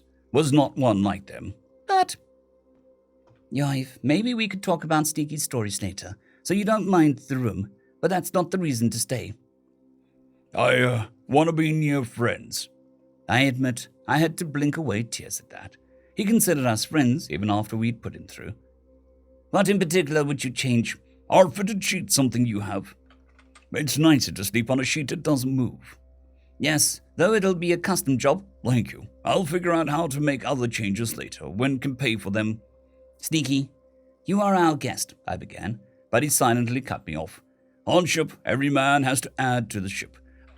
I do not know much about ships, but I am strong. I can clean bulkheads. I can learn to help. You have given much. You have promised much. I cannot just take and take and take. I understand, I said. That business can wait, though. Before you try doing any work, I think you should become familiar with the ship and continue learning our language. You're really fast at it. Learning to listen is part of the old job. Learning to talk is harder. Hand signals are easy for me, hard for other people. I see, I said. May need to give myself a moment to think. Do you have any hobbies? I do not know a word. Please tell more. Things you do for fun. Sneaky sat there and thought, I like to walk. Walk outside on planets with no enemies around. Just walk openly where many, many trees grow. I cannot do this on ship. When on ship's no time for fun. Well, others had fun. Wasn't on ship long enough to make friends. You haven't been on our ship very long. Yovdrol interjected. No, but I am not dropping to planet and leaving on different ship in a short time. Sneaky, Trandy began. how old are you? It looked like Sneaky was about to slap his own forehead, but stopped himself before tapping on the table 25 times. Travdy looked aghast and said, I gave you a bath. Was not fun. But you needed, It's never fun when a woman bathes me. This time pure mom. Mom being mom made me sit still instead of injury. Pure matronly will, I murmured, only to receive a mortified glare from the beautiful and strong-willed wife. Hair was tangled from good place. Would have been hard to wash. Anyway, so you were a grown-up, Trandy stated. Sneaky just shrugged, but Yovdrol helpfully added, and a real fun kid. He smiled at that. Do you mind us asking why you do things? All at once is hard. I want to answer, but sometimes do not know words. I think I could come up with a schedule, if that would help. You need time for exercise and time for studying, but I think you'd want to do other stuff too. I need ways to say names. Name signs are too hard to do with two hands only. What do you call us in your head? I prompted. He pointed to Trevelyan and signed Mom. Then to me and signed Dad, but more not formal. Then to the kids, names for old famous cartoons, translated into almost all languages. Can you teach us your language? The language I speak I am not allowed to teach. Why not? Trandy asked sensibly. Because it's special. The rules say you learn by joining. People who fight bad guys. So you had to join to learn? Wait, you can talk? Yovdrol interrupted, much to Trandy's chagrin. Body can talk. Broken inside, too scared. So you had to join to learn? Travdy repeated. She clearly was in the currents. Sort of. A person broke the rules when on my planet. I do not want to try and talk about what happened to my planet. I do not know the right words to tell you right. Okay, but that means that you spoke something else before? I see. No, I cannot teach you my mom language. I lost it. Maybe can understand old movie enough to follow it, but not speak. Trandy just looked crestfallen and said, Oh. It was a good idea. I will talk. I always do when I go quiet. This is taking longer than normal, probably because of it bringing back bad things that happened before. I will try harder for my friends. Dear, there is no need to push yourself with something like that. We're listening when you're ready. Thanks, Mom. Still need other signs. You want to call me Mom? Do you have a better name? Dear, you do me too much honor. Remind me of my mom. She would have liked you. Have? My mom is gone. I'm sorry. Oh, well, If you insist. the others? Why, you be little brother. Yovdrol demonstrated excitedly while he barely controlled himself well enough to be understood. My like little brother is good. I could be Big Sis. How old? Okay. How about Sis? Trandy quickly asked while demonstrating. My guess. Sneaky signed before tapping the table 12 times. Shut up. Okay, I get it. You're like way older than me. It would be weird if I was big sis. Well, this sign, I said while demonstrating, is informal for Dad. It can be read as Da or Pop or other informal father names. This is good, thank you. Mom, Da, Sis, and little brother. I have good friends. We adjourned after that, so that everyone could get some rest. Mainly Sneaky, who looked like he'd been hauling all day. I guess it was difficult for him to explain things with such a limited vocabulary. A language that he's not allowed to teach. His people must be very strong sense of honor. I was more convinced that he was some kind of soldier than ever, so I took the time to check the database to see if we have any resources in regards to caring for combat veterans. Trevdy took the opportunity to consolidate everything we've learned about Sneaky into something that can inform the crew without breaching his confidence. I mentioned that he probably wouldn't want to be described publicly as broken inside, and my wife gave me a kiss and called me Captain Obvious. Well, sometimes you miss the obvious. Nobody's perfect. I'm not entirely sure what Trandy and Yovtrol got up to, but I'm pretty sure Sneaky took some time to relax. I don't blame him. I thought that it would be best if we arrived at the galley early, so that everyone could slowly file in so as to not stress out our clearly exhausted guest. Which might have been superfluous because he dragged the chair away from one of the tables to sit himself down in front of the viewport to watch the hyperspace slip by our reality bubble. It seemed to soothe him. Something to remember. Well, once the crew and the families were assembled, I began. Gentlemen, ladies, kiddos, thank you for coming. As you all probably know, Trandy recently had her halfway and wanted to adopt a pet. It seemed that luck was with us when we went to the shop and found the most adorable animal ever in the kennel, and he instantly took a liking to her. We now know that the police made a mistake in identifying Sneaky, one that we took on faith, and thus inherited. Sneaky has demonstrated through various means that he is in fact a sapient being. A youth of 25, he was a soldier amongst his people before he was taken by the poachers and subsequently rescued and then adopted. His people sailed the stars, though he was denied a home ship by duty. He finds himself stranded here upon the star tides we sing, amongst we who sail the stars. As a castaway upon the stellar tides. Through his coming to her, he honors upon the star tides we sing, and wishes to call her home. What say you, crew? Now, this was a lot to take in for most of the crew, so I expected everyone to sit there a moment before welcoming Sneaky aboard, though belatedly. Instead, Yumdril decided that it was a good time to make a suggestion. Will he be our mascot? To which he signed, Don't know word, please explain. That opened the floodgates. Everyone was trying to get a word in edgeways over everyone else, and those amongst us not Wiggins even shouted in their languages. Somehow, someone explained that a mascot was a person or an animal who improved morale by being adorable. That was caused a long argument where Sneaky just adamantly denied being adorable, insinuated his opponents couldn't see, and said that the idea of adorable was strange and made no sense. Well, you're definitely welcome aboard, otherwise they wouldn't want you as a mascot. Dear Diary, at first I didn't think we needed a family meeting, but I guess we had a lot to talk over. Whether Sneaky wants to stay with us, whether he wants to move to a different room, whether he wants to change his mate to his current room, and lots of other stuff. Poor Sneaky was super tired by the time we were done. I learned some important stuff, like Sneaky is 25, which was embarrassing when I said that he could call me Big Sis. Since he's going to call your little brother, his fifth digit doesn't really bend right, but that's probably because it's not a thumb.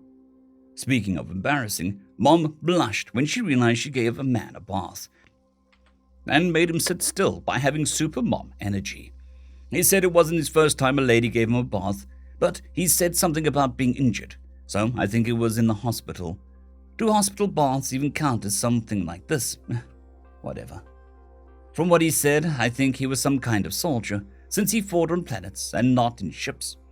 He talked about fighting, and even having a language only for people who fight bad guys, so probably soldiers. I know soldiers don't always do that, but he probably doesn't know the word for soldier yet. Besides, he probably didn't only fight bad guys. It's weird. He also said that he can speak the language, like out loud and stuff, but isn't allowed to teach it to anybody. Maybe you have to be an honorable warrior to get in. I really want to ask him about it, but it would probably only frustrate him right now. I tried to find out his mother tongue to see if he'd teach us that, but he said that he'd lost it. He didn't want to talk about how. I don't know how I would feel if the seafarer's negotiation lost to me. Just thinking about it makes my chest tighten. Poor Sneaky. The crew is trying to bully him into being the ship's mascot, and he is adorable, so they might win. Journal entry 14, date 126, name Greg George. Anti-nightmare stack repowered. Energy for shit doing depowered. Fecking hate meetings. I get why it needed to happen, but feck me if it isn't tedium made reality. So apparently, whether I like where I sleep matters to my hosts. Which is weird, because the one rule that don't go out of your way to make sack time worse. All things considered, it's pretty good berth comparatively. It's in its own cabin with a door. It's reasonably up off the floor. There's plenty of room for all the stuff they've given me. It's nice to matter enough to ask, though. I guess that's the difference between somebody's home and a spare berth on the way to the next deployment. I don't really know the science to explain planet-side operations to them, and I don't know how much I ought to explain in front of Linus on account of he's a little kid. Speaking of, apparently these guys can yell if it's just one syllable and you upset them. No clicks or hums to make you quiet down or slow down in just one syllable. Don't worry, little buddy. I like being close to my friends. There's probably a reason their language is so weird. I had to explain that I can't just go teaching RBC to whoever asks. Then my mother tongue came up. How the hell do I explain a living dead language? It's weird. I actually want to tell them my story. Probably because unlike Dr. Johan, they don't know it already and aren't poking me to get the healing process going. They just want to understand me. I know it's not fair to Dr. Johan, and I appreciate that his job is to help guys like me, but I can't help feeling like he intrudes. I'm sorry, internal therapist voice, I'm trying. The big problem is that I can communicate on a level of smart but sheltered kid. I guess even Xeno cartoons are pretty shy about things like killing. Anyways, I'm getting a fitted sheet. Hell yeah. No more blanket cocoon. Well, maybe still more blanket cocoon. I have some ideas about how I'd reconfigure my cabin so that it was a proper cabin and not just an old closet being used as a cabin. I wish I could draw with crap. I'm starting to consider swallowing the embarrassment and explaining crap with stick figures and scribbles. Speaking of embarrassment, Mom realized that giving no fecks can backfire. Apparently, if Bleavis is embarrassed enough, they turn fecking purple. You're embarrassed? I was the one held in place by sheer mom energy and the unwillingness to fight a lady while naked. Telling her it wasn't the first time that it happened seemed to help. I still think that the Med Corps sent women because we were less likely to hit them. Completely unfair. Do these guys even have a navy? Does their navy have infantry, or are they savages who just rely on the completely separate army? I also had to explain that I'm just being quiet. I wonder if the burns changed my voice. It hasn't lasted this long for a while. Sometimes you just get into the habit of being quiet. If you're dirt side for more than 2 weeks. But that's different.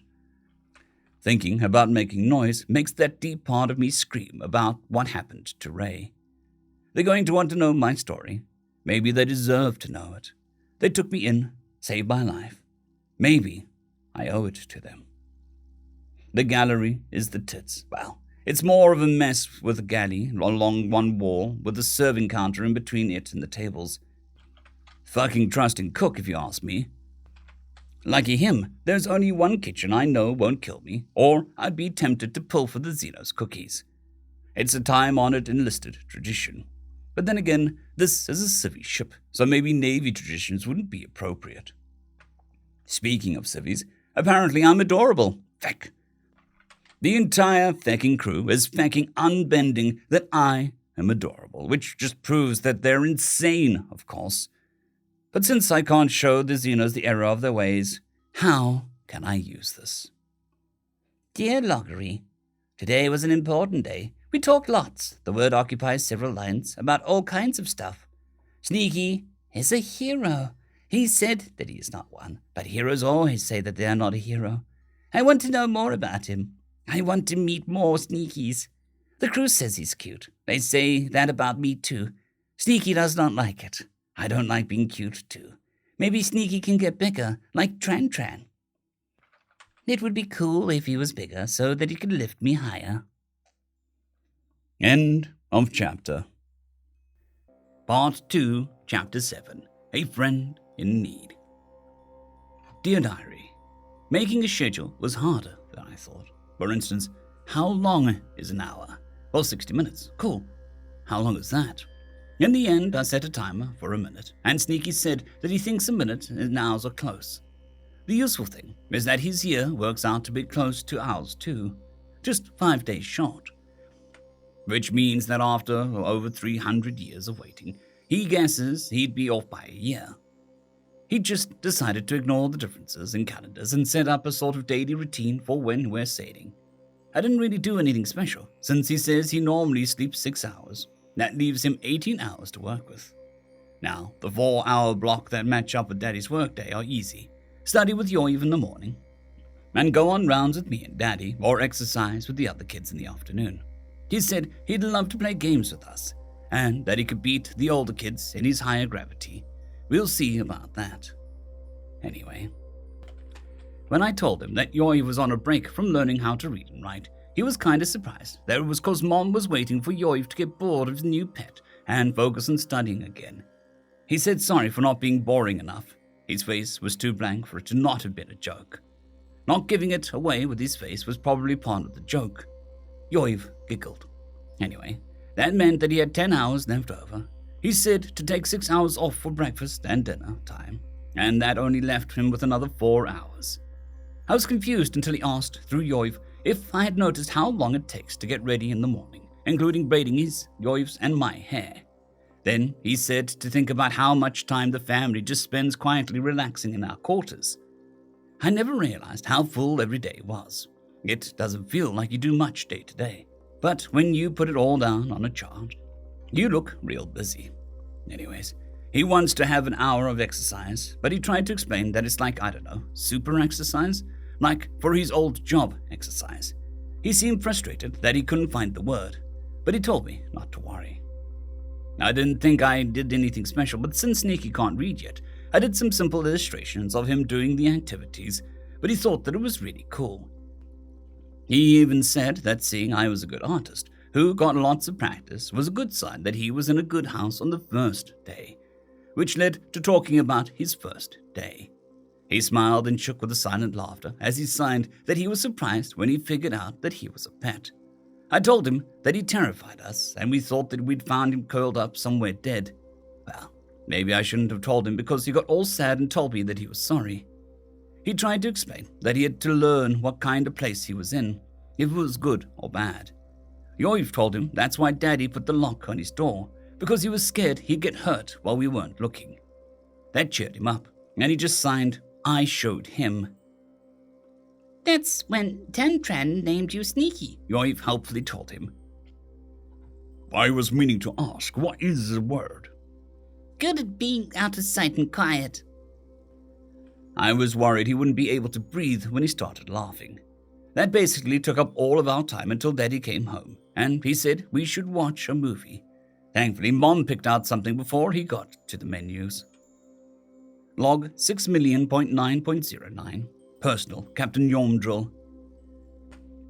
It's Sneaky's first day aboard as an official guest, and very properly he spent it as he wished, which seemed to mainly be playing with Yomdrill and helping Trandy with making a schedule chart for him. It was very clever, using dots to denote hours out of a 24 to denote the time, and little illustrations of Sneaky engaging in various activities. Looks like they're alternating going to the gym with the other children with doing the maintenance rounds with me.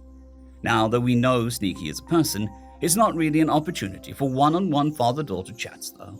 I shall have to establish something else. Maybe take her up to the galley to talk over some tea. She's old enough for a mild brew, but Trevty might be reluctant to allow her to indulge in caffeine, no matter how mildly. I took the opportunity to read during my warm body shift, and looking back, Sneaky is much less confusing. He's probably trained to escape and fight in captivity, and only the poachers, drugs, and electric prods kept him at bay. Considering the small fraction of his skill he's shown, because I doubt he was ever fully committed to acting in a combat paradigm, I think he and his people would be terrifying enemies to provoke.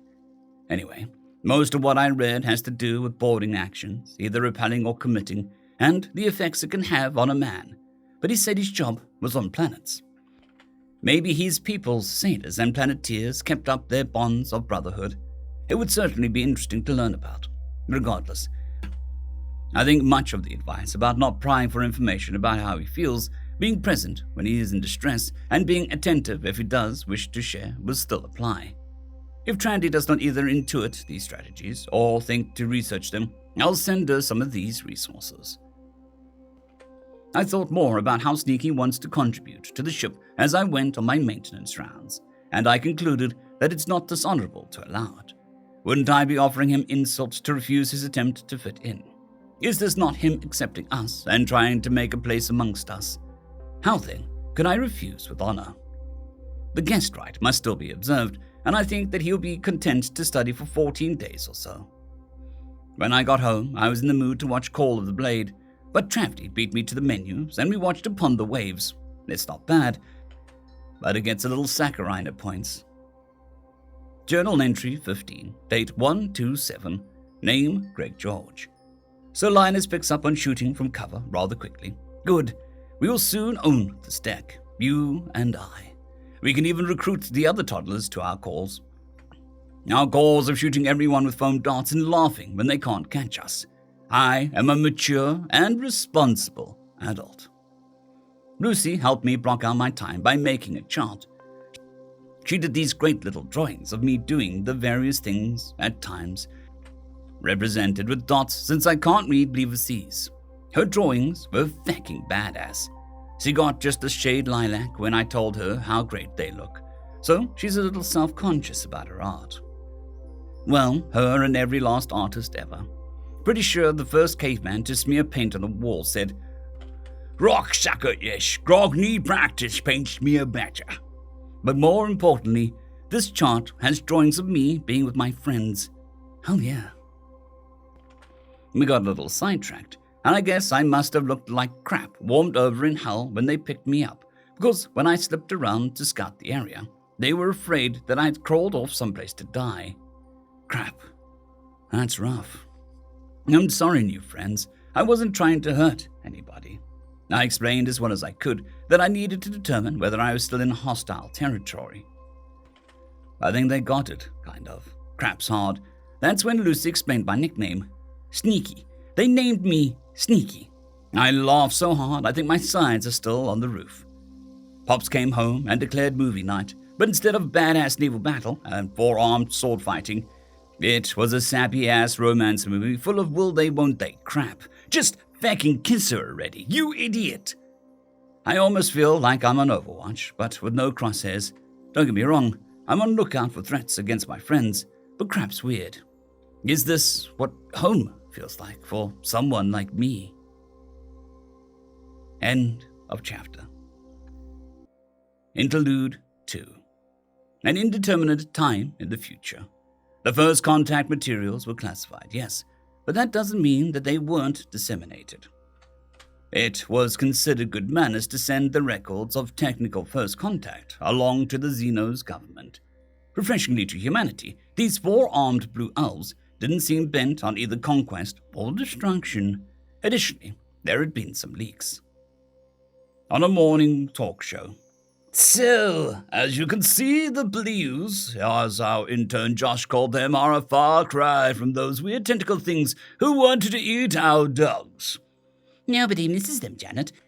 And it looks like we might have actually found friends out there. At least one of us has. I'm impressed with the blueies for that one. I know I wouldn't want to be stuck on a ship with one of those guys. Bill, millions owe their lives to the Lost Boys. Oh, you know what I mean. I would be scared he'd have a flashback and think I was infected. That's not how PTSD works, you. The show cut to commercial to avoid showing the audience that flagship personalities actually hated each other's guts and would have disagreed on whether coffee is coffee. On a stately ship gently cruising through hyperspace, High Admiral Zoikron, Lord of the Great Helm, Keeper of the Stars of Sea Sailors, put down the materials very politely sent along by the new Xenos people. Everyone agreed that they were adorable. But he was concerned about matching honors. It was clear that they were a sailing people, yet they had planets. Is sending a High Admiral equal to honors with a Fleet Admiral? Only the Star Queen stood above him, and she did not wish to offer insult by going herself and overshadowing the diplomat selected by these adorable little people. Then there was the list of honors attached to their warrior, who was hosted by a mere merchant vessel. Chance herself seemed to be laughing at them, since the merchant captain had sought out the safest and calm stars to sail, far from the frontier and amongst governments with little toleration for piracy. He would point out that the two are friends and nobody cares about even honors between friends. On the destroyer burning an unauthorized intercept course, the Lost Boys were all together again, which was unauthorized and downright discouraged by both Command and the MH Regs. But the Regs could go feck themselves. This crap was important. However, the important task of assessing what exactly they'd be doing for the prodigal brother was on hold because of a very important debate that had broken out. Linus is way fecking cuter, you knuckle-dragging power armor, Abe. Thank you, but boy, Lucy is clearly more adorable. Look at her little drawings. The aforementioned power armor trooper retorted while his hand began drifting towards his belt. I'm on Pierre's side. Team Linus, master fecking race. I swear if I have to stitch any of you up over this, I am not using any painkillers, a medic said darkly before continuing blithely. Besides, Captain Dad is clearly the best, 15 brand new combinations of profanity were invented then and there. On the speaking softly, the Admiral needed another break. All joking aside, she was happy for PFC Greg George. Not that she'd ever tell the boy, since he'd probably run away in terror if she did. Infantrymen were estranged around the naval officers. It was a known fact. She found herself harboring a growing affection for the Xenos captain for not only making one of the Lost Boys comfortable, but downright civilizing him. Not a high enough rank, he said. If you didn't get yourself busted every time you were close to making sergeant, you'd have been an officer by now, you jackass. In the same cramped office, the disgraced general downed yet another whiskey and wiped tears away from his face. You beautiful blue bastard, you saved my boy. You'll never have to pay for a drink in a Republican space if I can help it. Oh, my soul. Oh, my soul be damned, but you pulled one of my boys out of the fire. His thoughts had turned somewhat sappy and weepy as he got deep into his cups. In an office on loan from a petty officer, the bookish-looking man set aside the originals again and sat back and thought. Of all the people in the MH treatment program, PFC Greg George was a difficult case. Not just one of the Lost Boys, but a solo operator once they were broken up. It really shouldn't have been allowed, but their scouts and snipers had all wound up in the Advanced Stealth Drop Surveillance Scout Corps. The normal approach to MH was rocky at best with solo operators, and being a Lost Boy had compounded the issue. This shipboard treatment, though not exactly clinical, was something to look into. Guys like Greg were more used to living on ships than planets, after all. In the diplomatic suite, well, shit, she thought. He used math. Took him a minute. The media just knows his name at the moment. But when this gets out, it's going to get funny. It's a widely known myth that drop infantry are morons. Anyone who knows people in the Navy knows better. Insane, yes, but not stupid. I guess he could have done worse. On a Gaudi ship in a Gaudi convoy escorted by a mismatched battlecraft. The ambassador was furious. This wasn't a meeting between nations or planets. This was a meeting of an entire new species. And the Republic hadn't bothered to inform anybody else. Republic bootlickers think they're hot fecking crap, he thought. Just because they're the most powerful star nation doesn't make them the representatives of fecking humanity. The coalition of independent planets has a fecking say in interspecies meetings. Hopefully, their Lost Boy fecking walking war crime hasn't fecked up their opinion of us. End of story. Part 3, Chapter 1, Antics. Journal entry 18, date 133. Name, Greg George. I put my anti-nightmare stick on the deck, and I only had this vague dream about being on Overwatch for Linus and Lucy. I'm still telling Linus that the friends are working. It's not as good as my sidearm, but a weapon is a weapon. Maybe in a couple days I'll lean it against the wall and see if I'm still good. The routine Lucy and I came up with is working out pretty well. Especially since I use the early morning for PT with my little grav belt and a quick rinse before everyone gets up. Hell yeah. The crew and family still aren't used to watching me bench press my own weight. The grav bubble doesn't extend past my skin, so it looks more impressive than it is. I've also started writing in my sanity journal openly today, or while sitting on my berth with the door open. Nobody's commented, but I think Linus is curious. I figure somebody told him not to pry. It's nice not to be under pressure to tell my story, how I feel. Are you having intrusive thoughts? Blah, blah, blah. I know. Can't go on a drop without my head straight, but still. I know they want to understand, and I want to be understood, and that's just nice. I'm still having trouble with my glyphs. There's a simple alphabet for most things, but peppered in are a bunch of complicated symbols that represent concepts that might change the mood of the sentence or something. It's hard to understand. I'm getting there, though. Back in school again. Dr. Jahan would be proud. Today, the older kids tried for their revenge, so I had Lucy set my grav belt to 1.5 G for me. Now, the normal, responsible thing to do would have been to let the kids win, so they could feel their little siblings and toddler friends properly avenged. My kingdom grows. I'm quickly making a galley one of my leisure haunts, partly to get used to the crew and to get the crew used to me, and partly to get a look out the window. They're nice, most of them, no sign, because, vacuum and sound and such. But I did find out that the Bleavuses drink a tea with caffeine in it. It's nowhere near as good as coffee, but it is nice and bitter and hot. Hell yeah. For some reason, it's fucking baffling to the Bleavuses that I stay sober after brewing it as strong as I can, and it still tastes nice. Well, crap, my dudes. Caffeine is a stimulant. Why wouldn't I be sober? Still, crew are good people. Absolutely insane and no aesthetic taste, but good people. One of the unmarried men, a deckhand I think, told me I'd wind up a mascot whether I wanted it or not, on account of my cuteness factor. Madness. I told him that I want a cut of any merch. The Corps didn't train up a dummy. Goddamn, I'm getting fecking scraggly. The regs say that I should be clean-shaven shipboard, but I'm on a civvy vessel. Maybe I could keep up on this Viking braid theme with a beard. Log 6,000,9.11.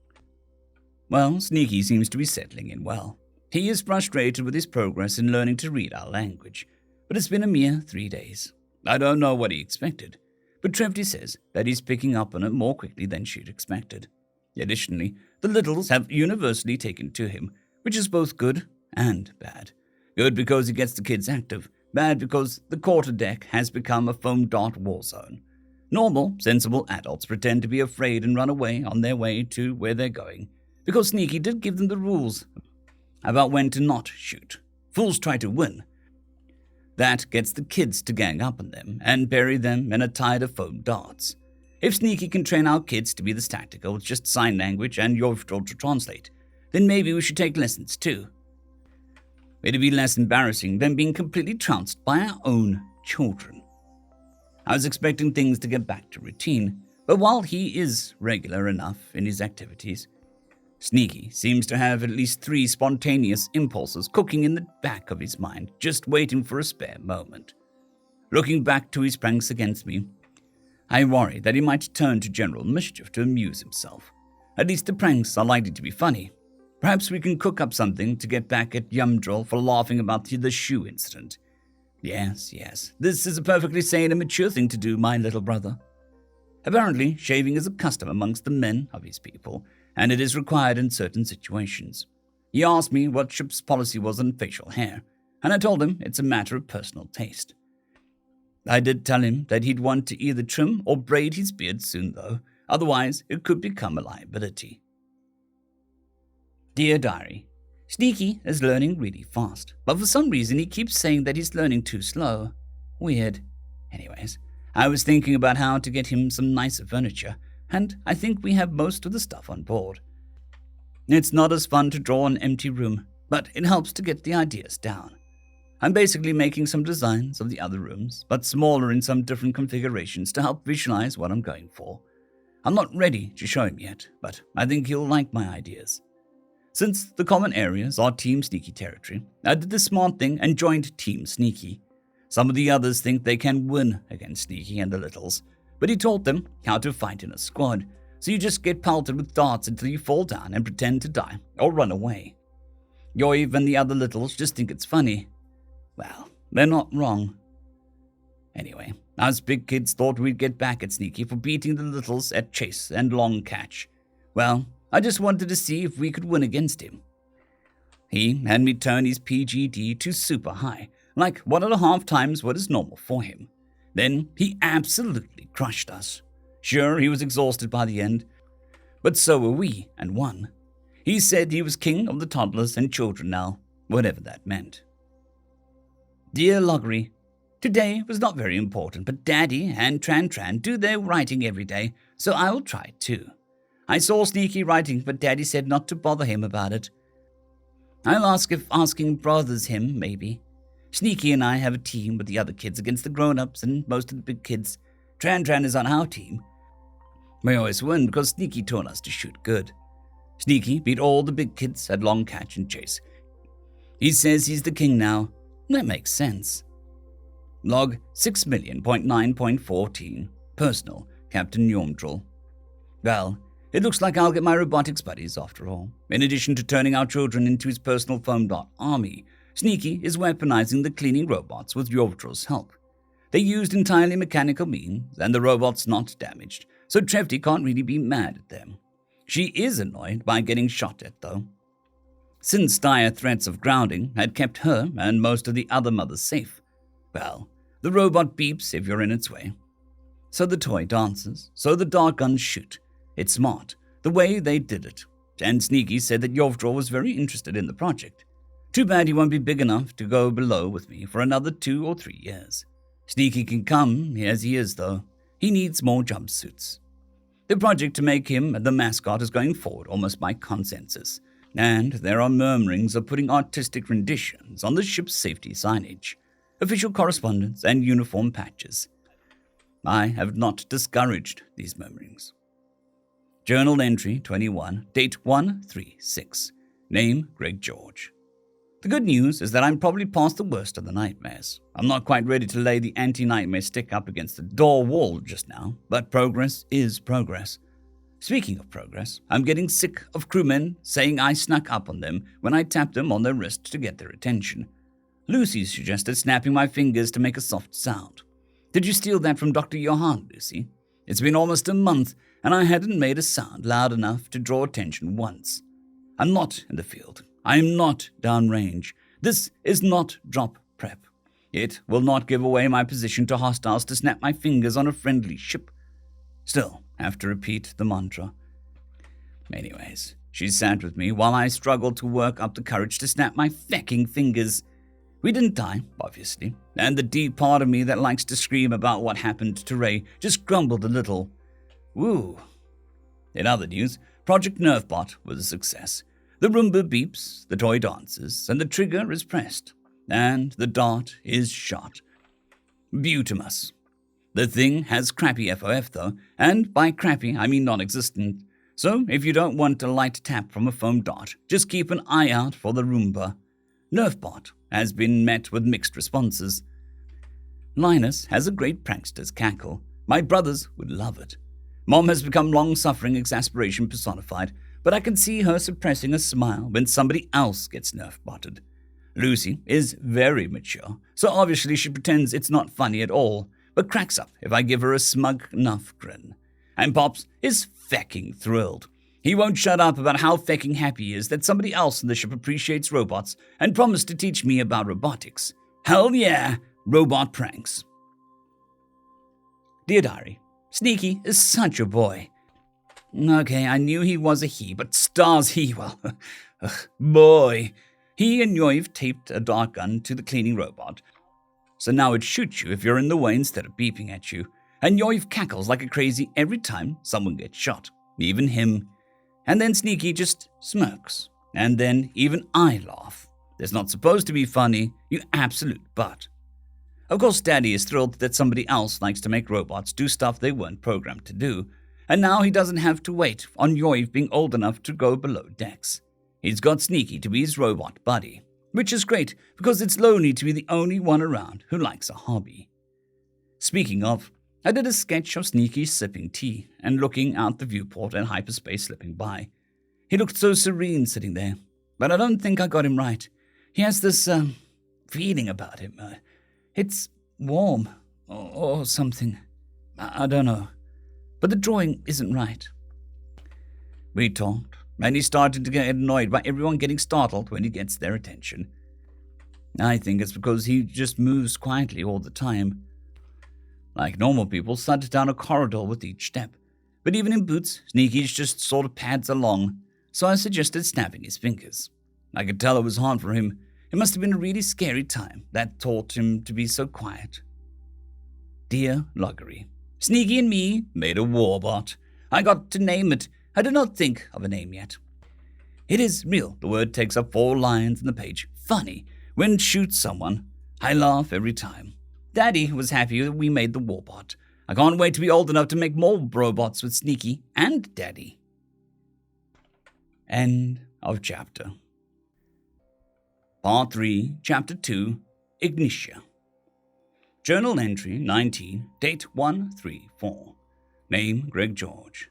Well, I did it. I fucking did it. I spoke and I didn't get zapped. And nobody got by an infected. I feel fucking stupid for being so goddamn relieved. I can hear Dr. Johan telling me that those feelings aren't a part of my logical mind and were ingrained deep into me by my experiences.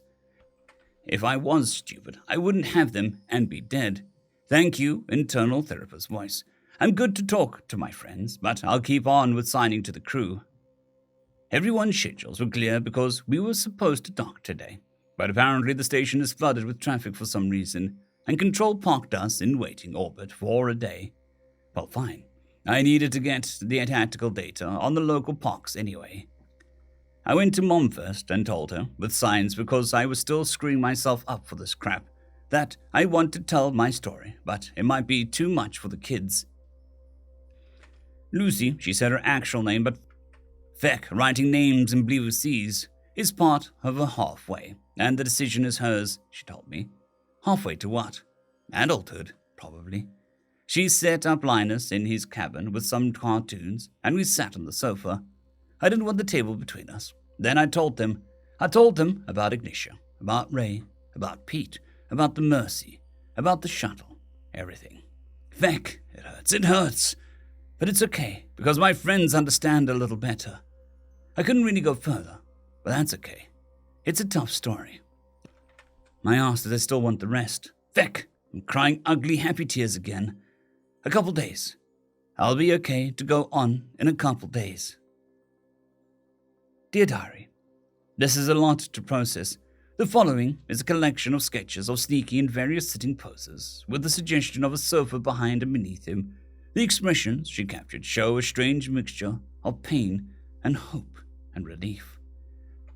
Some sketches include Mom, Daddy, or both offering various kinds of physical comfort to Sneaky, and it finishes with a sketch of Daddy, Mom, and Trandy, all embracing a weeping Sneaky.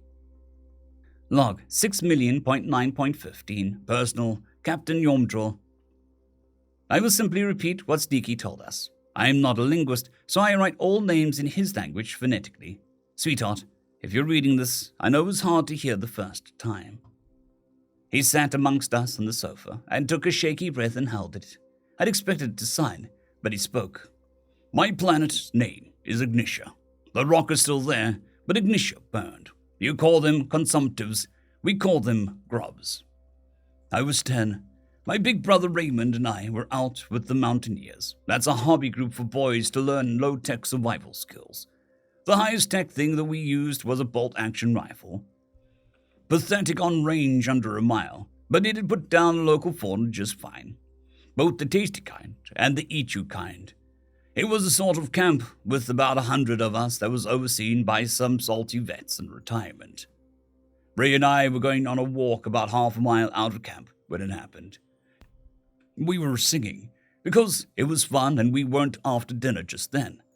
But we were singing. There was this sound out in the trees. It was this even keening, full of pain and horror, and like it wanted to be a scream.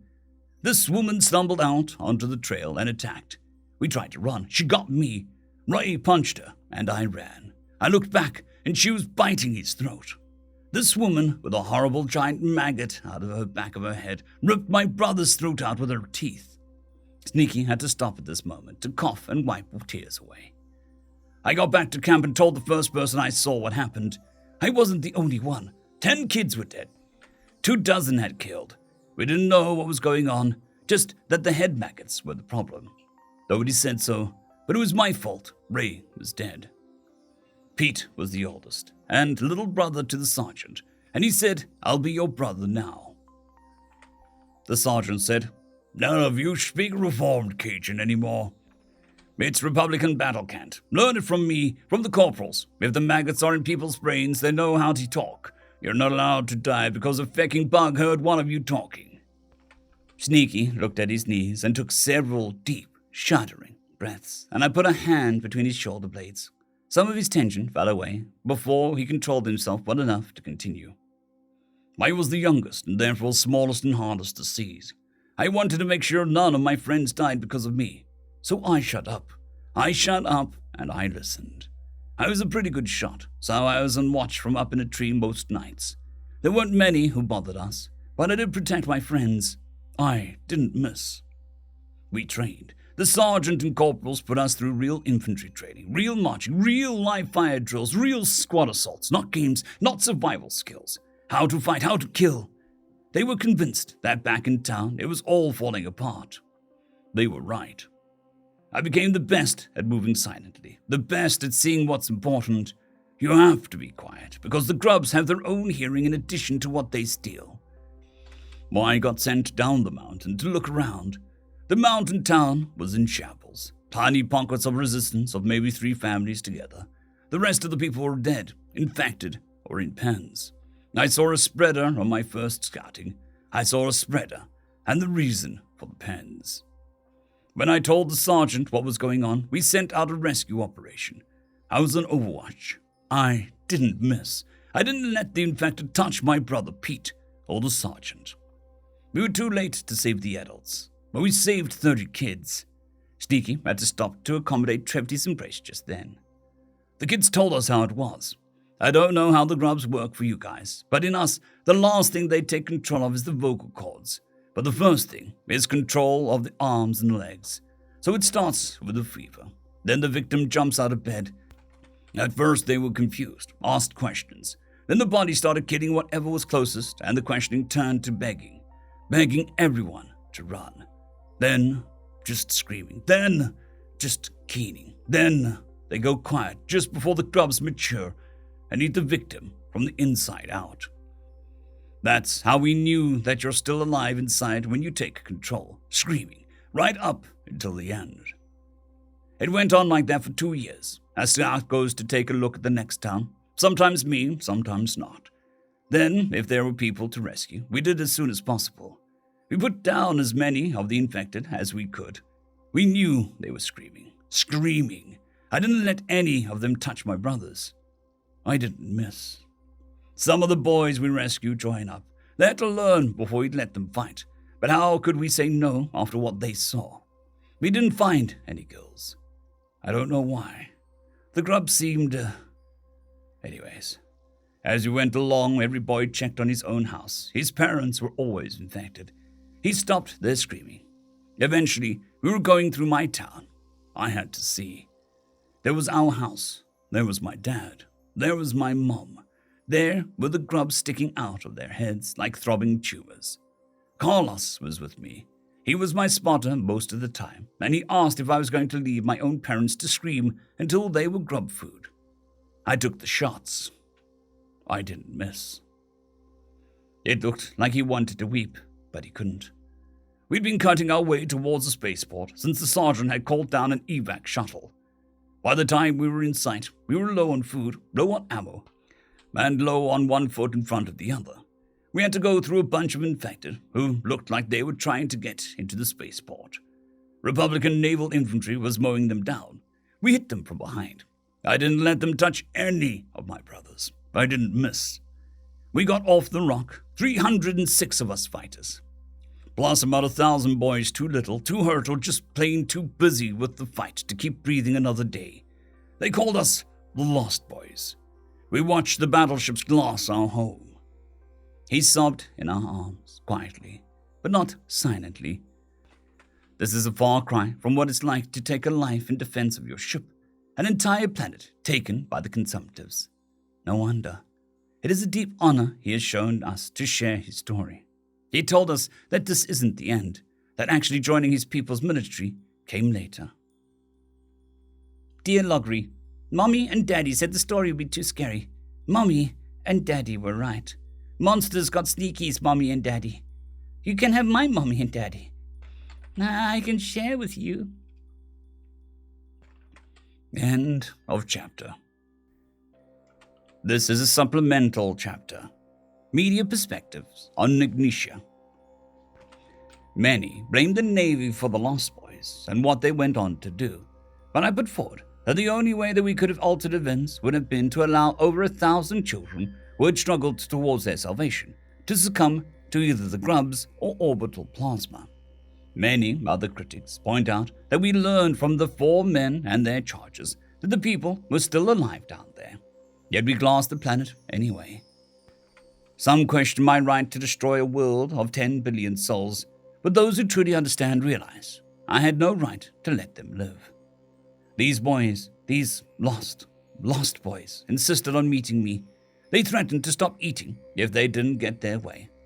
I had no intention of shrinking from my duty. From what I had done, I was prepared to answer to them for my necessary crime. I was not prepared to enter a converted cargo bay to Admiral on deck.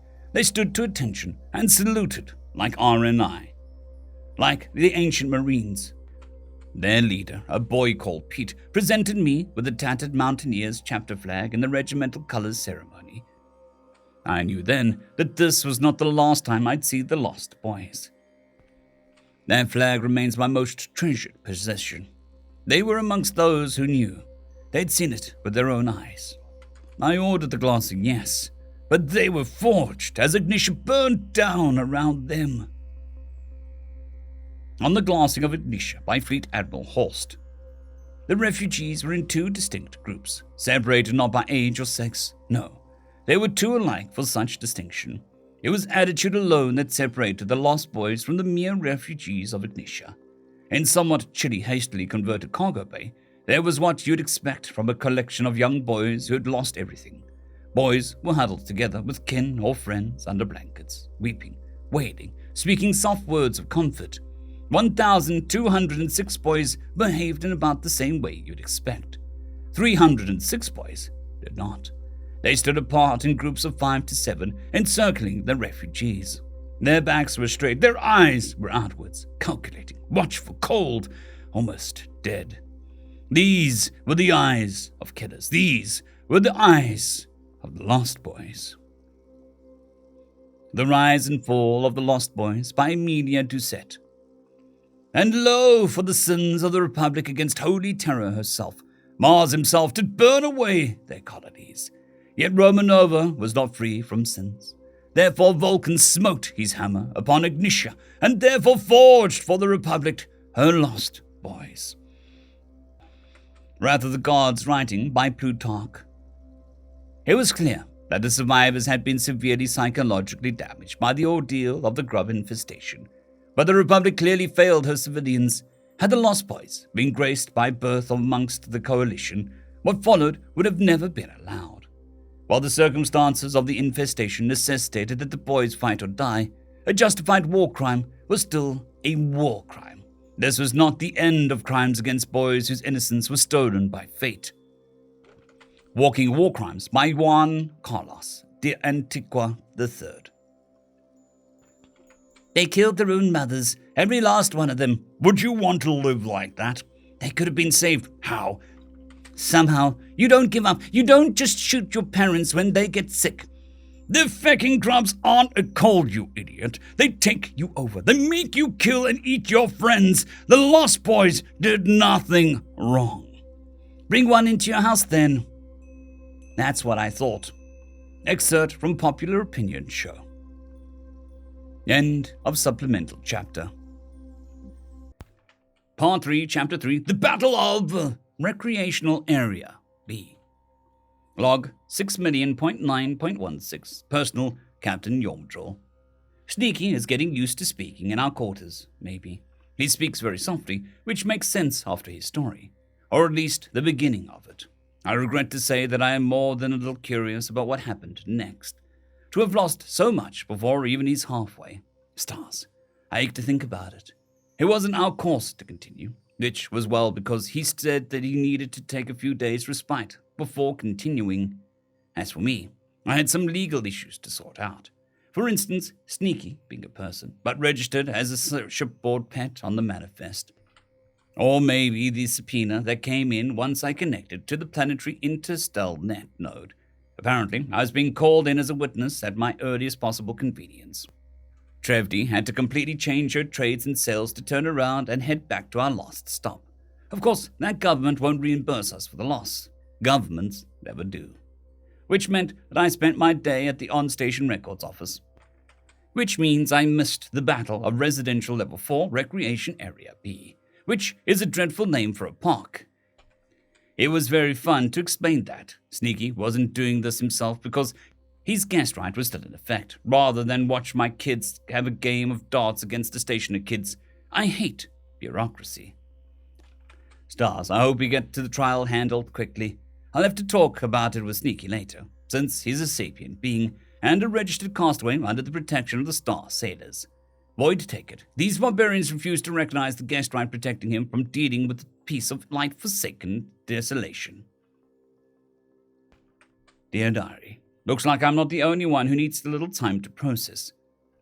When I asked Sneaky is okay this morning, he said, today is a fun day. Let the heavy stuff settle and decide what you think when you're centered. I'm not sure what he meant, but it makes sense, I guess. I feel like I'm on a choppy water and like a little skiff, but like in the background. I think Yoy snuck up and listened to Sneaky's story. He was extra huggy with him this morning, but Sneaky didn't mind, except for when he was trying to eat. I don't need a diet, little brother. I'm not fat. It's amazing that he can tell jokes. Anyways, Sneaky had a plan for having fun that involved me helping him post something on the station's message board. It seemed overly aggressive to me, but he said that it was the best way to get more players in the game. Well, it was fun. I got killed before the game was over, but that was okay, because I helped Sneaky get the picnic ready for the other kids. He put a lot of thought into the battle, and the feast at the end. He told a story from his crater world about a place worthy warriors go when they die called Valhalla, where the warriors practice fighting every day and feast every night in preparation to fight against the end of the world. He probably toned it down for the kids. I know the stories from our ancient past have a lot more killing and monsters in them than he said.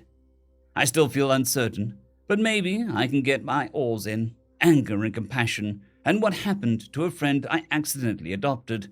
A 3rd star. Journal entry 20, date 135, name Greg George. I didn't have any nightmares, not even the vague kind that just leaves behind the feeling of having a bad dream. Maybe my good place wasn't actually good, but just not crap.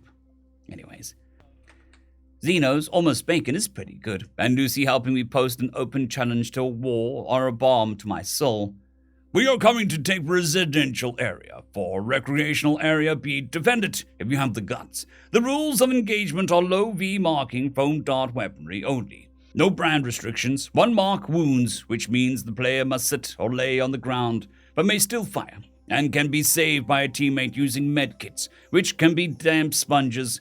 2 marks is dead, which means the player must either lay down and play dead, or leave the field of play to watch with the parents and other spectators. The battle begins at 1300 station time. Fight us if you dare. Any attempts at cheating will result in the cheater being dragged off the field by our proctor by their ear or equivalent. I was the proctor. So we gathered up the picnic that would have a high probability of being safe for any potential players, and gathered up our team. Everybody was eager to play, kids or watch, parents. I gave the kids a map of the park and told them that I would just be making sure that there was no cheating. They had to come up with their own plan. I want you to win, of course, so do your best. The weird thing is how popular these dark guns are, but there were no organized games. Well, it's not like the concept is new, but they'd fallen out of favor. I know how to fix that. Intentionally wound the entire station's pride. That would get us some players. I need to start training some NCOs. I have about a platoon, and the squads work well, and the older kids end up taking command roles, but they don't know what commands to give to win. Trouble is, they were up against like 3 companies, so they had a hard time of it. Just volume of fire alone inflicted casualties and depleted their damp sponges. But my kids fired from cover, moved for supporting fire, and executed flanking maneuvers, while the enemy children just stood out in the open and shot at anything that wasn't one of them. The one cheater was one of the floofy teddy bear people, and though she stood head and shoulders above me, it was easy to ear drag her to her obviously disappointed father, who didn't speak Believese. Pops' brother was there to translate, though. We had an awkward conversation about how I'm an adult, and that's why I'm proctoring and not stomping the stationary kids with my superior training and experience with Pops' brother's help. Being adorable is the bane of my existence. I'm wearing kids' clothes because I'm short, crap for brains. Look at how short I am compared to your low G Xenos fecking giants. Anyway, my kids won even though they took about 40% casualties, which I guess isn't bad considering their odds. But it occurs to me that I neglected to teach them about chain of command and how to command. They still won. Here's hoping that we can get a league going so that Linus and Lucy can have a shelf full of trophies. We had a feast where I awarded the best soldier from both sides with a little bit of ribbon, and I told the kids about Valhalla. Well, the bits I remember that weren't too fecked up, and I made up some shit to fill the gaps. Today was good. Hell yeah. Dear Loggery, sneaky is okay. Today we did a war against the big team from station. There was a zillion of them, and only our team for us. We won anyway because they stood in the middle of the park and did not take cover. I did not get the ribbon for our side. I'm happy that we won, but I want a ribbon too. End of chapter. Part 3, Chapter 4, Legally. Dear Diary, I finally got around to showing Sneaky some ideas for making his room nicer, and I think we'll go with the one with the berth up high because it gives him a desk. It helps that he's so little. I wanted to show him how to use the holocom to model the space, but Daddy needed him to go to the Office of Records with him. Lame. I was having fun. He saw some of my drawings of him, and I was afraid that he'd hate them because they were stylized. He just asked me why I made his eyes so big. It's like basic character design. Big eyes are cute. I mean, compared to his head size, Sneaky's already has big eyes, so it's not really that much of an exaggeration. He wasn't mad about it at all, but he did ask if I was plotting with the deckhands. How did he know about that? Anyways, he asked if he could have a realistic sketch I did of the whole family. I asked why, and he answered, "I like seeing happy people around me." Of course we're happy. Of course I gave it to him. Stupid. We love you. The page has splotches of discoloration, as if from drops of liquid falling on it. Log 6,000,9.17. Personal, Captain Yormdraw. To the scouting void with all the clerks, lawyers, and bureaucrats. We spent all day in the voided queues. We queued to get into the voiding queues. Scorched this entire station from the stars. When we finally got to the correct window, there it was forms. Oh, joy. Forms from somebody just learning to read and write a completely foreign language to fill out, which I was threatened with arrest for helping him. So we got in another queue to go to another window to get myself the forms to authorize myself as a language assistant to a sapient without a translatable language. Then I had to prove by getting in yet another queue to get into another window that I could in fact read and write, and that Sneaky and I could in fact communicate verbally. Except that Sneaky signs, at least out here among so many strangers who he doubtless sees as potential threats. He signs. So we had to get into another queue to go into another window to fill out further forms. Sneaky offered to break into their quarters and sabotage their bodily waste sanitation systems. I don't know if I want that offer to be serious. I have a high degree of confidence that he could do it. I made a counter-offer of watching Call of the Blade. This was acceptable. Well, we got Sneaky's legal status changed from animal to person, which of course couldn't have been the end of things. No. Now Sneaky is being subpoenaed by the defense. Stars save me. What in the name of every cause ever charted could they hope to gain? The cruelty to animals charge is bound to be upgraded to psychological assault under color of care. Call of the Blade, a good movie will help. After that, Squall Sailor. Journal entry 21, date 136. Name, Greg George. Feck, the Xenos DOR. Fecking standing in fecking line all fecking day. I swear if Pops gives the word, not a single one of those fecking squids will have an operating toilets or whatever the feck they use. We'll sail for the trial in the morning, so it's unlikely. Oh, and the defense wants to talk to me. Sure, I'll lay out just how completely fecked your client is, fecko. Anyways, we watched the badass movie again. It was about a hero dude and a lady trying to get married, but fuckface wanted her for himself. Apparently, he thought that since he'd only maimed her brother at a tournament, that meant that she should be ingratiated to him, since her family's enemies had paid the other contestants to murder him. Veck you, crapface. If you wanted her to like you, you should have crushed her enemies. Hero Dude was constantly trying to negotiate Crapface into accepting a victory other than the hand of his lady love, but Crapface was too thick-headed to fecking see that he would be better off taking the offered ships and wooing some other lady who didn't hate his guts for maiming her brother. So yeah, the movie was fecking badass. Pops wanted to watch another movie, but Mom declared bedtime. Being stuck on station makes her restive. She wanted Pops to herself for a little stress relief, I think. End of chapter. Part 3, Chapter 5. A Talk. Journal entry 24, date 142, named Greg George. Well, feck. Just a vague feeling about some bullcrap happening in the court case when I woke up. I don't know if it even counts as a nightmare, but I'll write it down anyway. Time for honest feelings. Process this crap by writing it. So I hate crying. I fecking hate how out of control I feel. I hate how I can't fecking see. I hate how I can't hardly fecking breathe. Hate every fecking second of it. Feck crying sideways and twice on Sunday. I don't think I cried like that since Ignitia burned. Bugging me days later. Oh, it's not remembering how fecking unpleasant the sensations of crying were that bothers me. No, honest feelings. It's the fact that I felt better afterwards. I put myself in a stupidly vulnerable position, and it felt good. Now, that deep part is muttering about how I thought it was safe to sing with Ray, and look what happened. So, I can just not cry, right? Deep part of me will shut the feck up and let me protect my bleevises if I just don't fecking cry, right? Well, Linus came to talk with me this morning. Little adorable jerk. He told me that he snuck out to listen to me tell everyone else my story. I was a little miffed. I told him that what happened to me was too scary for him, and he just said that he knew and that it was too scary for me too. Well, that sounded weird, so I calmed down and got him to explain. He thinks I was too scary for me to live through, and that it wasn't right that I did.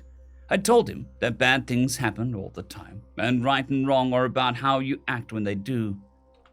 Then the little jerk said with sobs waiting to break in the back of his throat, The monsters, you got your mummy and daddy, but I can share my mummy and daddy with you. That way you can have a family again. Jerk. Made me cry again. Feck. Crying. Shut up, Deep Pot. Crap was wholesome as feck. Oh, but that couldn't be the end of it. Feck, no. Sneaky needed talking to. God damn it. Mom cornered me up in the galley, and we had ourselves a chat. It almost fecking wrecked me. Feck, it did. It went something like, Would you like some tea, Sneaky? Thank you, ma'am. Why did you learn honorifics? Manners cost nothing, ma'am. True enough, but learning them costs effort. I appreciate it. Are you going to pat me on the head and call me a good boy? I might. You're adorable enough, it's hard to remember that you're a man grown. I shrugged. No denial, I can't help how I look, or how a bunch of giant blue people perceive my features. Not so. If you were violent, those features would be creepy. I suppose. But I like you, your family, and the crew is good to me, even if they have no aesthetic sense. I see. The silence stretched on, but for a guy like me, there's little need to fill an awkward silence. She did. I called you a man grown, but you were grown too soon. Listen, Mom, I told my story, and I'll tell the rest of it, just not now. I think maybe tomorrow. Please, there are things I wish to say to you. You don't need my permission, Mom. We're friends. First, I wish to know your true name. Private, First Class Gregory George, Republican Drop Infantry. I generally go by Greg, but I like the nickname you gave me. Gregory. Did I say it well? Feck, that hurt. Greg is a common enough name outside Ignitia, but the way other people said it wasn't how we do. It's the last vestige of our culture. The way we say each other's names, and Mom just made a very good try at pronouncing Greg like an ignition. Not the exaggerated accent people put on commercial English when they do an impression of the stupid person. Just a try at how I said my name from hearing it once. I nodded. Gregory, you embarked untimely. I do not know how it is amongst your people who sail yet keep ties with planets, but amongst us one doesn't leave his parent ship until the 26th year at the earliest. The 30th is the most common, and many are content to remain and settle in the same ship. Yet from your story, you were yet a year from your halfway when not only did you leave your home behind, but were forced to sunder all ties out of mercy. This is not well for you. I shook my head and signed, No, I'm broken inside, I tried. She cut me off. You found brothers in those who you fought alongside for your lives. This is well, for a ship must be crewed, and no man sails the stars without a ship. However, you are sundered from your brothers now. This is not well for you. I'm sorry, I will do. You have shown us honor by sharing your story. This honor is, to us, deeper than friendship permits. You live in our household. You eat at our table. I trust you with my children. These are, upon reflection, not the treatment due to a friend, but a son. Welcome home. Feck.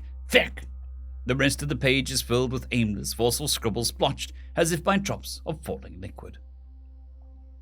Dear Diary, I had a talk with Mommy this morning. I told her that it feels like I have two brothers, and that we don't really treat Sneaky like he's just our friend. He even contributes to the ship like an older son. As a castaway, he should be given guest right until we can get him home or he wants to go. But he can't stand not helping. A matter of his honor. Gratitude is big to his people. I was a little surprised when Mom said that she was feeling the same way, and she'd talk it over with Daddy at the end of his bridge shift. After that, I overheard Sneaky and Yoiv. Sneaky was scolding him for sneaking out to eavesdrop on him, telling us what happened to his home planet. That explains why Yoiv was having bad dreams. But then Yoiv said something about being scary for Sneaky. I eavesdropped just a little. Okay, little brother, I'm not angry. What do you mean? I mean, you were a kid. A kid like me or Tran, and monsters got your family. Yes, I was a kid like you, but I'm not a kid anymore. I grew up. But back then, it was scary. Yes. Too scary. And I lived through it. That was wrong. Little brother, bad things happen all the time. Right and wrong is about how people act when bad things happen, not them happening, okay? You don't need to be angry over the monsters for me. Don't worry, okay? The monsters got your mommy and daddy. But I can share my mommy and daddy with you. That way you can have a family again. I decided that was a good time to give them their privacy. I mean, it was a little rude, but I was curious. I'm sure they'd forgive me. Anyway, I went to class and Yagdril called me after class and apologized for how he'd behaved towards Sneaky, and asked if it would be okay for him to come over and apologize to him personally. Well, duh, of course it's okay. But I told him that he might want to wait until tomorrow or the next day. He asked why, and I told him that Sneaky was processing some bad memories. He didn't press the issue and asked me to let him know when it would be a good time. After class, I went and found Daddy. We didn't talk much. We just worked. Then I asked if he'd talked to Mom. He did, of course, and we went to the galley to help pick up the pieces. Log 6,000,9.20. Personal, Captain Yomdraw. It is strange to put into words the feeling that's been growing. It seems so natural. I didn't even notice it was happening, not until Trevly came to talk things over with me. Do you notice anything strange about Sneaky Heart? You shall have to be more specific. He is a very strange man. No. I mean how he fits into the ship. I think he fits quite well, actually. That's what I meant. He's rejected the guest right as a matter of his honor, and we accept his help. This is well, isn't it? Well, for what? Our honor? Sure. His? Yes. But he is more than simple guest in our quarters. A friend, then. A friend who wept in your arms. A very good friend? Who attends to your teaching. A very good friend. Who delights our children without either of us fearing injury or insult. Hart, I do not understand what you are getting at. I've been staring at the viewports and readouts for hours with nothing to sharpen my thoughts. Do we not treat Sneaky like a son? I had to think for a long moment. I think perhaps, I think that it would be well for him to be family, and know he is. Shall I tell him? No, my heart. I have things I wish to tell him. Trandy came soon after to just be in my company. It was fine. Everything was decided. We went to watch our matriarch welcome our long-lost son home. We didn't know we missed him until we met. Dear Loggery, I told Sneaky that I share my mommy and daddy with him. He was so happy he cried. I have a big brother now. I can't wait to tell mommy and daddy. End of chapter. Part 3, Chapter 6, A Found Boy. Dear Diary, phonetically, Private First Class Gregory George, or Greg. He says he likes Sneaky just fine, and I don't complain about Yoiv calling me Tran. I knew it would be a big deal to him, that there's no preparing for that kind of thing, you know. Anyway, I still feel protective. Protective? I still feel protective of Sneaky. From Pet, I mean. He can handle himself in a lot of ways, but how he reacted to our welcome was, well, it made me worried for him. Like, I was super happy that he accepted and stuff, but the way he broke down after, I think he's broken inside. Really hurt him just then. It makes sense, after what he told us about his homeworld, his family, but still, it would be scarily easy for somebody to hurt him. I swear by the stars, I won't let anybody use that to hurt my brother. Never, ever. Today, we had some of the hands helping Uncle Yemdril start installing the new furniture in Sneaky's room. We went about things in a sneaky way, and had them doing it while we took Sneaky to the bridge for a chat. Daddy tricked him in there by saying that it had the widest field of view through its viewports. Well, we didn't want to just hang out in the bridge because it had good windows. It was relatively private, which gave him the opportunity to continue his story. Unfortunately, tea does not relax him. It's apparently a stim for him, like a totally mild one, but still the opposite. But Daddy's smart. He told Sneaky about his old job and Grandpa. I don't like the story. The way Daddy tells it makes it sound like he's weak, but I don't think that's right. Journal entry 24, date 1/4/2, name Greg George. Well, my family thinks they can trick me. Here's their deep depression in the paper. My family. Looking back, I think I was treating the kids like siblings anyway. Looking ahead, I know I won't let anyone fecking touch them. I won't miss. Shut up, deep part of me. I'll just go and Overwatch forever. It's fine. I'll make it fine. Weirdly, I didn't have any nightmares after such an emotional day. Dr. Johan might say something about processing and progress. Get your crap together, internal therapist voice. That's just fecking confusing. So the tricking. I suspect that they were going to surprise me with something. Maybe some temporary furniture out of storage, I thought, which would have been sweet.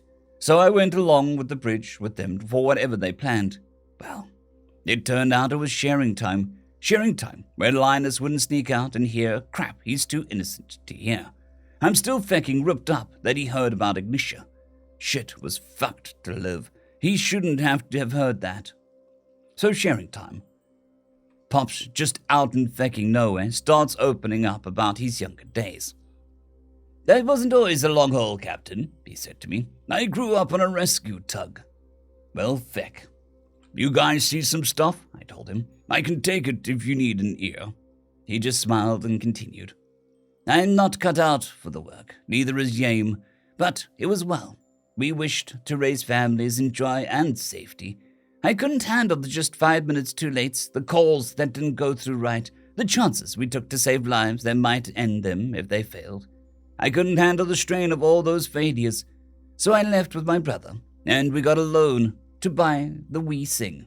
"Pops, I know, in my mind, that there is no dishonor in my choice, but sometimes I wonder if I could have been more like my father.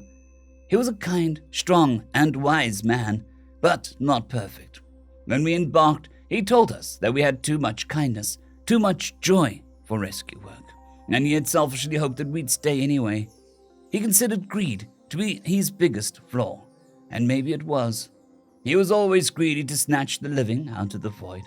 His ship was lost with all hands because of it.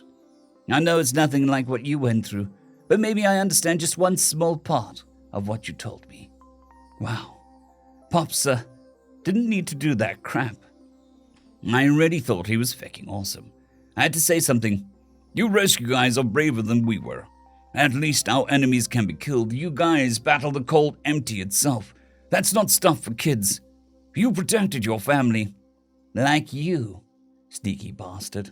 Well, the next part wasn't any near as hard, so I told him about the hijack rescue operation. I don't know if any of us have ever told our side of that story before. Therapy doesn't count. That crap's legally protected. This was putting my choices in front of my mom and dad and hoping they weren't too disappointed. And there was Mom patting my shoulder the whole way. Unfecking fair. And that's how I enlisted. Please, don't be angry. The surprise was a full refurbishment of my cabin. Like the berth is built into the cabinetry, and there's a desk in it, and it's so fecking nice. It's as nice as the captain's quarters. Infantry, not Navy. Navy ranks are fecking batshit, though. Hell yeah. Log 6,000,9.20. Personal. Captain Yormdrill. Gregory, very politely, played along and came to the bridge with Trevdy, Trandy, and me to give him a chance to get more of his story out. The girls were convinced that we successfully tricked him, but I doubt it. The man is very vigilant for that sort of thing, and I think he just played along to save our pride. I told him about how I grew up, a little of it. Trandy gets uncomfortable when I talk about my time as a rescue engineer. One day, she will realize that her father has flaws and accept it, but not today. My gambit succeeded. "I know what you did. It was low down of you, but smart. Extra low down because I can't even be mad at you for it. Well played, Pops. Well played." "Okay, so after Ignitia burned, she was the revival for our ethnic group, you know. We were a generation away from disappearing and came back strong enough to have an entire planet. Now, though, we don't have any woman." "Sorry, that's a sidetrack. Anyway, after the glassing, we demanded to see the fleet admiral who gave the order. Pete even said we'd go on a hunger strike until we got himself down to the cargo bay where we had quartered in. We presented him our colors, the flag from our mountaineers camp, anyway.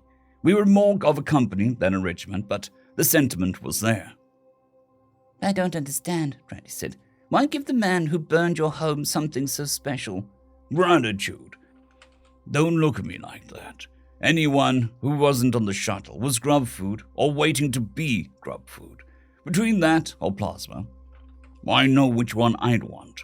We were grateful that he put Ignitia out of her misery before the parasites could use her to spread. There was this lady there, I think she was a reporter, kept asking questions, wanted to know how it felt, what we wanted. Stupid questions like that. It was none of her business, let alone the rest of the Republic. She pestered me a lot, probably because I was the youngest. But we just stood guard over the regular boys. We had to keep them safe. Some of them were still fighting to keep breathing. It wasn't a very long trip. I think it was 9 days, and we were dumped in a refugee camp. It was as nice as a hastily constructed temporary shelter could be. But we weren't interested in comfort. Republican relief took over from the Navy on medical treatment, and they knew what to do about the regular boys better than us or the Navy. So it was finally okay to leave them unwatched. Pete had someone go check on them from time to time. My job was to listen. I was the smallest, youngest, and quietest. These were advantages when it came to getting around restrictions. The MPs just assumed I was another traumatized kid looking for comfort, so they didn't stop me moving around the sections, which is how we found out that other planets had been infested. The biggest news to the other boys was that there were girls in the other sections of the camp. There was a lot of arguing over whether this was a good thing or a bad thing or a tactical liability. I don't think it ever got settled. Pete cut through all of that and sent me to snoop on the highest collection of naval officers. They spoke Republican battle cant and very politely said some gibberish to me, some from time to time. It was less interesting than the conversations about the various planets undergoing rescue operations and ones where rescues were planned. When I told everyone, the debate over the girls stopped. Pete had an idea. He pointed to me and said, "They murdered our brother." Then he pointed to another one of us, "Our sisters." Then he gestured towards the group, "Our moms and dads. We brothers are the only family we have left. Carlos has heard the plan of splitting us up. Eric heard they think that we need to be put in a hospital. And Greggy says the grubs are out there doing all of it to other kids. As for me, I'm going to kill as many of them as I can and save as many as I can. I won't let anyone stop me, but I can't do it alone." I stepped up. I wouldn't let any grubs touch my brother. I wasn't alone. That night, we all broke out, retrieved our weapons, and hijacked a civilian passenger yacht. Yeah, it was wrong of us, but we didn't care. Our home, our families were gone. We wanted to take something back from the galaxy. Well, the civilian crew were eager to get rid of us on the infested planet. We had them send us down in a rural area. As soon as I was watching over my brothers through the scope of my rifle, my nightmares went away. We went into the towns, found the pens, and broke out the people, adults this time too. One of the men tried to take Carlos's rifle away. Carlos told him that if he thought that he couldn't have a gun, then he should get back in the grub pen and wait for a spreader. I heard about it from him later. I was up on the water tower. I didn't let the grubs touch my brothers. I didn't miss. We marched the people towards the nearest city, where there was a spaceport and a Navy beachhead. We hit infected from behind, and this time they were using our weapons poorly, but they were using them. I didn't let any of them touch my brothers. I didn't miss. The infantry tried to evac us, but we just went back out and made for the next town. We spent the next 6 or so weeks like that, going out, finding survivors, and making the rescue. The Republic was on the back foot, spread too thin, and wasn't ready for something like the grubs. We'd been in a period of almost complete peace, so long as you don't count the pirates. Just Roman Nova sending out skirmishing battle groups and making a lot of noise about how Holy Terror is rightfully the seat of the Emperor. Everyone thought Roman Nova was a joke at the time, basically a cult that worshipped the long-forgotten gods and an even longer-dead empire from our cradle.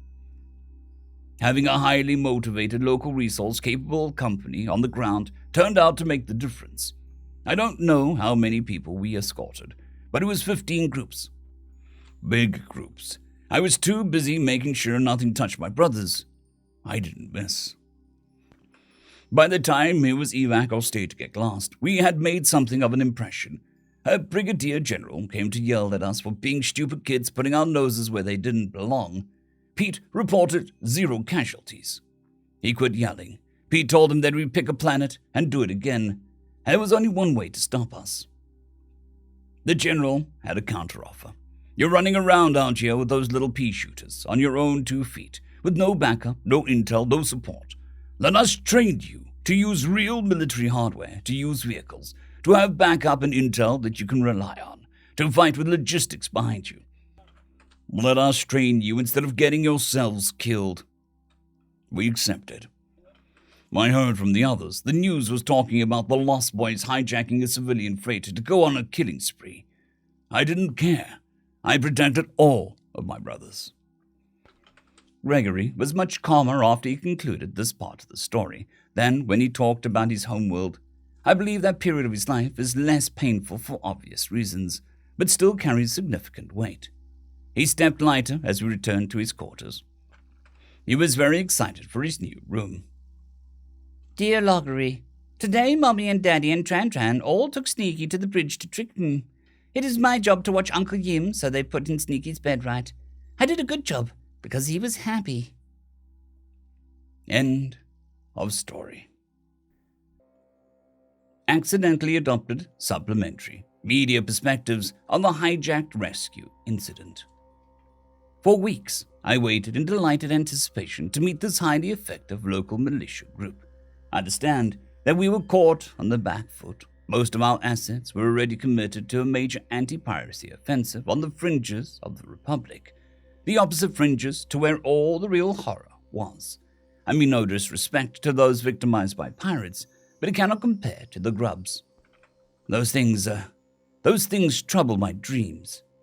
It was therefore an absolute godsend that a highly motivated, organized, and effective militia group was seeking out surviving civilians, freeing them, and escorting them to an evacuation point.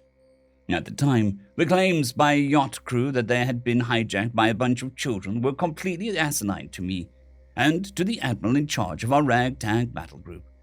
The ship was folded into the evacuation effort, and the crew ordered to shut up and work or be shot. Perhaps we should have listened. The other clues were all there. The militia group was obviously ethnically different from the locals. They were majority paler rather than dark skin. Their hair colors were red and blonde were present, and they didn't speak a word of the local language. There was also the persistent rumor that they were unusually young. We were blinded by how outrageous the truth actually was. The Lost Boys had come from Nairobi. I took a bitter pill when it was finally time to pull out. It was either bring the Lost Boys into the fold or order their arrest then and there, which they would have resisted with their weapons. I did not want the blood of more children on my hands. I had failed to save so many already, and I thought I saw my way clear to save these brave and selfless boys from further horrors. May God forgive me. They won't. Good intentions, my General Hugo Chest. It had been over a month since the dramatic and frightening disappearance of the Lost Boys.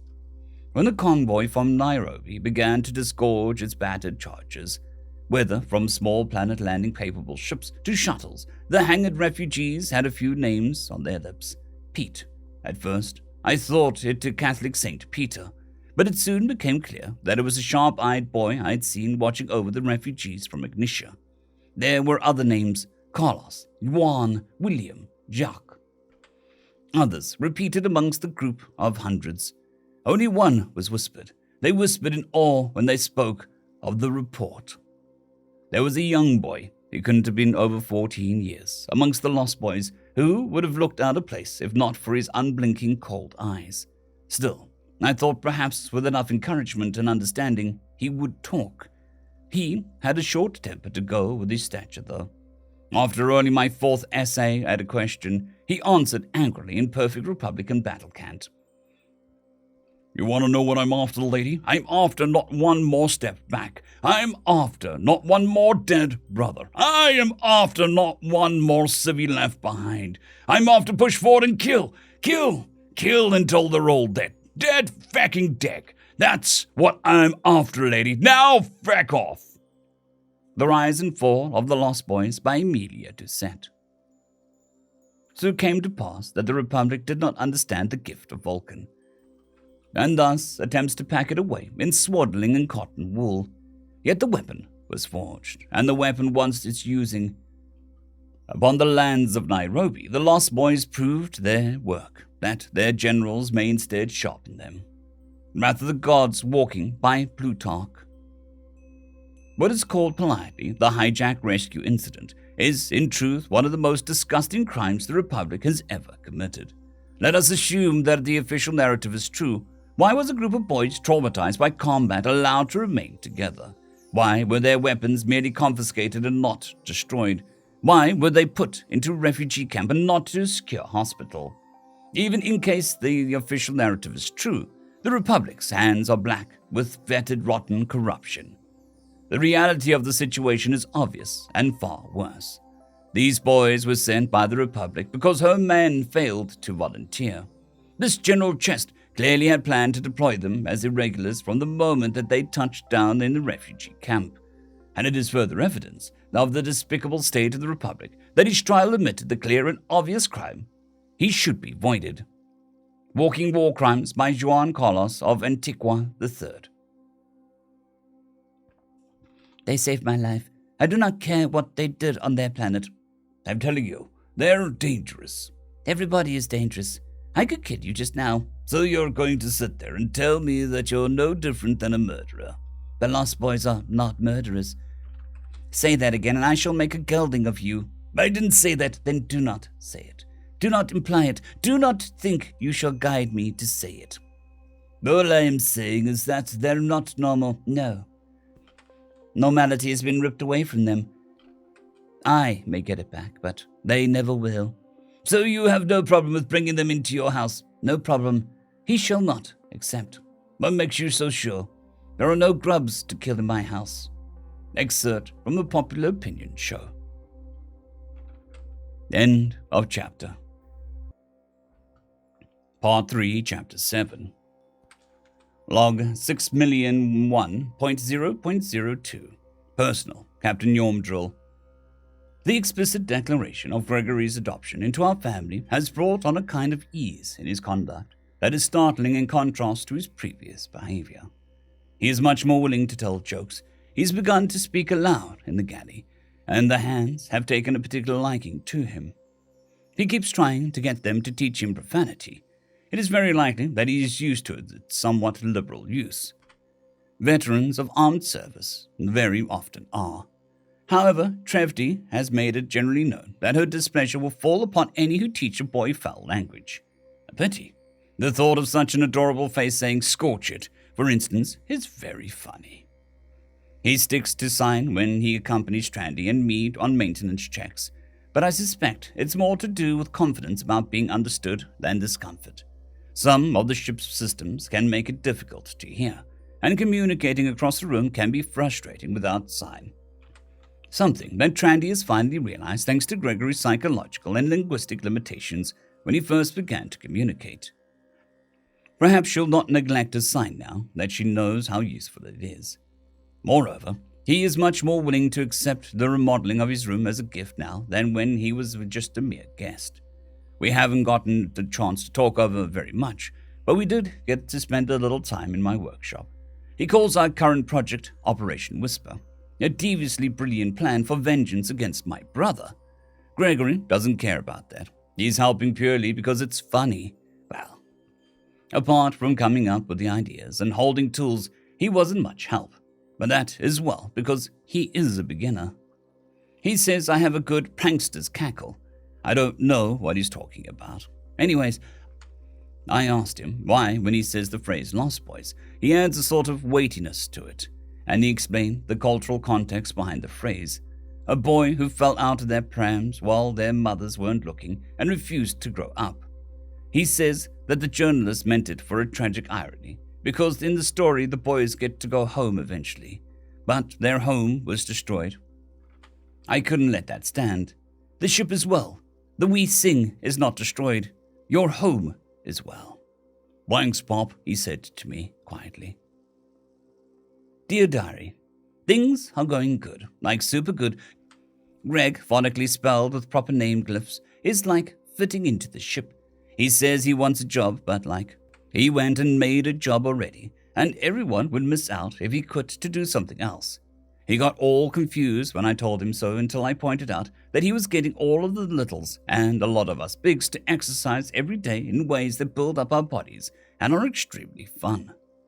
He had a word for it in his language. It was short and harsh, almost a bark. His people must have needed to be heard over long distances more than they needed to have calm negotiations in their history.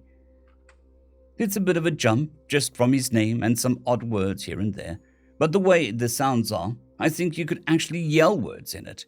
I think that we can call the job exercise teacher. But a bit of a mouthful, but it works. It's kind of funny that he didn't even realize how much he contributed to the ship. I had to sit down and go through the day with him.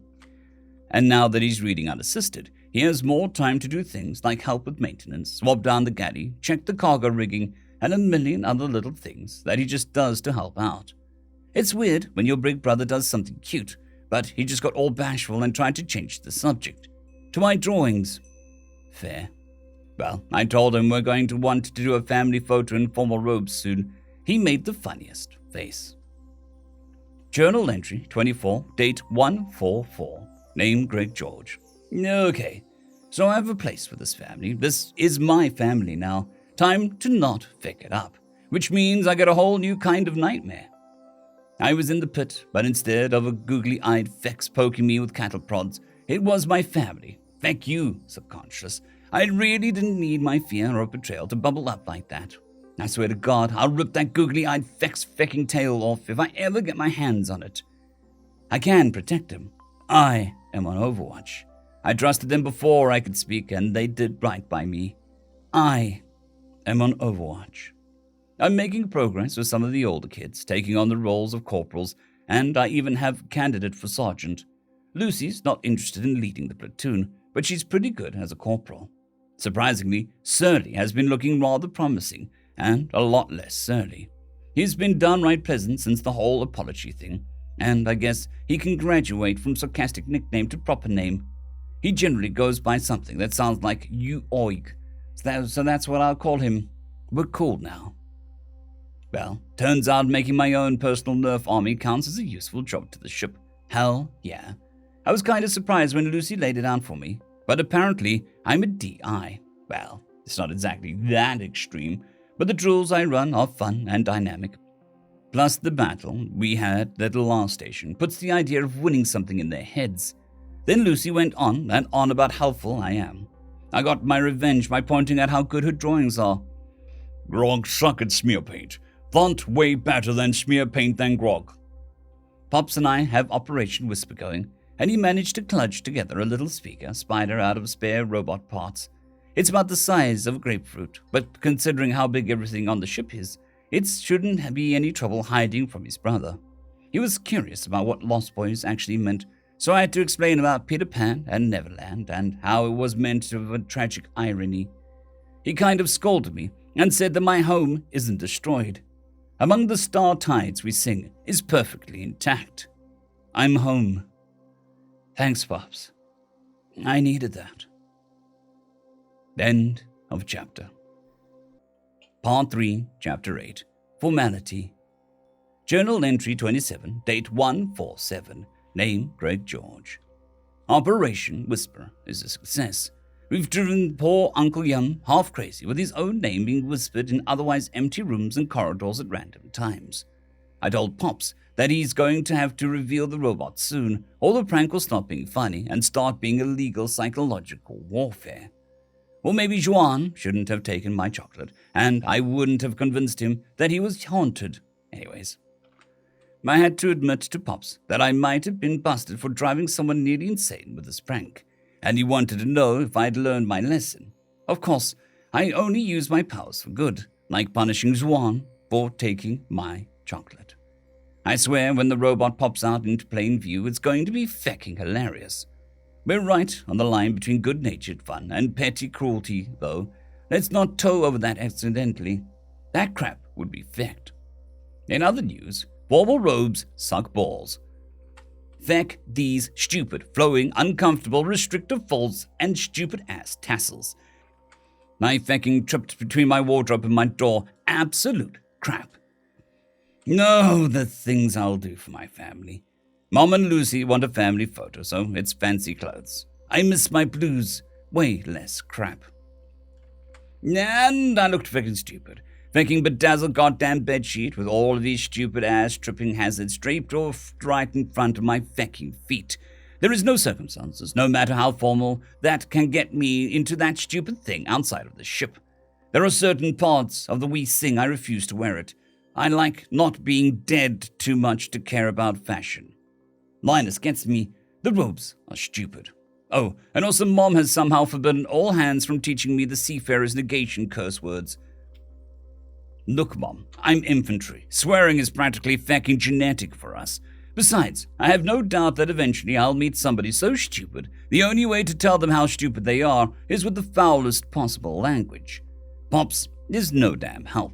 He says he doesn't want me to pick up on bad habits. Bitch, please, have you ever met an infantryman? It is a strange thing that among your people there is infantry amongst the ships, he said to me. Who else would the Navy send to secure a beachhead? Or send to board enemy vessels, or repel boarders? Wait, you're a naval soldier? Technically, yes, but our command structure is separate from all the actual sailors. Our jobs are different. We don't want to be in each other's way. The word you use generally is for armies on planets.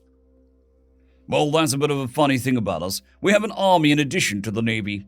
Does your Navy not take planets? Sometimes, if the planet surrenders. But if we have to go down and take it away, the Navy sends us in to clear the way for the Army and their heavy equipment. Your people must be very experienced with warfare. Have you found no friends amongst the stars? To be fair, we mostly fight each other. Well, then, there wouldn't be a word for what I am, would there? We've been considering you a big weird lemur. Lemur? Well, yes. You look at me and say, oh, that's definitely a lemur. Weird lemur. Oh, our closest genetic cousins are, Wait, what were your criteria you used? Single set of opposable thumbs, upright bipedal locomotion, forward-facing binocular vision, stereoscopic hearing, omnivore dentation, and mammal. And lemurs are what you came up with? Yes. So lemurs are common across the galaxy. Common enough that I recognized the animal when I learned the word, but... Something interesting, Greg? Just maybe certain animal types might be totally new to you guys? So what do you people call themselves? Well, it depends on what you mean by my people. As a species, Pops clarified with a laugh ready in the back of his throat. I actually don't know except in battle can't. And you cannot share this knowledge? No, sorry, Pops. It is well. We may end up calling your species Sneakies, or maybe Gregs. Oh, please, no. I nearly cringed to death then and there. But you were going to tell me about the army. Oh, yes. Mainly we fight other nations of our own species. There have been some others. The horrible tentacle monsters who ate our pets. They wouldn't communicate or surrender or retreat. They're gone now. Then there were the weird energy beings. We didn't fight them. They just sort of came and went. According to what I learned in school.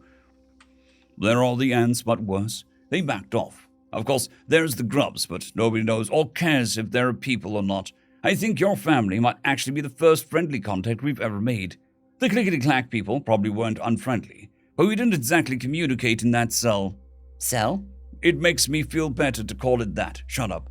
How does your army and navy differ? Oh, so get this. The army doesn't have ships. Greg, but they have to. They have hyperspace-capable transportation and tactical sport vehicles. Excuse me? They don't want to call their ships ships, so they call them something stupid. I laughed. Pops cracked up at that. Apparently, we humans aren't the only ones who do such strange things. But it's always funny when someone does. Serious though, formal robes fucking suck. Log 6,001.0.05. Personal, Captain Yormdrill. Well, this portrait has been a long time coming, but the context is a little different than from when Trandy asked for Gregory's robes. It's never pleasant to be out in my work clothes, but I'd looked silly in a portrait otherwise. Trevly made an event of it, so I took the day off and asked the other bridge officers to cover my duties for me. There was some grumbling on the missing out on seeing Sneaky all dressed up in his cute little robes, which was completely silly. His jumpsuit is way cuter. He's unexpectedly serious about pranks, not that he doesn't thoroughly revel in them, but he has a way of doing it that involves a lot of rules, and I think that they are in place to keep the enlisted of his people military from getting out of hand with their practical humor. He told me that it was time to reveal our speaker bot, or else we were creeping into psychological warfare and not a simple prank. Well, Yamdrill's sufficiently confused and frustrated, so it should be amusing to reveal the bot in the galley. His people do have some interesting quirks besides regulating pranks, like coming up with a name for ships other than ships because ships are for the Navy. How delightfully silly. In all likelihood, pointing out how silly the Army is being to the Army would be a very bad idea, though. At least for an outsider, it would be a bad idea. If Gregory was anything to go by, his people have a good sense of humor about most things. Apparently, the wee sing is the first friendly first contact on record for his people, which from memory is strange. Most species find, if not friends, at least people willing to talk amongst the stars. Not so for the sneakies. I shudder to think of what they named ants, but worse. His health is, of course, far better than when he arrived, but that is not a good point of comparison. I don't know what normality for his mental health should be, but little things are troubling, such as calling the kennel he occupied a cell, to making himself feel better about his mistaken captivity. How should he view it? Is it well to shift his position to a more drastic one because it's more fitting to a person? It troubles me. Dear Diary, Greg looks adorable in his formal robes. He kept muttering about restrictive to movement and tactical liability and other weird stuff. But he's so cute. Stars. The whole ship is going to go wild when the pictures are put up. Mama's planning on hanging it where the old family photo is, which makes sense.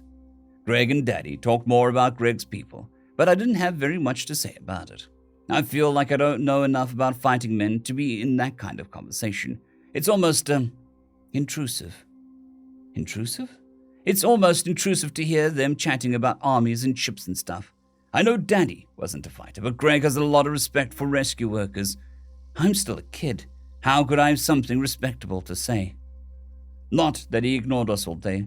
Lucy, spelled phonetically with name glyphs, line us, likewise further translated to proper spelling.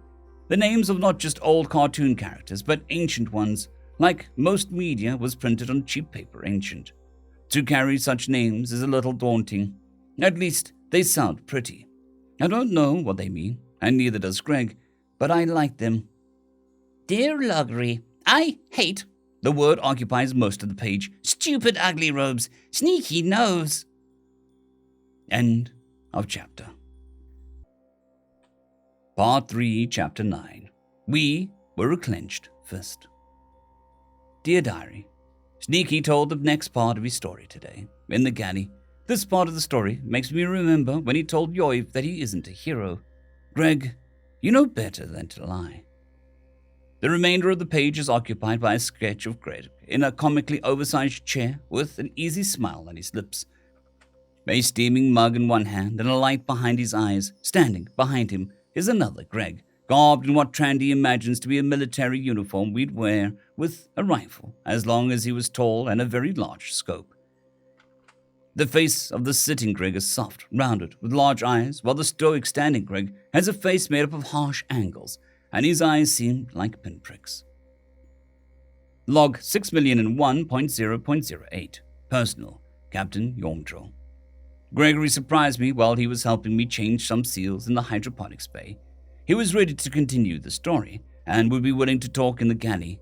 He said that it wasn't so frightful as the earlier parts, but still necessary to understand. I get the feeling that he isn't just telling his story, or even his side of the story, even. I suspect that he wants, or perhaps needs, to lay out his choices to us, to explain himself and the way he is. There is a quiet desperation to these looks backward.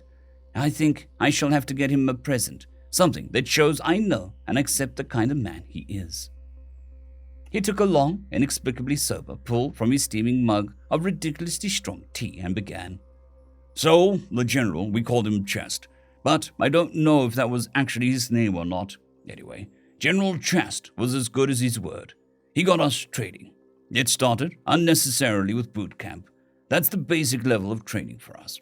Anyway, it's normal to cycle recruits through boot camp 2 or 3 times, and there's even a commendation for being passed through on your first try.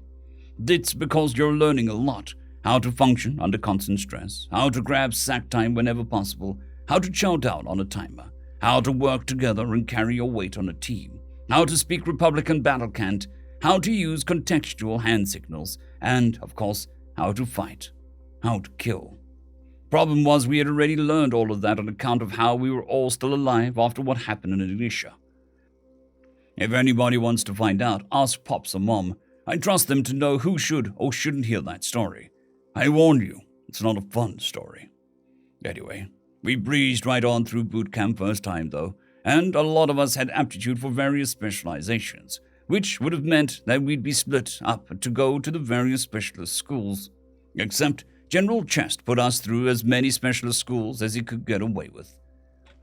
I ended up training to commit and repel boarding actions, field artillery, spot artillery, run crew served lines and sight guns, emergency medical treatments, written intelligence gathering, auditory intelligence gathering, assault power armor operation, robot fire team command, demolitions and sabotage, extraplanetary invasion and survival, and my actual military occupational specialization, advanced stealth drop surveillance scout. Drop? Trandy interrupted. Like from an aircraft? From orbit. No, seriously, they load me up into a stealth pod and fire me on a trajectory that will result in a slow entry terminal orbit. Yeah, I'm insane to climb in. Everyone agrees with you. After all, unlike the rest of the drop pods, I rely entirely on the stealth technology built into the pod to not get shot out of the sky. Oh yeah, the assault force uses orbital drop insertion too. You just look disturbed. But you want to know the scary thing. 97% of drop infantry gets boots on the dirt alive. We have yet to lose an advanced scout that way. Yeah, we're scary, and maybe just a little crazy. Anyway, so we train for about 2 years. We even went to silent drill school, which was surprisingly useful. I got the feeling that the other boots were disturbed by us, but it's not like I was out to make friends. I was about then that we decided that we were skilled enough to be deployed, and it was pretty obvious that General Chest was keeping us in training to keep us away from the front. Except now that we were even more skilled and motivated to take peace back from the grubs like we did for those refugees. Pete talked to him privately, so I don't know what he said, but it got us moving. We got assigned to a ship, the Wendy, that was crewed by around 40% refugees.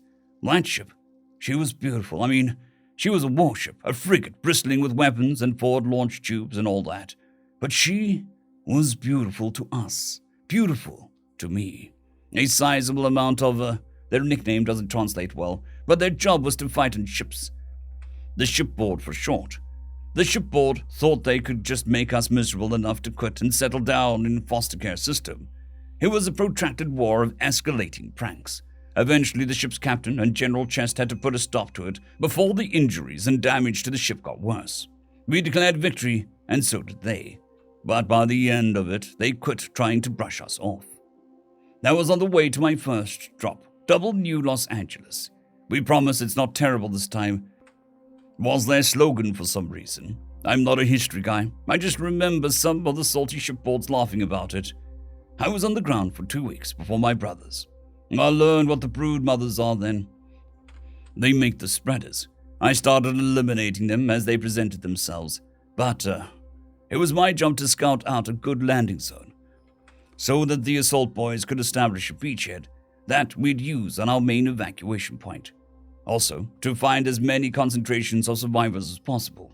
And also to sow as much chaos amongst the enemy by eliminating targets of opportunity.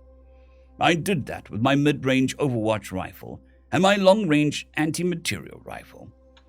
The sights on either of which are great for getting a close look at quite a lot from several, I didn't learn your measuring system.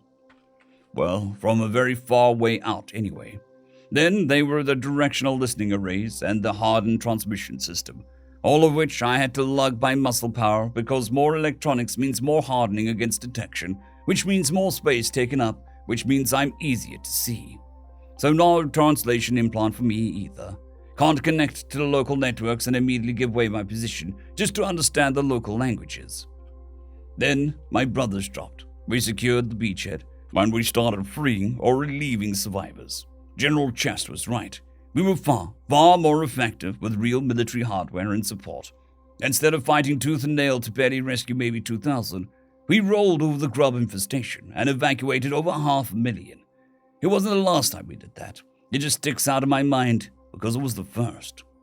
Planet after planet, drop after drop, we stomped all over the grubs and evacuated every last living civilian in our zones of operation, and went to assist other units as opportunities arose, which is how I got my stupid nickname. And what nickname is that? Yemdril asked. Oh, come on, it's not important, he replied. It's probably something like Adorable Doom, Someone, I don't know who, said.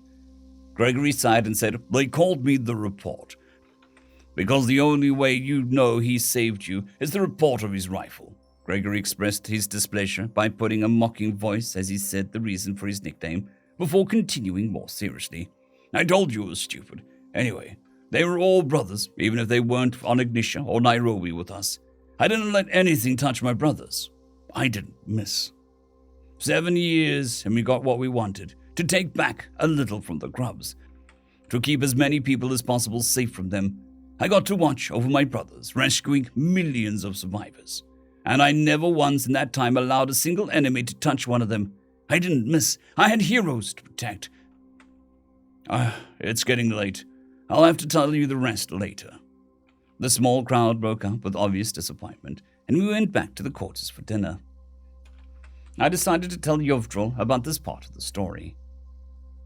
Journal entry 30, date 153, name Greg George.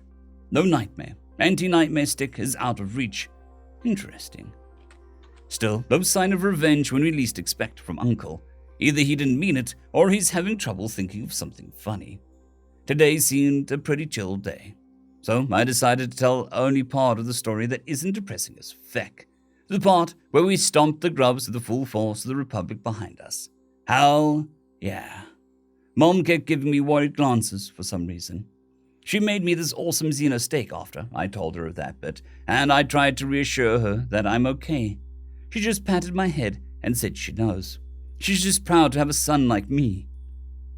Okay, so first of all, it's completely unfair of her to compliment me like that out of the blue. Second, it's unfair that I don't have a good enough counterattack.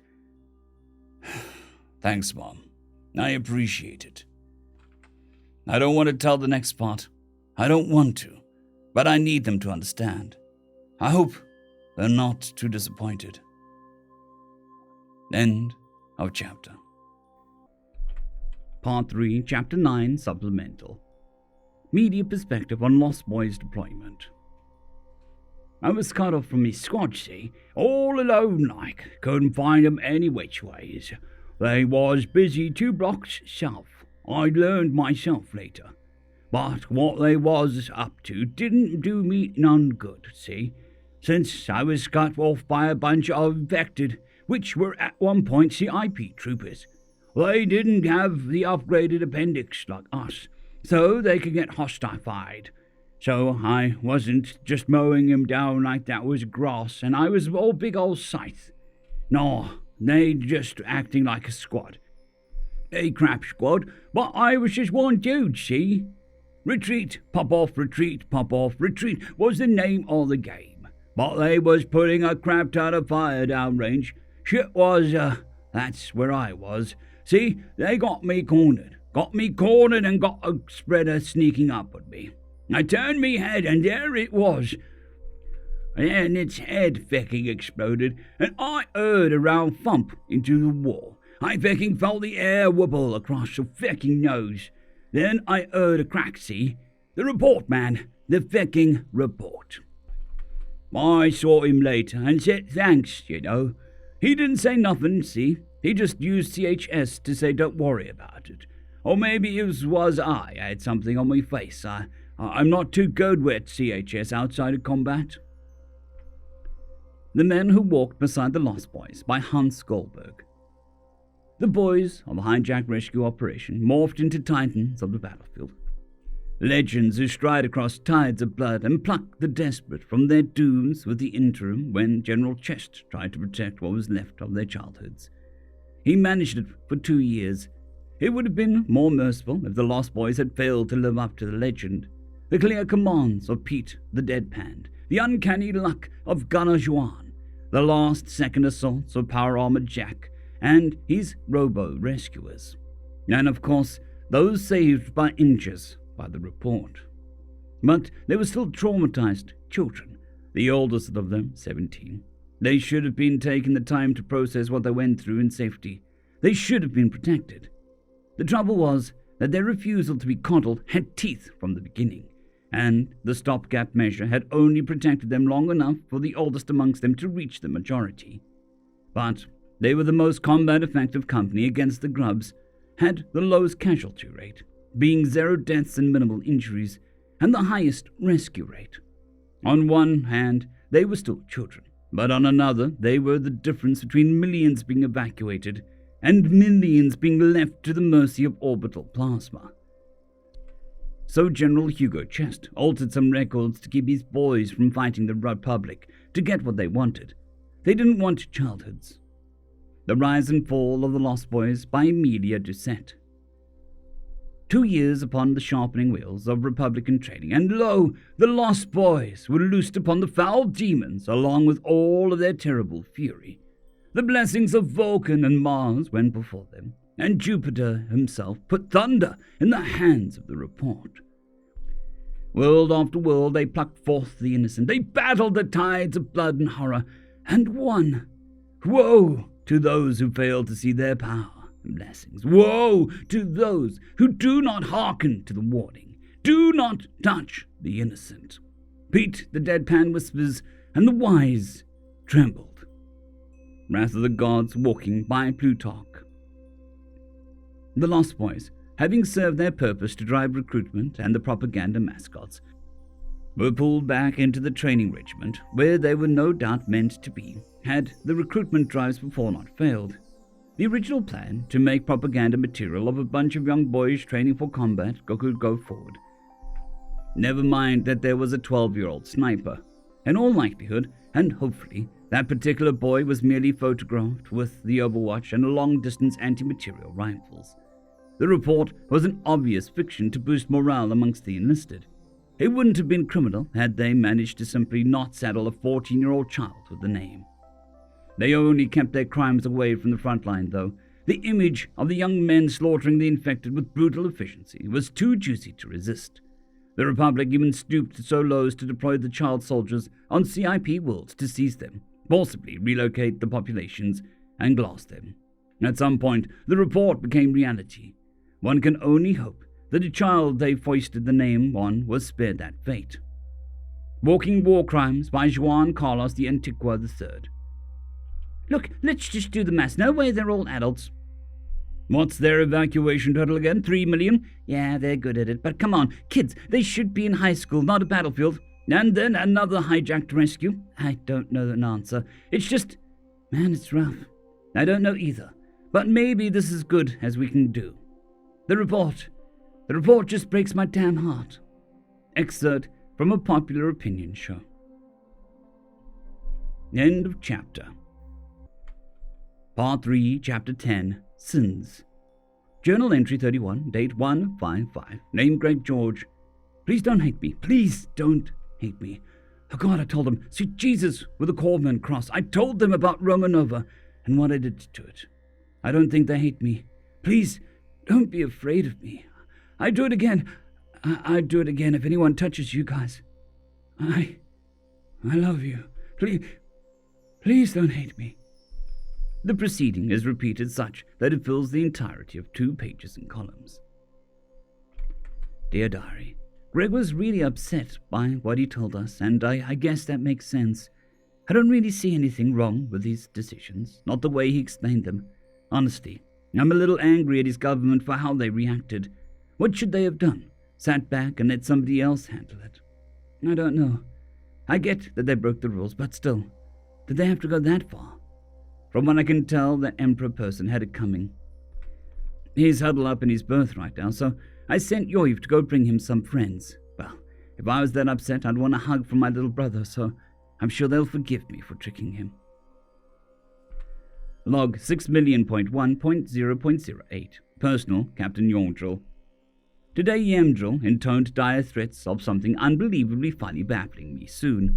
Well, little brother, if you think you can prank me, do it already. I'd be happy if that was the only unordinary thing that happened today. While he does us the honor by telling us something so personal, He's not coping well with the strain of reliving those choices.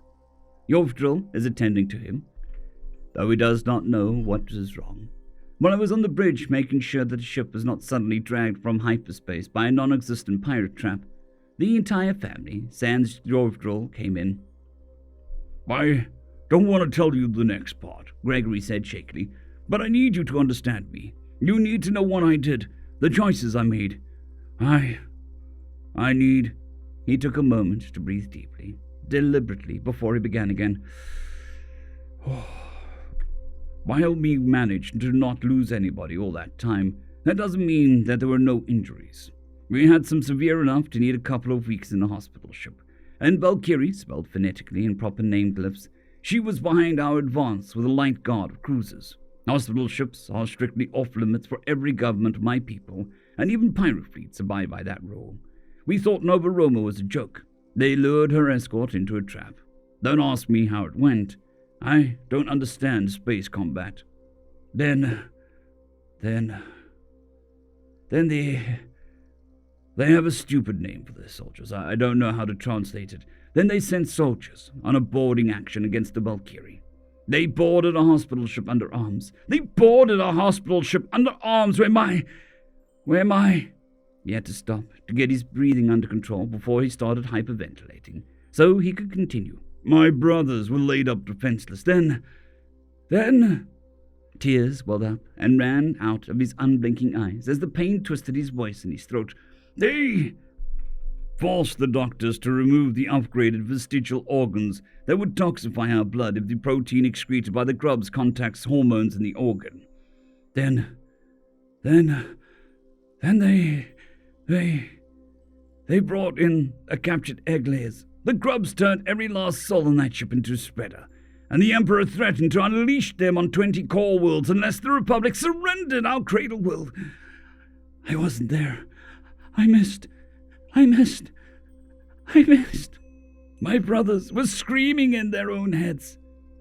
I wasn't there. I missed. I wasn't there. I missed. They touched my brothers. I wasn't there. I missed. Trandy came in for the rescue and embraced him. She didn't say anything. She just gave him something in the here and then now to feel, to know. It must have worked. Gregory blinked the tears from his eyes and just breathed. He breathed deeply, deliberately, until he could talk again. His voice came out cold. They broadcast their crime on all channels. We saw our brothers' faces on the spreaders. We saw the screaming in their eyes. We knew what to do. The shipboards and the sailors knew what to do. We didn't need to hijack our own ship, our own home. We burned straight to the Valkyrie. I wasn't much one for boarding torpedoes, and I'm still not. But our crew, I trusted them not to miss. They didn't miss. We did what had to be done. We stopped the screaming. I didn't miss. We captured the ship they were towing with her, and all hands. We spaced them all, starting with the lowest rank one and ending up with their commander. Pete said it was so that he could feel every last consequence of his orders to those he obeyed. He wept for his life. He said that he was only following orders for the Emperor. Pete said that it was a pity that he wasn't watching what he ordered play out. If somebody is willing to order that once, is willing to do it again. So we had to put a stop to the Emperor. We had to reach Romanova. What happens to people who hurt our family? We burned for their capital. I was an advanced scout, as usual. But unlike with the grubs, I know exactly how to sow chaos amongst people. People who should have known better than to make my brothers scream. We stopped the screaming. They should have known better. I sabotaged sanitation systems, water systems, and power production systems, and so did the other scouts. I put rounds through 3 or 4 soldiers in one city one night. I slit the throats of 5 more in another the next, and so on. We made the cities hotbeds of terror and misery, in addition to planting the beacons for drop pods and good locations. Then the Emperor addressed his people to calm their fears, to quell the riots. It was perfect. He addressed them from behind a thick plate of transparent armor, but I had my anti-material rifle. There he was, in my sights. There was the man who touched my brothers. There was the man who made them scream. There was the man who would do it again. We stopped the screaming. I didn't let him touch my brothers again. I didn't miss." He was silent then, for nearly a minute. I think in his shoes I would have also taken the shot. It clearly troubles him still, though. He went on, "Across the planet, my brothers didn't miss either. Each of them had one of the senior commanders in their sights. This caused a complete breakdown of the chain of command as the rest of our brothers hit dirt. Pete told them what they had to do to live. Just surrender the remaining senior officers and their legislators to our custody, and not one more soldier would die. It took them 5 days to decide they didn't like fighting us for real. We were there to kill, not scare them off with a show of force. Some of the prisoners were tied up and struggling against their own men. Others had surrendered themselves in exchange for sparing particular units. We gave the honorable the same food we ate. The cowards got bread and water. When we got back to the Republican space and handed over the prisoners, General Chest, Pete, and I were all arrested. General Chest had prepared us for that possibility and said that there might be a price to pay for our revenge. We would not dishonor our brothers by balking at the price. We stopped the screaming. The three of us went to our court-martial quietly. I had a person who knows laws and regulations argue my case. "A barrister?" I offered softly. "A barrister to argue for me. She got me to tell her my side. She argued well, and I was acquitted. So was Pete. General Chest was convicted for recruiting us, for training us, for deploying us, and for ordering the assault against Romanova on his own initiative, mitigated by the terroristic threat posed by their government. He was stripped of all honors, and his name was stricken from the rolls. This was done because he was too useful to execute. We did not take this well. They were prepared. General Chest himself begged us to stand down and accept what comes. He reminded us that we would be fighting against brothers and not enemies. That was the end of the Lost Boys as a unit. We were split up and sent where our jobs would be useful. We were sent to help other brothers. We could take that. It was different. The brothers outside the Lost Boys didn't really know how bad it can be. Most of them, anyway. Sometimes I'd meet a refugee, and he or she would thank me. I don't know why. My brothers were the heroes. I started getting marked grounded is the best translation. I started getting marked grounded on my mental health evaluations. I was frequently ordered to Sanctuary is a good translation. The name isn't secret. I was frequently ordered to Sanctuary for mandatory leave. I understand why. In the field, I was getting out of regulation. I had a hard time trusting new brothers. They weren't as experienced. They made mistakes we'd learned to avoid. They put themselves in danger. I was operating on 2 hours of sleep in the field to compensate for my brother's inexperience. I was covering a third more area than I should have, and I was injuring myself to do it, so I had to go on leave after every deployment. But occasionally, I'd overhear gossip about the report. Apparently, while I was on mandatory leave or on deployment against pirates, or being the opponent's sniper in a training exercise, I was really off somewhere in the coalition. That's a sometimes rival, sometimes ally assassinating political figures. The new brothers seemed cold. It was hard to talk to them. They didn't like how quiet I was. They were frightened of me, treated me like I was dangerous to offend. They didn't tell jokes around me. They wouldn't poke fun. They never tried to pull pranks. It was miserable. I was just another brother, but they thought I was set apart, a set above. Life just kept getting cold. So cold. I'm still not sorry that I took the shot. I don't know if I can keep paying the price. Dear Loggery, Sneaky is scared because he told the big people a secret. He said that the secret is too scary to tell me. I told him that I would be brave. He told me that a bad man made a monster get his brothers on purpose. He shot the bad man. Good, he deserves to be shot. My brother is a hero, and I am not afraid of him. I told him if a bad man hurt him, I would shoot the bad man too. He promised to never let a bad man get him. Good. He is my brother, and I love him so I do not want the bad man to get him. End of chapter. Part 3, Chapter 10, Supplemental. Media Perspectives on the Assassination of Emperor Augustus Renatus. The Valkyrie was a complete shit show. The Lost Boys joined us in boarding torpedoes, and we were happy to have them along. We knew they trained for shipboard fighting. There were shotguns and bayonets in there, and I personally killed 3 guys I knew. I also blew Jeanette's head off. I left the engagement ring. They were to stop our brothers screaming. We were there to help. They stopped it, all right. Didn't even flinch. Then we got our hands on the legionaries and the legit. I watched with pleasure as the void took them one by one. Then it was Nova Roma. Augustus Renatus had personally ordered that crap. The Lost Boys had wanted his head. I wanted his head. The rest of the shipboard infantry wanted his head. The boat boys wanted his head. You feckers wanted his fecking head. The report turned his head into jelly, and everyone who says anything other than good is fecking lying to you. I was there, shut up and listen. Enrique Vasquez. I saw the video shared by the Legion of what they did to the Valkyrie. I knew that the Lost Boys would act unilaterally. I suspect they would have even if their brothers weren't aboard. It was terrifying, both what the Emperor Augustus Renatus had ordered and what I knew was coming for him. The wrath of those boys burned like a sun.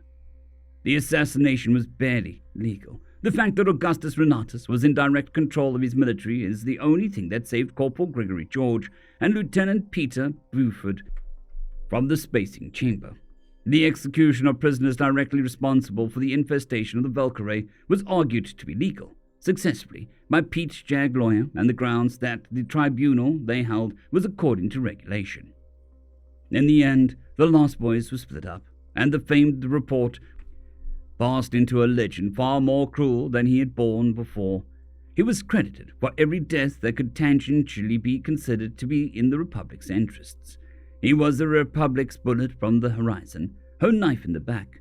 He could get anyone, anywhere, and melt into the shadows to kill again, none of which is true.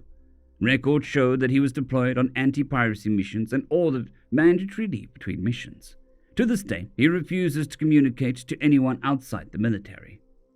The rise and fall of the Lost Boys by media descent. And thus did the Republic in her wrath turn her fearsome Lost Boys upon Nova Roma for their sins on the despot Augustus Renatus. Ever cursed be his name. Vulcan withdrew his protection from our works. Minerva was silent when her wisdom was sought. Juno gave no succor. Mars lent his wrath to the Lost Boys, and the report struck down the despot with Jupiter's own thunderbolt. Woe, woe to the tyrant. Cursed be his name for all time. May Nova Roma never run out of tears for his crimes. Wrath of the gods walking by Plutarch.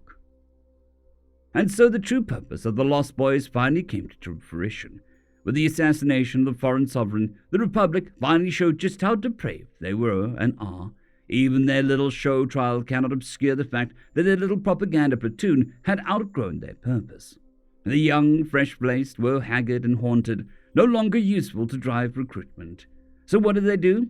Use the Zealots indoctrinated as children as assassins. The report was, of course, the most famous, but in all likelihood he was probably 5 or 6 assassins who were given the same credit to inflate the legend. The reign of terror of the Lost Boys continues to this day. They are the bullets from the horizon, the knives in the dark, the bombs in the night.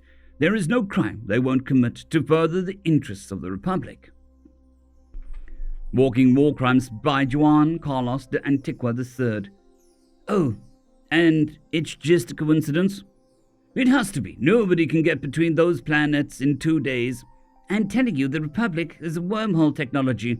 Then why haven't they used it in the war? So they can use the report to keep assassinating inconvenient leaders, obviously.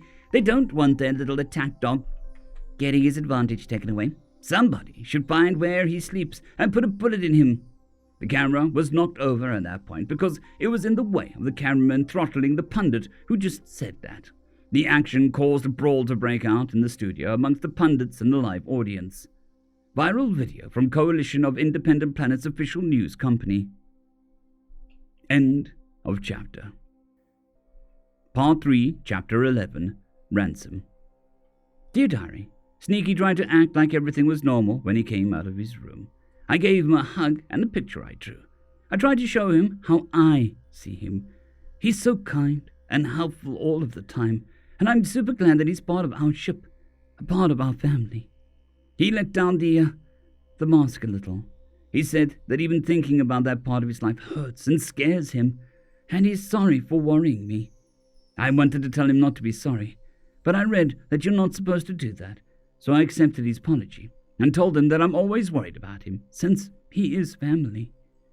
We went and had breakfast, and I guess Mom didn't know what to say either, since she just cooked all of Greg's favorites. I swear I saw him wipe a tear away.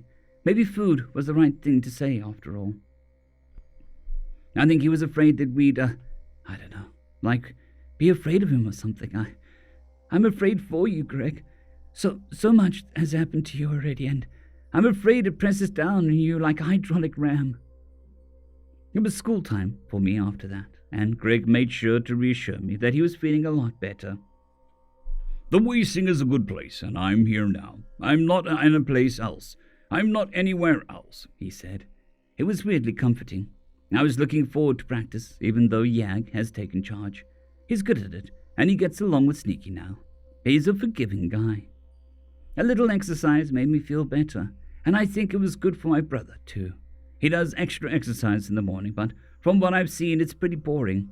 His games are fun. He seemed to step lighter anyway, and he said that when we drop out of hyperspace, he'll see about getting us another match with the stationer kids.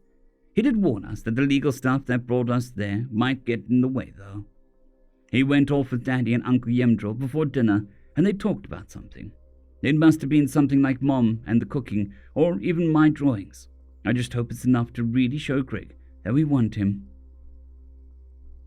Log 6,001.0.09. Personal, Captain Yemdril. Trivty was a way of knowing just what to do in situations like this. How does she show him that he's accepted? By making more of that accommodation for him, by going out of her way to do something that only he would appreciate. She put her considerable talents to work in making all of his favorite foods for an unusually large breakfast. It was with quite gratitude that he showed. He knew that it was more than a meal. Likewise, he said more than "thank you" with those words. I asked Yemdril to meet me in the bridge under a flag of truce to discuss things with him. Might as well get something productive done while I'm making sure that the ship doesn't spontaneously explode because of a warm body wasn't on the bridge. I think it's important to show Gregory that I accept who and what he is, and my little brother and his friends have the skills to do so. I showed him the security logs from yesterday and explained my idea to him, and he agreed to put aside his plot to subject us both to something hilarious to accomplish the goal of giving our boy a physical reminder that he belongs here. He was concerned about the forces involved until I asked him if he'd seen him in the weight room. Gregory is ridiculous on the bench press, and the clean, pretty much any lift is completely insane considering his side. Heavy Walters. When we presented it to him, Gregory was overcome with emotion. He wants to hang it up in his cabin, but insists on a secure bracket for it. I agree. I don't want the kids playing with it. Journal entry 32, date 1/5/6. Name, Greg George. Crap. Linus got me while I was weak, and I told him too. I was at least not so completely fecked that I couldn't tone it down for him a little. I guess it's good. He's a good boy. Brought me back to reality, to what is important. Protecting my family. I swear I'll never let myself give you cause to avenge me, Linus. Not ever. Panic attacks are super not fun. Feck panic attacks. I can operate for months on end on low rations, but telling a story fecking breaks me. I feel so fecking pathetic. I could never actually bring myself to talk to Dr. Johann about Romanova, so internal therapist voice has no fecking clue how to handle this crap. Great. Well, I'll just power through it like I'm on mission. It's fine. I'll make it fine. Lucy wouldn't let me act like everything is fine. She out and told me that she's glad that I'm part of the ship, a part of the family, fiercely. And then she gave me a picture of us all together that she drew since she knows I like her sketches. I kept my scrap together. Barely. Mom made me xeno steak and almost bacon and chops, and what am I pretty sure are some kinds of poultry legs, and my favorite sautéed vegetables, and this kick-ass cobbler I like for breakfast. She was making sure I couldn't miss the gesture. I kept my crap together. Barely. I spent the morning practicing writing in Blivousi's seafarer's negotiation, really. I finally found out why their language is so feckin' quiet. It's a constructed language. No faking crap. Apparently during their feudal period, a particularly powerful noble got very annoyed when everyone shouted all the time and ruining negotiations. So he'd have to take his ships out to battle the Fekwit. So he invented an entire language, taught it to his hostages, and refused to conduct business in any other language. Crap actually caught on and trickled down to the regular people, since it forced everyone to keep their tempers in check and not start fights over stupid-ass misunderstandings. Fecking neat, fecking proper noun glyphs are such a fecking pain in the arse to write, though. RBCW is way easier than that crap. I did the rounds with Pops for the afternoon. I thought he would just let me make it fine. I thought that he was going to just act as if it was a normal day.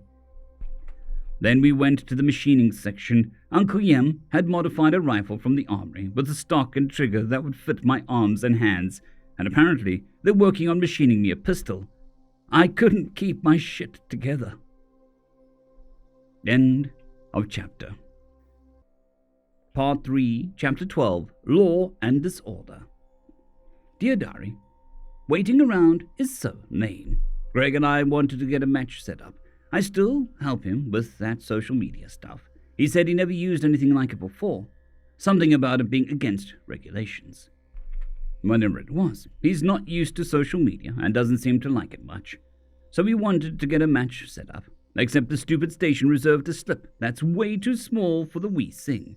So we're stuck in the parking orbit around the planet for an extra day. Mom is absolutely furious.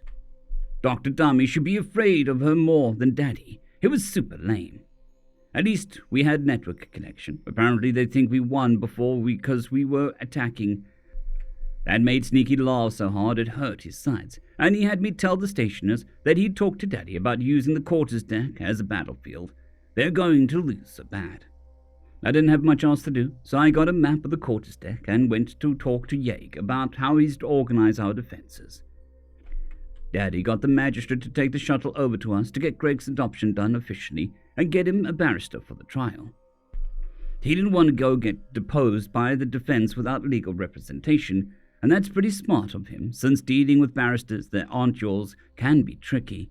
Plus, he's part of the Star Sailors now, and he's entitled to the magistrate's protection from the local government. Daddy was with him the whole time, so I wasn't worried. Journal entry 32, date 1/5/6, name Greg George. So my new rifle is a plasma caster. Okay, no big deal. Slow projectile, lethality from heat, low damage to hulls. I prefer a Magac, sending something nice and solid into an enemy from a couple clicks out, but I'm shipboard now. The shotgun would be good, or a carbine, maybe, but this is not a terrible weapon, not for defending the ship. It's mostly ceremonial, but I appreciate the gesture. It says, I know what you are. And accepted. Feels good. Feels okay. The other thing is apparently the station appearance from the last stop got really salty that my kids stomped them and have been spending the past 14 days making crap ton of excuses as to why that happened. Fortunately, the insistence on cheating got shut down by people just reviewing the security footage of the park, which went just a tiny bit viral. Especially that bit where I dragged the cheating teddy bear off the field, because I'm short is a meme now. Damn it. Oh well. Shorts rise up and end the oppression of the talls. The prevailing theory is that we had the advantage because we were attacking. When I found out, I almost died laughing. Imagine thinking that assaulting a prepared position is an advantage. Holy feck, these civvies are so fecking civvies that the civvies back home would laugh at them. There were some vets who tried to push back, but what would somebody whose job is combat know about pretend combat? Jeebus in power armor, that's who fecking killed me. Sore losers are the dumbest people fecking alive, no matter where you go, I guess. I told them I'd talk to Pops about using our quarters deck as a battleground, but it probably depends on where we end up docking. The original plan to use the slip in the official section, but the Wee Sing is a long-haul freighter, not a cruiser or a yacht. She's too fecking big for those slips. If we get a slip in the freight section, it ought to work out fine, so long as the station doesn't mind a little congestion in the embarkation area. The stationers could feel the fecking division and still lose. This is going to be funny. But the thing is, being adopted was actually fecking serious. I thought it was just a de facto sort of crap, like we decided that's how it was, and that's how it'd be. I'll just be on Overwatch for my believers forever, and they'll keep letting me live in their house. Easy. Nope. It was all official and crap, and Pops had no intentions of waiting. So here's the thing. The Bleaverses are kind of like us, split up into factions, and the faction I'm with, the Starsailors, are a completely void-born culture that exists within the borders of other nations, but due to their long star-sailing tradition, occupy a niche of interstellar commerce and even have a substantial navy they use to keep piracy down. But they still have a government and treaties with governments of the star nations they operate in, which means that a lot of nations have a magistrate to represent Starsailors' legal interests, or mediate between ships, or basically liaise between the Believers and the third parties who need a little help understanding each other. Neat. Which is why there is this old lady in the stupid bedazzled robes coming into the galley with a retinue of assistants being all regal and crap. Fecking impressive in the bust, if grey hair and wrinkles on the face are anything to go by. Come to think of it, all the moms have massive hooters. Big old melons. Knocking knockers, I'm saying that the Bleaverses have massive mommy milkers. Pierre would lose his fecking crap, horny-ass bastard. Honor being a theme with these dudes, they didn't have me forswear my oaths. Good, that would have been a problem. No, it was just to uphold the honor of my ship and my house, which is Drill D, I think. In fact, if I know how to spell seafarers' negotiation names in RBCW. I am not a language nerd. Mom cried. This shit must be wedding level. Thank feck they let me do the ceremony in a work jumpsuit. Oh, and I get a lawyer from the magistrate's office. Hell yeah. The defense position, or whatever they call it here, is probably going to be stupid. Log 6,001.0.09. Personal, Captain Yormdrill. Oh, the competence of law enforcement. Upon the Star Tides we sing is a registered long-haul freighter. Obviously, she can't fit in a yacht slip. Stars keep us. Well, there was a magistrate on station, thankfully. Getting Gregory's status change would have been so much simpler if the magistrate's replacement hadn't been delayed. So no problem. I could just dock at a freight slip like normal, right? Of course not. The station is experiencing heavy traffic from the border. Great. A parking orbit. Trevdy is practically frothing at the mouth in frustration. Now, her method for managing the stress isn't cause for me to complain, but that hardly makes up for the rest of the crew walking on crystal orbs for the rest of the day. Graciously, the magistrate offered to take a shuttle and dock ship to ship. Stars, what a wonderful woman. Greg gave his oath, I gave mine, and he was family on paper as well as in our hearts. So that was that accomplished, which meant Greg got his barrister, which I would have wanted in any case. I don't expect giving my testimony in court to be a problem, but it's best to have somebody who knows the local laws intimately looking things over. However, there was precious little else for me to do with the delay. The kids were occupying themselves, so I had to release an opportunity to help Trevdy with the stress relief. I'll give permission for the war game tomorrow. It's not like it'll change when we can dock. Journal entry 33, date 157, name Greg George. The war was on. Hell yeah! It was down to scheduling, which was actually less urgent than I thought. Apparently, we're going to be stuck here for a while. I offered to do some sec work on the station to help with the costs, but Mom told me not to worry about it. They had the savings to absorb the losses for several years, so long as they live frugally. Makes sense. I wonder how much I have in my accounts with the NCU. I never spent my pay. Well, there was the tent and sleep sack, but that was like half a chit. Doesn't matter. I'll never see it now. It's whatever. Anyway, today was subpoena day. Fecking lawyers, shady-ass fecking lawyers. My Bleaver's lawyer was pretty cool, though. Probably because he was my lawyer. Pops came along to make sure I wouldn't get lost, or for moral support. Thanks, Pops. I needed it. Feck lawyers, except for mine. So we go to the dingy section, a crap pile of little offices crammed together with catwalks to increase the usable space by granting access to mezzanines, and were probably supposed to be open spaces for air circulation. Pop and Lawson, I'm so fucking good at nicknames, had to duck to get into the office. No crap. It was this cramped room with a desk in front of a door with Zeno's lettering on it.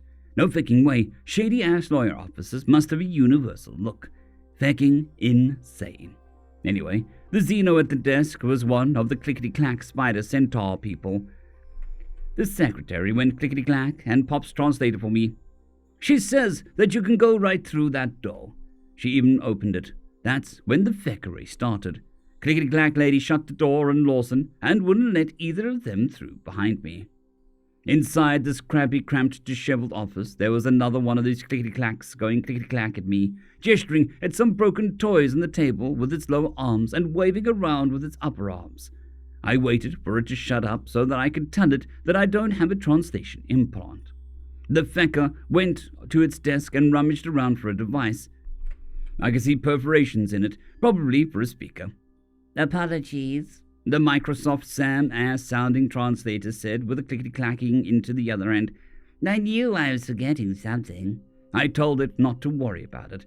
Then it started to spiel over again. Behold these technological marvels, such things that will dazzle and amaze your leaders back home. Imagine the riches you shall be rewarded with. I will give them to you, and all I ask is one small favor. Simply testify that you were attempting to escape the custody of the Star Sailors, and I'll ensure that you return home a rich man. Fecking seriously. It wanted me to betray my family for some broken fecking toys. What a fecking moron. Feck that stupid thing and its stupid clacky mandibles with a... So lacking the foul language I needed to express how I felt, I got creative. Did you go down to the bioreactor and huff the fumes before coming up with that idea? Maybe you want to take a little spacewalk in an environment suit without a faceplate. It's about as smart as one idea. Do I look like I'm all wide-eyed and impressed with your shoebox offers? Do I look like someone who can bribe with the broken toys? Your parents must have dropped you off here as a child in shame for having birthed or hatched or whatever you people do, an impeccable example of a complete moron. You'll tell your secretary to stop blocking my lawyer's way, or I'll break the way open. Too bad I don't know Spider Centaur clickety-clank body language. It would have been nice to just gauge how well the insult landed, on account of he didn't want to see how breakable its crap and secretary were firsthand. It let Lawson and Pops in. I told them it just tried to bribe me with junk. Well, my lawyer got hostile. Objections, directions to not answer, demands for a court order, to records they knew I was not in possession of. It seemed like having failed to bribe me, they were going for daunting. Except my lawyer was four-armed shock. Feck all lawyers except mine. I couldn't really tell, but I think the clickety-clack was starting to realize his client had fecked himself. Well, when we got back home, Mom made a tasty dinner to compensate. Everyone thought the put-down I gave the clickety-clack shady-ass lawyer was fecking hilarious. Mom still bans everyone from teaching me the curse words. Well, tomorrow I'll be proctoring a nerf war. Feck that lawyer twice, just to be sure. Dear Diary, what in the void is wrong with people on the station? There are several angry sketches from the station being bombarded by a battle fleet. Log 6,001.0.10. Personal, Captain Yormdrill. Void, take that absolute charlatan, trying to bribe my son to betray us with garbage. Garbage! If you're going to be evil, you should at least be competent at it. I've heard of more disreputable barristers trying to trick people into talking without their representation present, but actually impeding the way. Unfortunately, consequences are unlikely to be more than a reprimand. Scummy behavior is apparently a matter of course in the legal profession around here. At least I'll go to watch the war. A load of parents with wounded pride have convinced these stationers that attacking has the advantage. This is going to be funny. End of chapter. Part 3, Chapter 13. Trials. Journal entry 32, date 1/5/6. Name Greg George. Well, it's Yagdrill. It's a bitch to pronounce, so I'm calling the kid Sarge. Just in Bleaverseas. Apparently, he came up with the plan of fortifying the quarters deck by building prepared firing positions out of pillows and sofa cushions, going down the main corridor all the way back to the gymnasium. Galley and weight rooms were off limits for obvious reasons. Not bad, Sarge, not bad. Even more not bad, he only deployed one squad at the beginning to engage the stationer kids, and fall back in a fighting retreat until their entire force was strung out in the corridor. Then he had another squad hit their rear, and the remainder was broken up into fire teams set up in the little halls that lead to the bulkheads for each quarters. Viking crushed the stationer kids, all 200 of them. The attackers have an advantage, my fecking ass. One of the stationer kids took over one of the halls and put up a decent resistance in the appropriated position, with about 10 others for a while. But when it became clear that my kids weren't interested in getting knocked out of the game and would just wait them out, they surrendered. Linus took on the role of his squad's medic and repeatedly put himself in danger of being knocked out of the game to drag wounded comrades to safety, to give them a bit of damp sponge treatment, which was pretty adorable. I wonder if he's got the temperament to join the service in that kind of role. He's still a kid. Let him believe in heroes and glory. The feast was more feasty and less picnicky, since we held it in the galley and the cook made us hot food. I told the kiddie version of Valhalla again and gave Resistance Boy and Linus ribbons for their outstanding performance. I swear, Linus was vibrating with joy. I was kind of afraid he'd have a fecking stroke. Even better, nobody tried to cheat, and the other proctor, the stationer parent, their on insistence that no matter how fair I am, I'm only one dude, didn't catch anybody either. Best of all, the stationer parents were good sports about the whole thing. And I had some very pleasant chats with the crews or a personal translator's help. I explained in detail the advantages of preparation and battlefield choice that the defender has, and most of them were only a little surprised that I, of all people, would know about such things.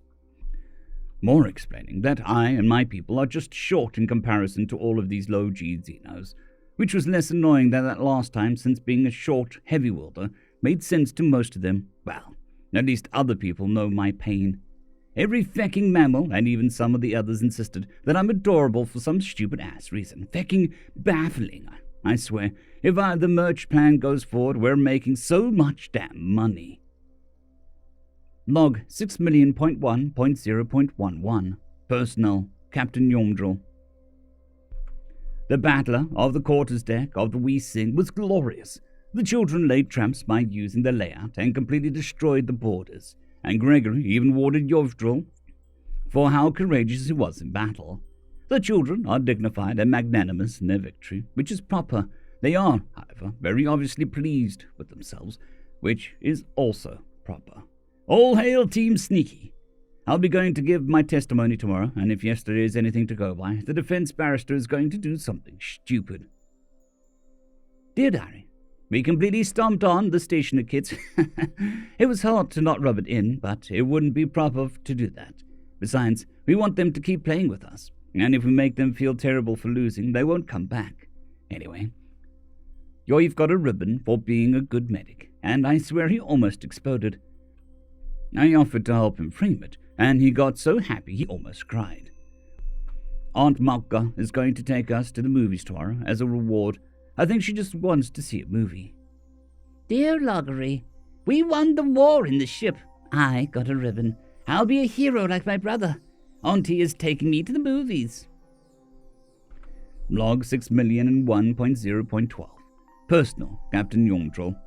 This is a complete disaster. I'm furious and more than a little frightened. Testimony went as well as I could expect. The prosecutor had me go through the events at the vet, and the court went to recess. That's when Makka came to me in tears. It wasn't her bruises that she wept for. My son had been kidnapped, and the culprit had said, "Tell them they should have taken the toys." My barrister managed to get the proceedings delayed, despite the defense claiming that my missing son is a ploy by the prosecution to prevent cross-examination. He's lucky that killing him would probably doom Yovdril. Gregory told him in front of everyone that if so much as his braid was out of place, he'd die by inches. Translation approximation. He's determined to rescue him, whatever it takes. Dear Diary, we're at the movies. Oh, stars. I was in the bathroom. I just went to the bathrooms. I went to the bathroom and, When I came out, Aunt Buck was beaten up and Yoiv was gone. He got kidnapped over that stupid trial. Greg went cold. He's going to bring him back. I know he is. I know he is. He scolded Yag. Yag thought he'd get some of us bigs and help Sneaky rescue Yoiv, and he even said to him, "What you've been teaching us this stuff for? He's family and we have to do something." "Do you think I trained you to fight for real?" he asked, all like cold. "Did I make you go to bed crying and wake up aching every day? Did I make you crawl through half of frozen mud in the snow? Did I make you march 30 miles, translator approximation, and fight at the end of it twice a week? Did I make you hit the deck and do push-ups with the slightest break of discipline? No. I taught you a game that a bunch of kids who grew up too soon came up with to have fun. And even then, you got the safe version. I did not teach you to fight. I'm teaching you to lead, which is what you need to do here. Lead the other kids. They need to know more than in any game. Keep your chin up and don't let them lose hope. I'll get him back, I promise." Then he got his gun and went out with Daddy and Uncle Yim. I went with Yag to make sure that the littles aren't too scared. We distracted them, and we can keep distracting them. Greg's right. We have a job to do here. Dear Hero Loggery, today bad guys beat up Auntie and took me away. I hit them, but it didn't do anything. I waited until they weren't looking and then followed what Sneaky taught me. I did not run. I made sure my clothes did not scrape together. I did not bump anything. I moved where they did not look. They still did not find me. I will be a hero like Sneaky and get away. Mission Log 1. Date 157. Name Greg George. Mission Station Rescue. Mission Objectives. Rescue Linus from unknown hostiles connected to Shady Lawyer. Eliminate or neutralize all hostiles. Teach the criminal elements a lesson. Mission parameters. Minimize collateral casualties. Minimize collateral property damage. Evade detection by station security. Minimize station damage. Protect allies. End of chapter. Accidentally adopted Interlude 3. An indeterminate time in the future. The first contact news had spread like wildfire and has excited the passions of every faction of humanity, even as their representatives hurtled towards each other as if drawn by mutual gravity. On a popular opinion show. "Oh, and now we find out it's the fecking report who made first contact," shouted one of the hosts excitedly. "Calm down, Charlie. Well, at least don't ear violate the audience." "Come on, Ayaba. He's a legend." The diminutive, dark-haired co-host giggled. I know. Did you know that he saved my cousin? She's in the medical corps, and he took out an infected who got the drop on her patching up. Well, anyways, he took out an infected and saved them both. "Because he's awesome," the muscle-bound blonde co-host rejoined, managing to at least not shout. "I knew that he wasn't popping cyper heads." Okay, but we have a special guest. Someone who's actually met the report. Welcome to the show, Amelia Doucette. A lean woman with a sensible haircut, only slightly out of Navy regulation, walked into frame and sat down in another comfortable chair on the set. The chat went absolutely wild. "Hello, Ayama. Hello, Charlie. Thank you for having me." "Thank you for coming." "Yeah, thanks." "Shall we get right to the point?" "So," Charlie began with barely controlled glee, "you probably know that we're fans of the report." He prefers Greg. His brothers from the Lost Boys and the other units has been attached to all insist on that. The flush of embarrassment crept into the faces of the co-hosts, but he continued, "Well, we're big fans of Greg's. As far as we're concerned, he's a hero." Before Amelia could answer, Ayama interjected, "We know he probably does not like that word, but this is a common with heroes, no?" "It is very common indeed, yeah, but yes, I know you're fans." "So, what we want to know is, did Greg do anything cool with the blue people?" "Since you got the first contact records and all." "Do you mean other than make our very first friends in the stars? I thought that was pretty cool." "Yes, me too," Ayama answered cheerfully before asking in a more subdued manner, "I know you have answered before, but chat is asking why the court-martial happened at all." "It's okay. New people get that part of the story every day. The answer is that it was a matter of protocol, since they acted without orders. The Lost Boys had to justify their actions to a panel of duly-appointed officers. It was a foregone conclusion, but it's important for the record to be made." Okay, Charlie said. And can you tell them that General Chest knew from the start that the falsified records about their ages would eventually sink him? Yes, that's right. In my view, they gave him the lighter sentence the regs allow, but that wasn't exactly merciful from his point of view. Okay. Now the same two questions as always are done. Did you get to talk about first contact with Greg yet? On High Admiral Zovkin's stately vessel, High Admiral Zovkin drilled the ritual greeting observed between the representatives of the humans and the captain of the host ship. At least he thought it was a ritual greeting. One hand to the forehead, simple, but easy to do wrong. He wondered whether the positioning of the single thumb of the human mattered, and if having an additional thumb would alter the gesture.